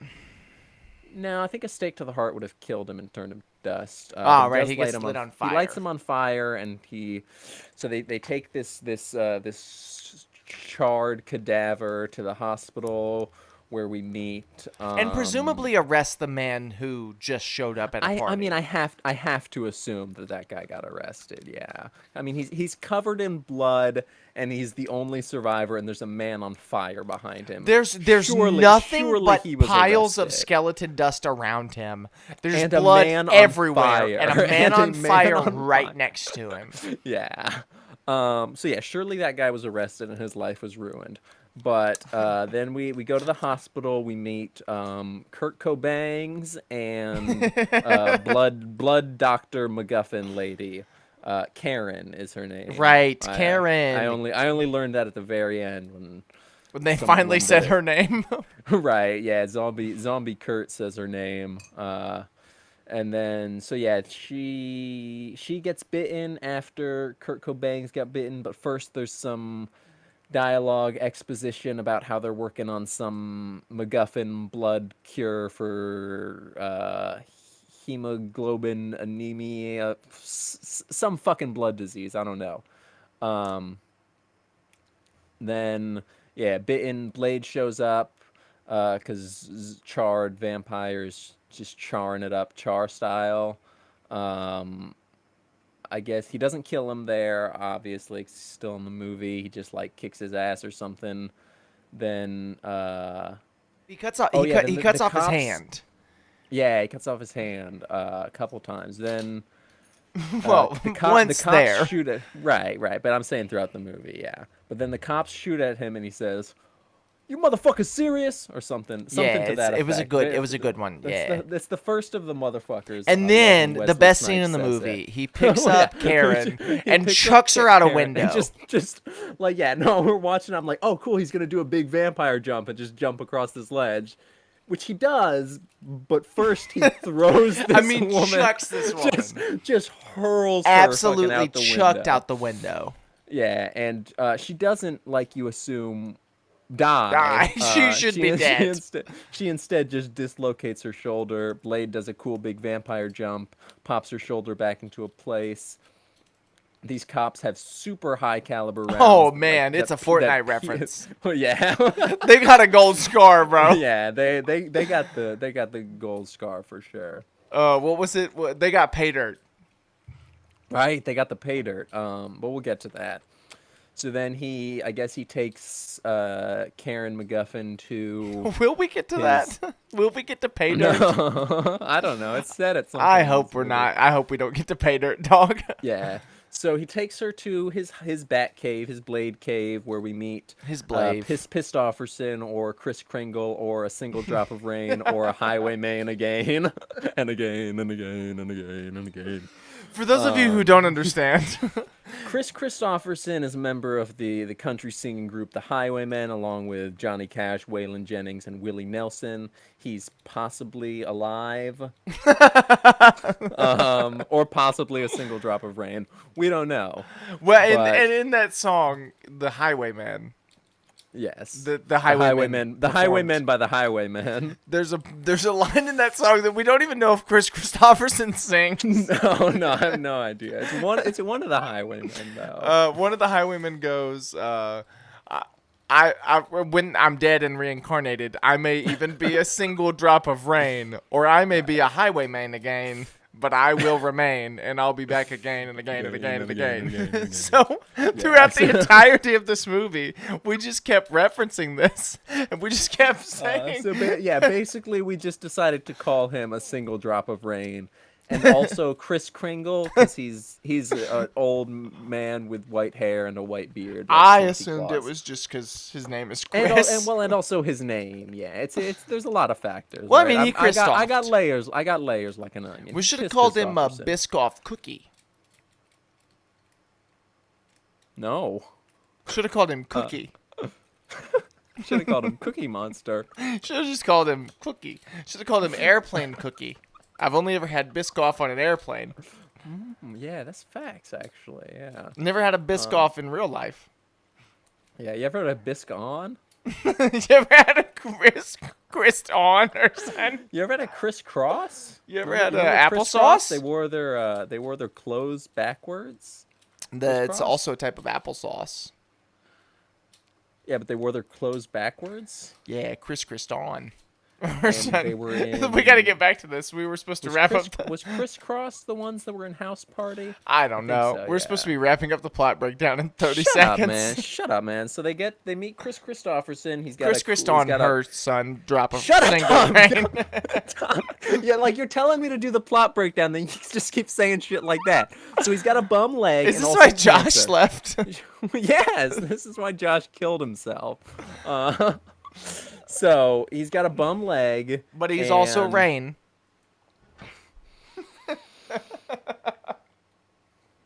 But only one drop of it.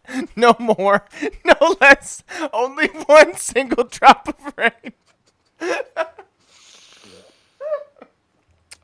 So Kris Kristofferson injects Karen MacGuffin with garlic concentrate juice, garlic extract juice. It's like the serum the Blade takes that substitutes for blood. It's the Bleerum. Yeah. The MacGuffin serum shoots it into her, gives her a 50-50 chance of not turning into a vampire. Next day he says, get a gun, and if you feel like you're turning into a vampire, kill yourself. Then Blade takes her home. A cop who is like a vampire sex slave called Familiar. Something like that. They're humans who want to be turned. Yeah, but they're the vampires' bitches that just like do shit for the vampires during the day when vampires can't be vamping it up. Right. With the promise that they'll get turned at some point. Yeah. So then beat. Blade shows up after he tries to get Karen MacGuffin, he destroys her apartment in the process of kicking his ass. Yeah. Then something happens. Oh yeah, they take him outside. He just publicly assaults this cop and then pulls his gun on him and almost fires it into a crowd of people. The cop runs away. They stake out his car, wait for him to return, then follow him to another vampire club. This one has J-pop girls singing because this was the Right, 90s. J-pop was right. still cool. Missed Forgot the about 90s. J-pop, actually. Yeah, I never forget about J-pop. That's my 9/11, bro.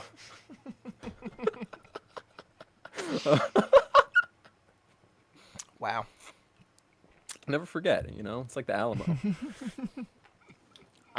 But yeah, so they go there. I think this is when he's I mean, it's more dope Blade violence. Maybe this is when we find the vampire Bible. There's like a room Is this when we met the really fat vampire? Yeah, this is when we meet Yeah. Big Fat. That's his name, actually. I think it's Pearl, actually, which seems like a woman's name, and also he looks and talks like a woman, but Blade calls him a him. It's DJ Khaled, and he's saying, "Bring out the blood." Right, just tell him to bring out the blood. I call her Don't bring out the Chandelier because I'm a fat vampire. Yeah. So yeah, they've got this UV light that like burns vampires. It's like a and sun flashlight, basically. It's a big sun Karen flashlight. gets they burn. bloodlust and murders a man. Yeah, she goes crazy and just cooks this fatso. Blade says, if he Blade calls him moves, Blade calls him Biscuit Boy. That was the That's bar. He right. calls him Biscuit Boy. well, That was Blade hilarious. says like, "Oh, if he moves, blast him." Yeah. And then she just And blasts him, and he's so so fat massively he can't move. He physically cannot move. There's no way he was moving. This woman just wanted to cook this fatso, which I get. I like respect. I guess Kind of. seems a little fat phobic, But yeah, so this is fat people are gross. especially this guy. I'm guy, proudly fat phobic. this guy was for sure gross. He was I've never seen someone as this wasn't a fat disgusting as person. this man. This was a disgusting fat person. There's a difference. This wasn't even a person. It was a vampire. No, it was a vampiro. But anyway, then they find the vampire a hummus Bible. Knock something. They find the vampire Bible. Bible, and also there's the 90s hard drive disc thing. Right. Yeah, I think it's just a that hard has drive. But Blade and it's Karen got escape on the blood train. god plans. Yeah, there's a little fight. They fight in the vampire Bible room. And they keep which just is- shattering pieces of the Bible. It's a room full of like these super giant old pages from the vampire Bible, as they call it. They call it some other name. I can't remember it. I don't care. It's the vampire Bible. That's also Blade what they call also it. calls it the vampire Bible. Yeah. Yeah, it's very funny. So yeah, they're just destroying their holy vampire Bible. Which I guess maybe they have it backed up on the computer because Ice Skating Uphill was like translating it or whatever. Oh, in that maybe. scene. Maybe. We Blade also takes a set up- piece of it. We at some point we set up the Vampire Council. They're all like old heads except for the guy who Right. ice skates uphill. Who One of is them has not a an really old cool head? Beard. But was turned. Yeah, he's not an old head. Yeah. By old heads we mean pure blood vampires. That is what we Naturally. mean. For whatever reason, yes, that is what we mean. Well, because they're older vampires. It makes sense. And don't think Except for about it. Shut Dreads. up. Except for Dreads guy. Wait, that's never once established. You're just saying that. I mean, he was not turned. He was a pureblood, but he's not older than Youngblood. Well, we don't know. They say vampires age differently. Ain't got a whole lot of new money. Right. Because, I mean, it establishes later that Ice Skating Uphill was the one who, because he looks the same age as Blade, but then he also bit his mom and is basically Blade's dad. Or Right. something. Whatever. Well, not necessarily his dad. He's his vampire dad. Well, he's the his vamp- vampad. He's the father of the vampire part of him. He does still have a real dad that impregnated his mother, though. Yeah. Maybe. What are you implying? That it was divine No, I'm just saying Insemination, what's the word? he might have left. But he still has a father. Well, we never meet him. I'm not saying he has a father present. Clearly, he had no paternal Well, figures no, he had present. Chris He was Christopherson. well, yes, okay, but I'm He saying had no Piss biological Christopherson. He paternal had figures Chris because Kringle. he was killing and eating homeless people in the streets. Well, that's Okay, true. But he was raised by a I'm single saying drop of rain. he had a biological father that impregnated his mother, and then also a vampire father that gave birth to the vampire part of him. He was raised by That's a why he single drop of milk. single drop of blood, CGI blood at that. I'm sorry. This is the worst. Where This are is the we? worst episode of the pod. We're getting close to the end. They go back to the No, we're lair. not. We're not even close. No, to no, the no, end. we are. They go back to the lair. Chris Christopherson's there, and Karen's like, Okay, "Oh, yeah, I this figured is out when how to cure the yeah, thing." yeah, we start to set up the vampire cure because she's a blood doctor. She's like, oh, vampirism. It's just like hyperglycemic anemia. It's It's just just like like if blood you have a blood cancer. disease, right? Cancer. That's what Chris Christopherson has, and he also, Chris Christopherson smokes a cigarette after pumping or while pumping gas and pouring gasoline all over his Yes, hands that is true. and Yeah. car and everything. It's awesome. He's so cool and But no, so badass. she makes this like blood cure, whatever, and then Yeah. Well, she said she's like, yeah, this will definitely work to cure me, but I don't know if it'll cure Blade well, because she says not only does she not know if it's gonna cure him, she says if it does, he'll no longer be a vampire. right, right, yeah, he won't have his super strong vampire abilities. He won't be able to ice skate uphill, only down. Correct. Yeah. But yeah, so after that, Blade goes out to do something, and I can't remember exactly what he was doing. But while he's out blading, He was. I think he was going to get more serum, maybe. maybe, yeah, that's what it was. Or no, no, that was the scene. We skipped over the first sunscreen scene, which is ice That's skating okay. uphill. Yes, Who we should say his actual name at some point. It's Deacon Frost. It's really stupid which and is douchey. stupider And than his ice face, skating uphill. yeah, his face. I mean, his face looks like a Deacon Frost. It's just. You It's remember real what was douchey. the He's no the guy postal from dude. Shameless? Postal dude that abides. the oldest sister dated in those first few seasons. Oh, the guy who played Goku in the Dragon Ball Z movie, Yes. and he slides across the car on his hair. He's Yeah, got I don't know like his name, horrible, but yeah, absolutely. horrible, just douchey looking face. That real douchey, like yeah, like just yeah, fuck him. But anyway, it looks like that guy. But he really sells the name Deacon Frost for Right. sure. And he wears sunscreen to keep him from the He wears sun, and then he him does and it all again his- while holding a little Asian Yeah, girl. well, him and all his I guess new blood goons. His cronies. We could just call them right. cronies. Call them what they Yeah, are. they're cronies, but they're presumed to also be like turned vampires, not I whatever. guess, bruh. Yeah, so that they take the leader Dragonetti, the leader of the vampire council. Something like that. Like he is the head of the council. Yeah, so they take He's the him, dragon's head, as it were, right. He's Italian and also Transylvanian. and also Asian. No, that's the other guy who's maybe Mongolian. Well, no, but he's got an he Asian speaks beard. in like a slight Asian accent. His accent is all the accents of all the vampires are all over the place. Real inconsistent. Goes from Asian to Italian to like Swedish in one line. Yeah. But yeah, they take him to like a rocky beach, and they've all got sunscreen and also like motorcycle gear on. It's so stupid. It's so dumb, but it's also one of the coolest effects in the movie. It's when probably when the he best. busts. Yeah, and also simultaneously the worst. It's Well, definitely not the worst, but No, yeah. no, it's definitely not the worst. Not even close. There's But part of is- it where it's not very good, for it sure. does. It does go from real good to real bad very quickly, Right. and then kind of back to good for a bit. Yeah. And then like just most straight, of the straight most of this explosion. movie. I was gonna say the effects, but yeah, just honestly, just the whole movie though. Yeah. So yeah, he rips his teeth out, then they turn him to dust, and yeah, they show his teeth to the vampire council. They're like, we killed your head. We're taking over this shit, man. My name's Deacon Frost. I'm a fucking douchebag. Then he says we're going to resurrect Blades. the blood god. Yes, the blood god. That's the plot of this movie. They need the blood of a daywalker. We think maybe Blood. Deacon ice skating uphill. He planned this when he bit Blade's But mom then to they create seem the to vamp. imply that they don't because he says We don't. something. He It's says something like, "I could have never expected her to survive long right. enough." So probably not. That was just like in my. It was my Yeah, head but canon it would have been cool had for that been sure. had his plan actually been planned out and not just, oh, Right. I'm gonna resurrect the blood god and also I'm gonna be the blood god and these skeleton bats are gonna crawl out of their mouth and fucking fly around like idiots.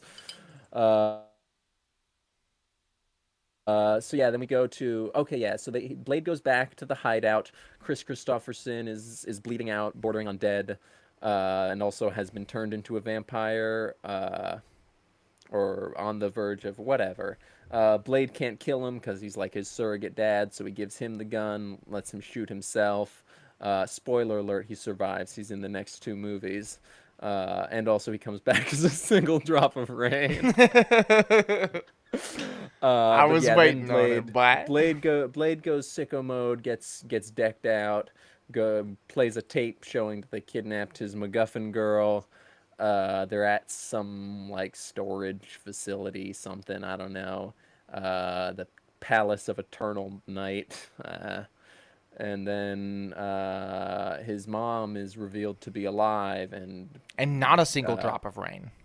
no, she's actually Deacon Frost's Mother. concubine, something. She's in a weird coffin bed. Right. It's really strange. She's turned people. She's eaten people. There's It's a whole there's thing. there's a MacBook. It's all over the There place. is a MacBook that's controlling the coffin that she is eternally Yeah. dead in.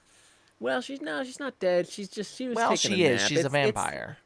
well, okay, well, undead or whatever. But yeah, She's it's dead. a vampire sleep in coffins reference to the bed is like a whatever. It's cool.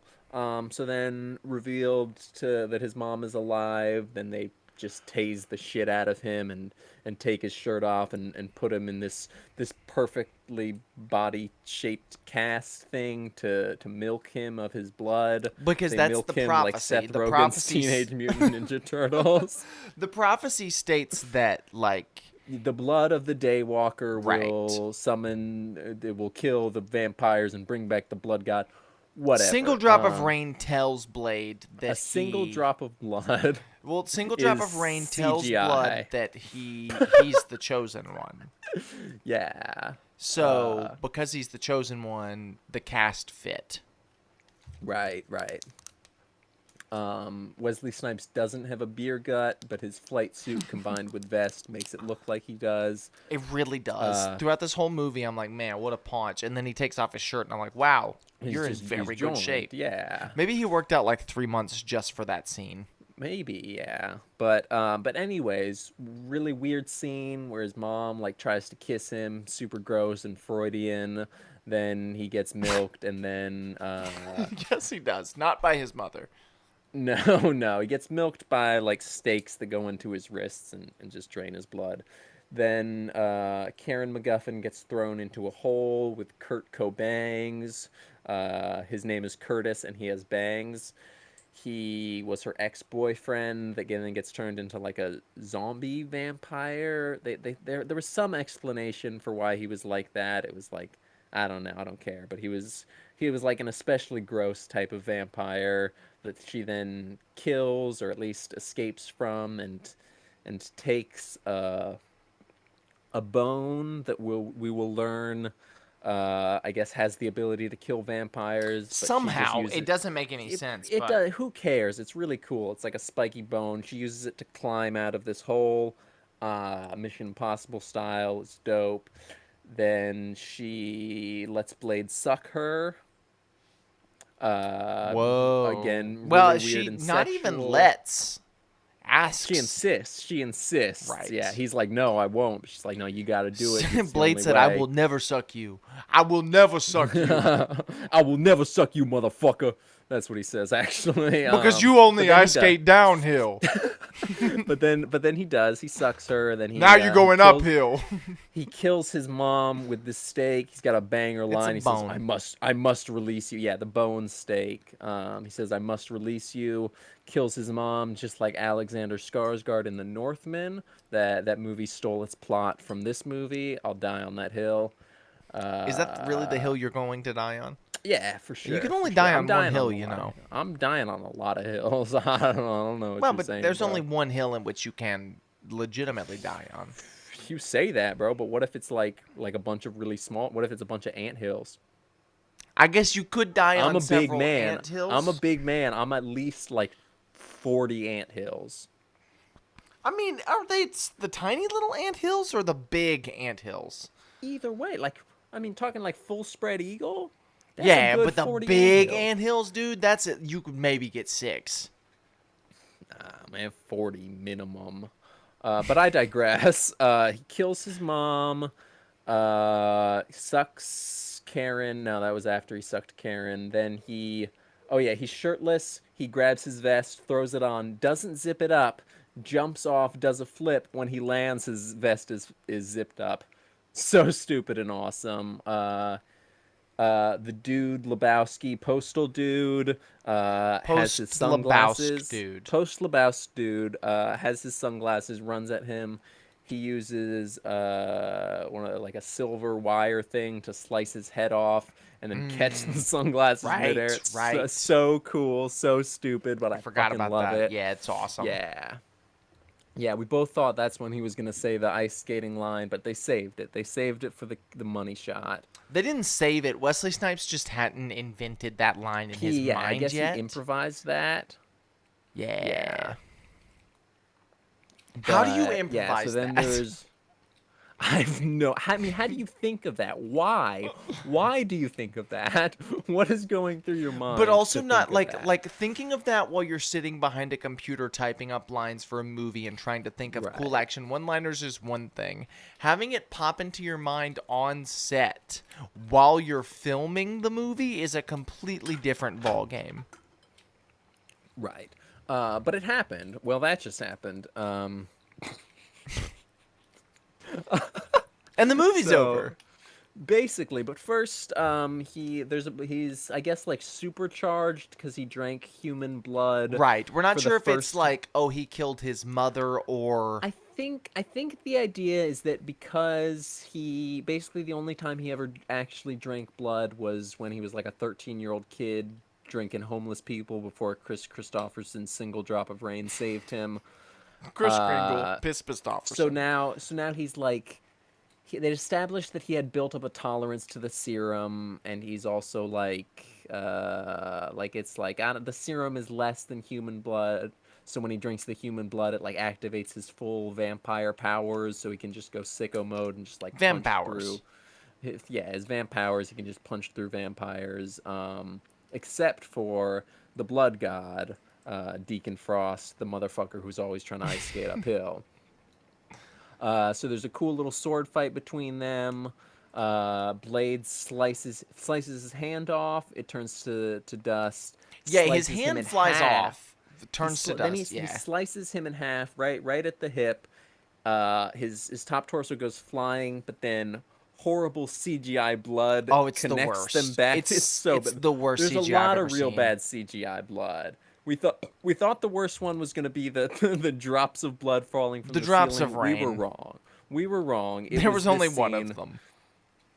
Yeah, it was this scene where his blood pulls his torso and legs back together, and also his blood just forms a new hand. It was like they Uh, hadn't quite figured liquid yet. oh, They hadn't figured out liquid. did we establish the blob goop serum? Because we established his blade serum. Um, No. so there was some I don't remember what they said it was in the movie. It was something that was used to treat like hypoglycemic anemia, whatever the thing that they compared vampirism in this movie to, but it didn't work to cure vampire. It just it may if you were a vampire, it made you explode. Right. So Blade's got that. He like exploded one person with it earlier, but then But in Deacon or Blade Dude the series, he Lebowski. uses it. Yeah, or at But we'll least get something that there. looks We're similar. not It's a there blue yet. serum. It's Slurp juice from Fortnite. So he hits the chug jug, or no, the serum things are like wedged in a rock. He throws his sword. His sword also, if you grab it and don't press the button, it shoots out little spikes into your hand, which is really cool. So he throws his sword into the rocks. Obviously, he can't press the button, so the spikes press out, knocking the exploding serum down. He chucks it at Deacon Ice Skates. This is when he says it. Yeah, we're getting there. And then so he throws a bunch of them. The last one he throws straight up in the air and does like a roundhouse spin kick. Well, He he kicks he, it he straight says the into his line head. before the roundhouse kick. Yeah, He yeah. knocks all the other one into him, and then he says Right, and then it. he says, "Some motherfucker's always trying to ice skate uphill." Then he throws it up in the air, spins, kicks it in his head. He turns into a. First, it's kind of cool effects. Then it's just horrible CGI nonsense. Oh, it's yeah. Well, Um, it's pretty good until the like very end explosion. Basically, until he just explodes. Yeah. But then that's it. That's the end. Him and Karen McGuffin go up to the roof, and in a deleted scene, they see Morbius from Morbin Time, from Jared Leto, True. from Morbus. Matt Smith does a dance in that movie. It's true. I haven't seen it. Yeah, it's yeah. And then the movie's over, and then that's it cuts the to movie. credits. Yeah. Oh, then no, we see him in Moscow, right. which is, I guess, setting up the TV second series. movie and also the TV series. But more importantly, the second movie where he finds Chris Christopherson, who's pissed officer. Right, and also a single drop of rain. Yeah, or maybe a highwayman again. And again, and again, and Or again. maybe he's flying a starship across the universe divide, or and when he reaches the other side... Or he's a dam builder. Right, he slipped and fell into the wet concrete below. Right, or he's a highwayman. Well, hold on, what was the other I was a highwayman. I'm gonna Google the lyrics. It's something. It's like it's a boat one, but I don't remember what the exact phrasing is. There's a movie called The Highwaymen. Cool. Which is not what we're speaking of. I was a sailor. I was sailor. Born... That's the term. That's the term for a man who works on a boat. He was born upon the tide. Right. With the sea he did abide. With the sea he did abide. Yeah. I will fly a starship across the universe divide, and when I reach the other side, I'll find a place to rest my spirit if I can. Perhaps I may become a highwayman again. Or perhaps I will even... I may simply be a single drop of rain. So I think the flying the starship is more metaphorical, while the highwayman and single drop of rain are literal, maybe? But why would he say... Or I may become, but he says I will definitively fly a starship. Yeah, well, I think the starship is like metaphorical for like reincarnation, death, like he's flying the starship between death and new life, reincarnation as either a highwayman or a single drop of rain. But either way, he will remain. And he'll be back again, and again, and again, and again. What a weird song for all of these elderly country singers to be singing. It's so good, though. Such a banger. It's a banger, for sure. I fucking love that all right, song. so here's the question. Do you think Blade is a fun film to watch?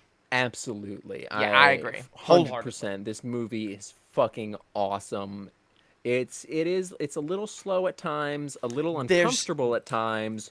But I overall, don't know that there's a ton of uncomfortable outside of the mom stuff. Well, the mom stuff, and there was just that weird, like a bunch of like weird close-up, like just like Oh, kissing there's sexual definitely well, yeah, scenes. and even from a like a cinematography standpoint, there's a lot of scenes I didn't Yeah, care for, right. but the stuff that's good is so It's good. so good and it's so fun. Even when it's not good, it's fun and There's no it's awesome. non-fun moment. Right. This movie is There are a few awesome. non-fun moments, Sure, but sure, for the yeah. most part, you're But gonna walk away overall, having a good time.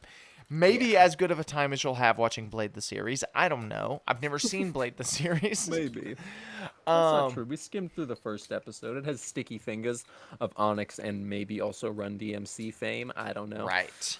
But yeah, so there's like there's the obvious good stuff, which is the action, Wesley Snipes one-liners, like all of that stuff is Yeah, yeah. obviously good and awesome. And At this point, Wesley Snipes still cared enough to keep his eyes open while right, filming. It's right. just the perfect mix. Yeah.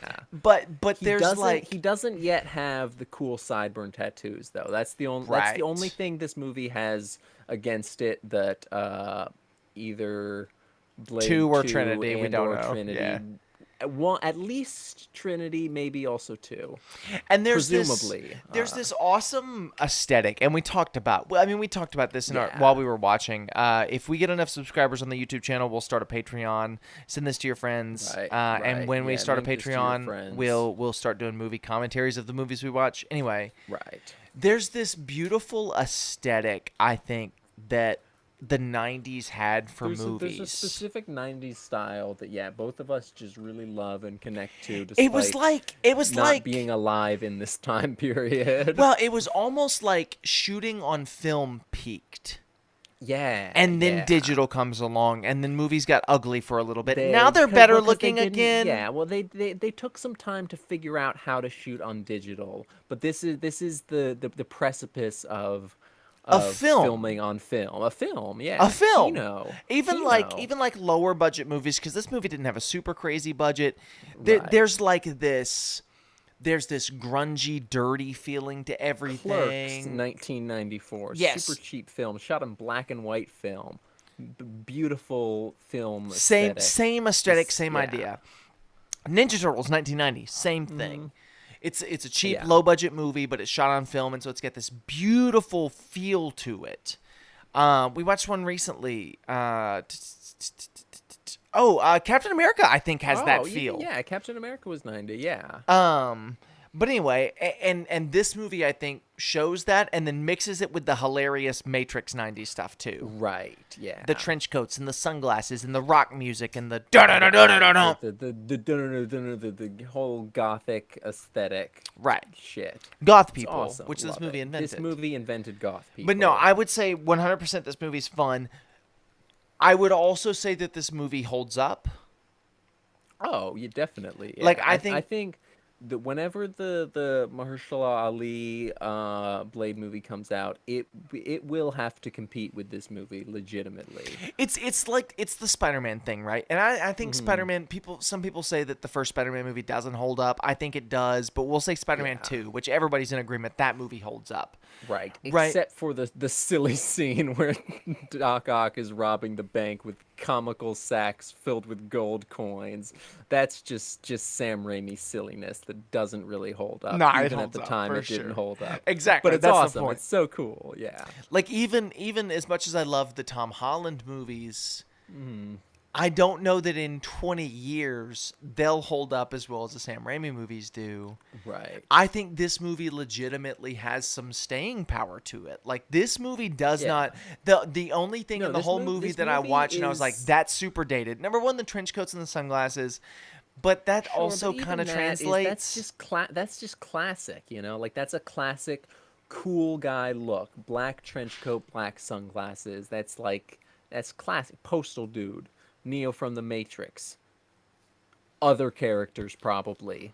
The thing that I think definitely the only scene I can think as I'm thinking through, okay, what dates this movie, is there's one scene where there's a VHS tape and I'm like, oh, there it is, Right, bam, right. it's the '90s. But other than that, this movie legitimately holds up in every way.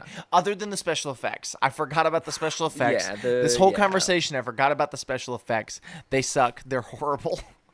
Well, for the most part, there are some There's a few good ones. practical effects. Yeah. anything CGI is horrible. Right. Yeah. And then in the third Um. movie, they have to CGI his Well, yeah. In the eyeballs. third one, Wesley Snipes was just asleep while filming the entire movie. He didn't Was care he asleep or anymore. did he just refuse to open his eyes? Either way, he didn't care. He didn't Right. give a fuck anymore. He was done. And the But he last had one, cool sideburn last question tattoos. I got, So and I think it's kind of a non-question because duh. Would you watch this movie again?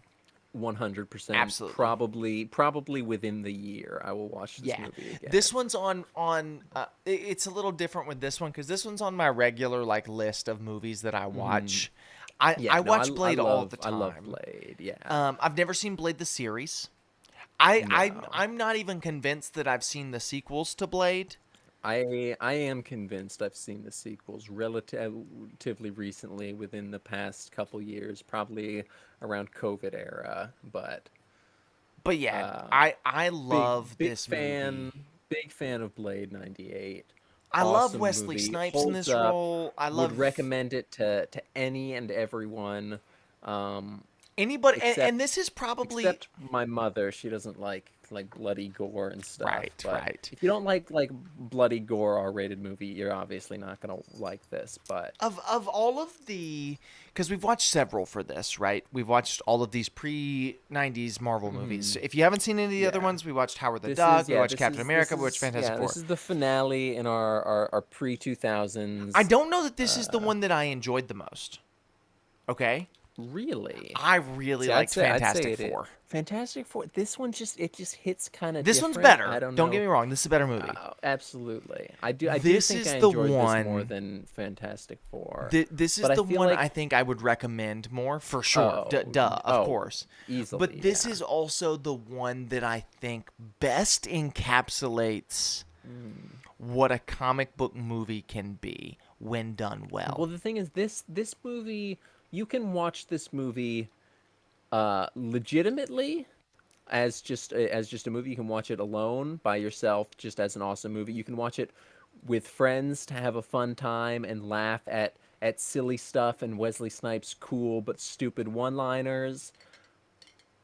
It's got it all. Fantastic Four '94, I feel like, doesn't quite, like, that's only, you can only really watch That's that true. as a bad It's only movie. a bad movie, sure. Yeah. I think this movie With some cool ideas, admittedly. I won't say '94 is Fantastic '94 is just a bad movie, because it does have some there's stuff lots of that's movies legitimate. before the MCU that did a good job. The first two X-Men movies, Absolutely, yeah. the first two Spider-Man movies. I'd even say Spider-Man 3. I That would one say got Spider-Man 3, but you know how people are, so yeah, I know, but I stand with Spider-Man 3. um we'll keep with first two just for discussion. Yeah, for the aesthetic. And outside of that, I think this is the only one you can really add to that list. Probably also Blade 2. I'd say the first I two don't remember. Blade movies. I don't remember anything about the second Blade movie. I just remember Blade people 2 talking has smack on it, talking wet on its name.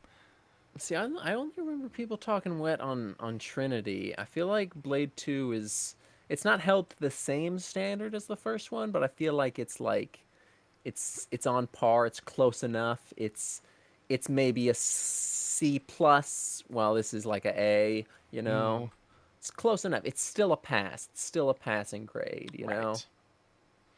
Right. Chris Christopherson is 87 years old, by the Oh, way. he's still kicking. Still alive, born in 1936. Is Waylon Jennings still alive? I don't know which of the Let's look. Highwaymen are still alive, because it might just be Johnny Cash instead. 1937. Died February 13th, 2002. Waylon Jennings. Okay, yeah. Willie Nelson, Willie not Nelson's dead. still kicking. Yeah, no, I knew that one. He looks he's real like bad. yeah, but he's like hanging out with Snoop Dogg and smoking weed and shit. They're just chilling, bro. He's chill. But yeah, so Blade, I would definitely recommend it. I think you should go watch it. It's 100%, awesome. yeah. I don't know I'd where also it's streaming. recommend I'd recommend Postal 2, the video game. I wouldn't recommend Postal 3, but if you want to play a Postal game on your newer consoles, get Postal 4. It's apparently not as good. I haven't played it, but it's in my cart. I'm thinking about getting it. Just, you know, It's the postal dude, you know? Right. It's me. And Running with Scissors said they love me. They love me. Some unpaid intern at indie game developers studio Running with Scissors loves me.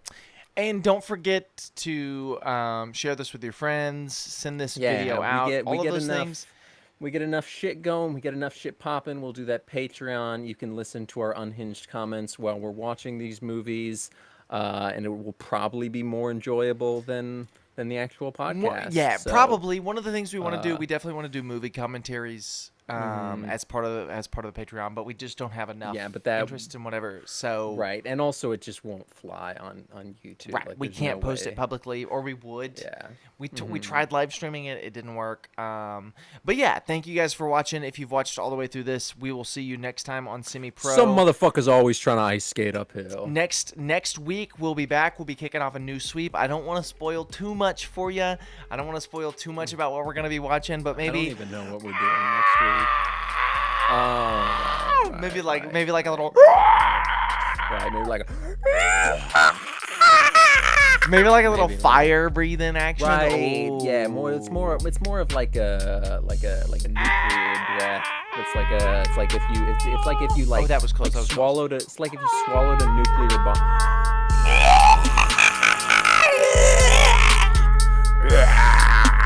Dude, my cat is staring me down. This bitch is terrified of the noises I'm making. I'm so sorry, dude. I love you.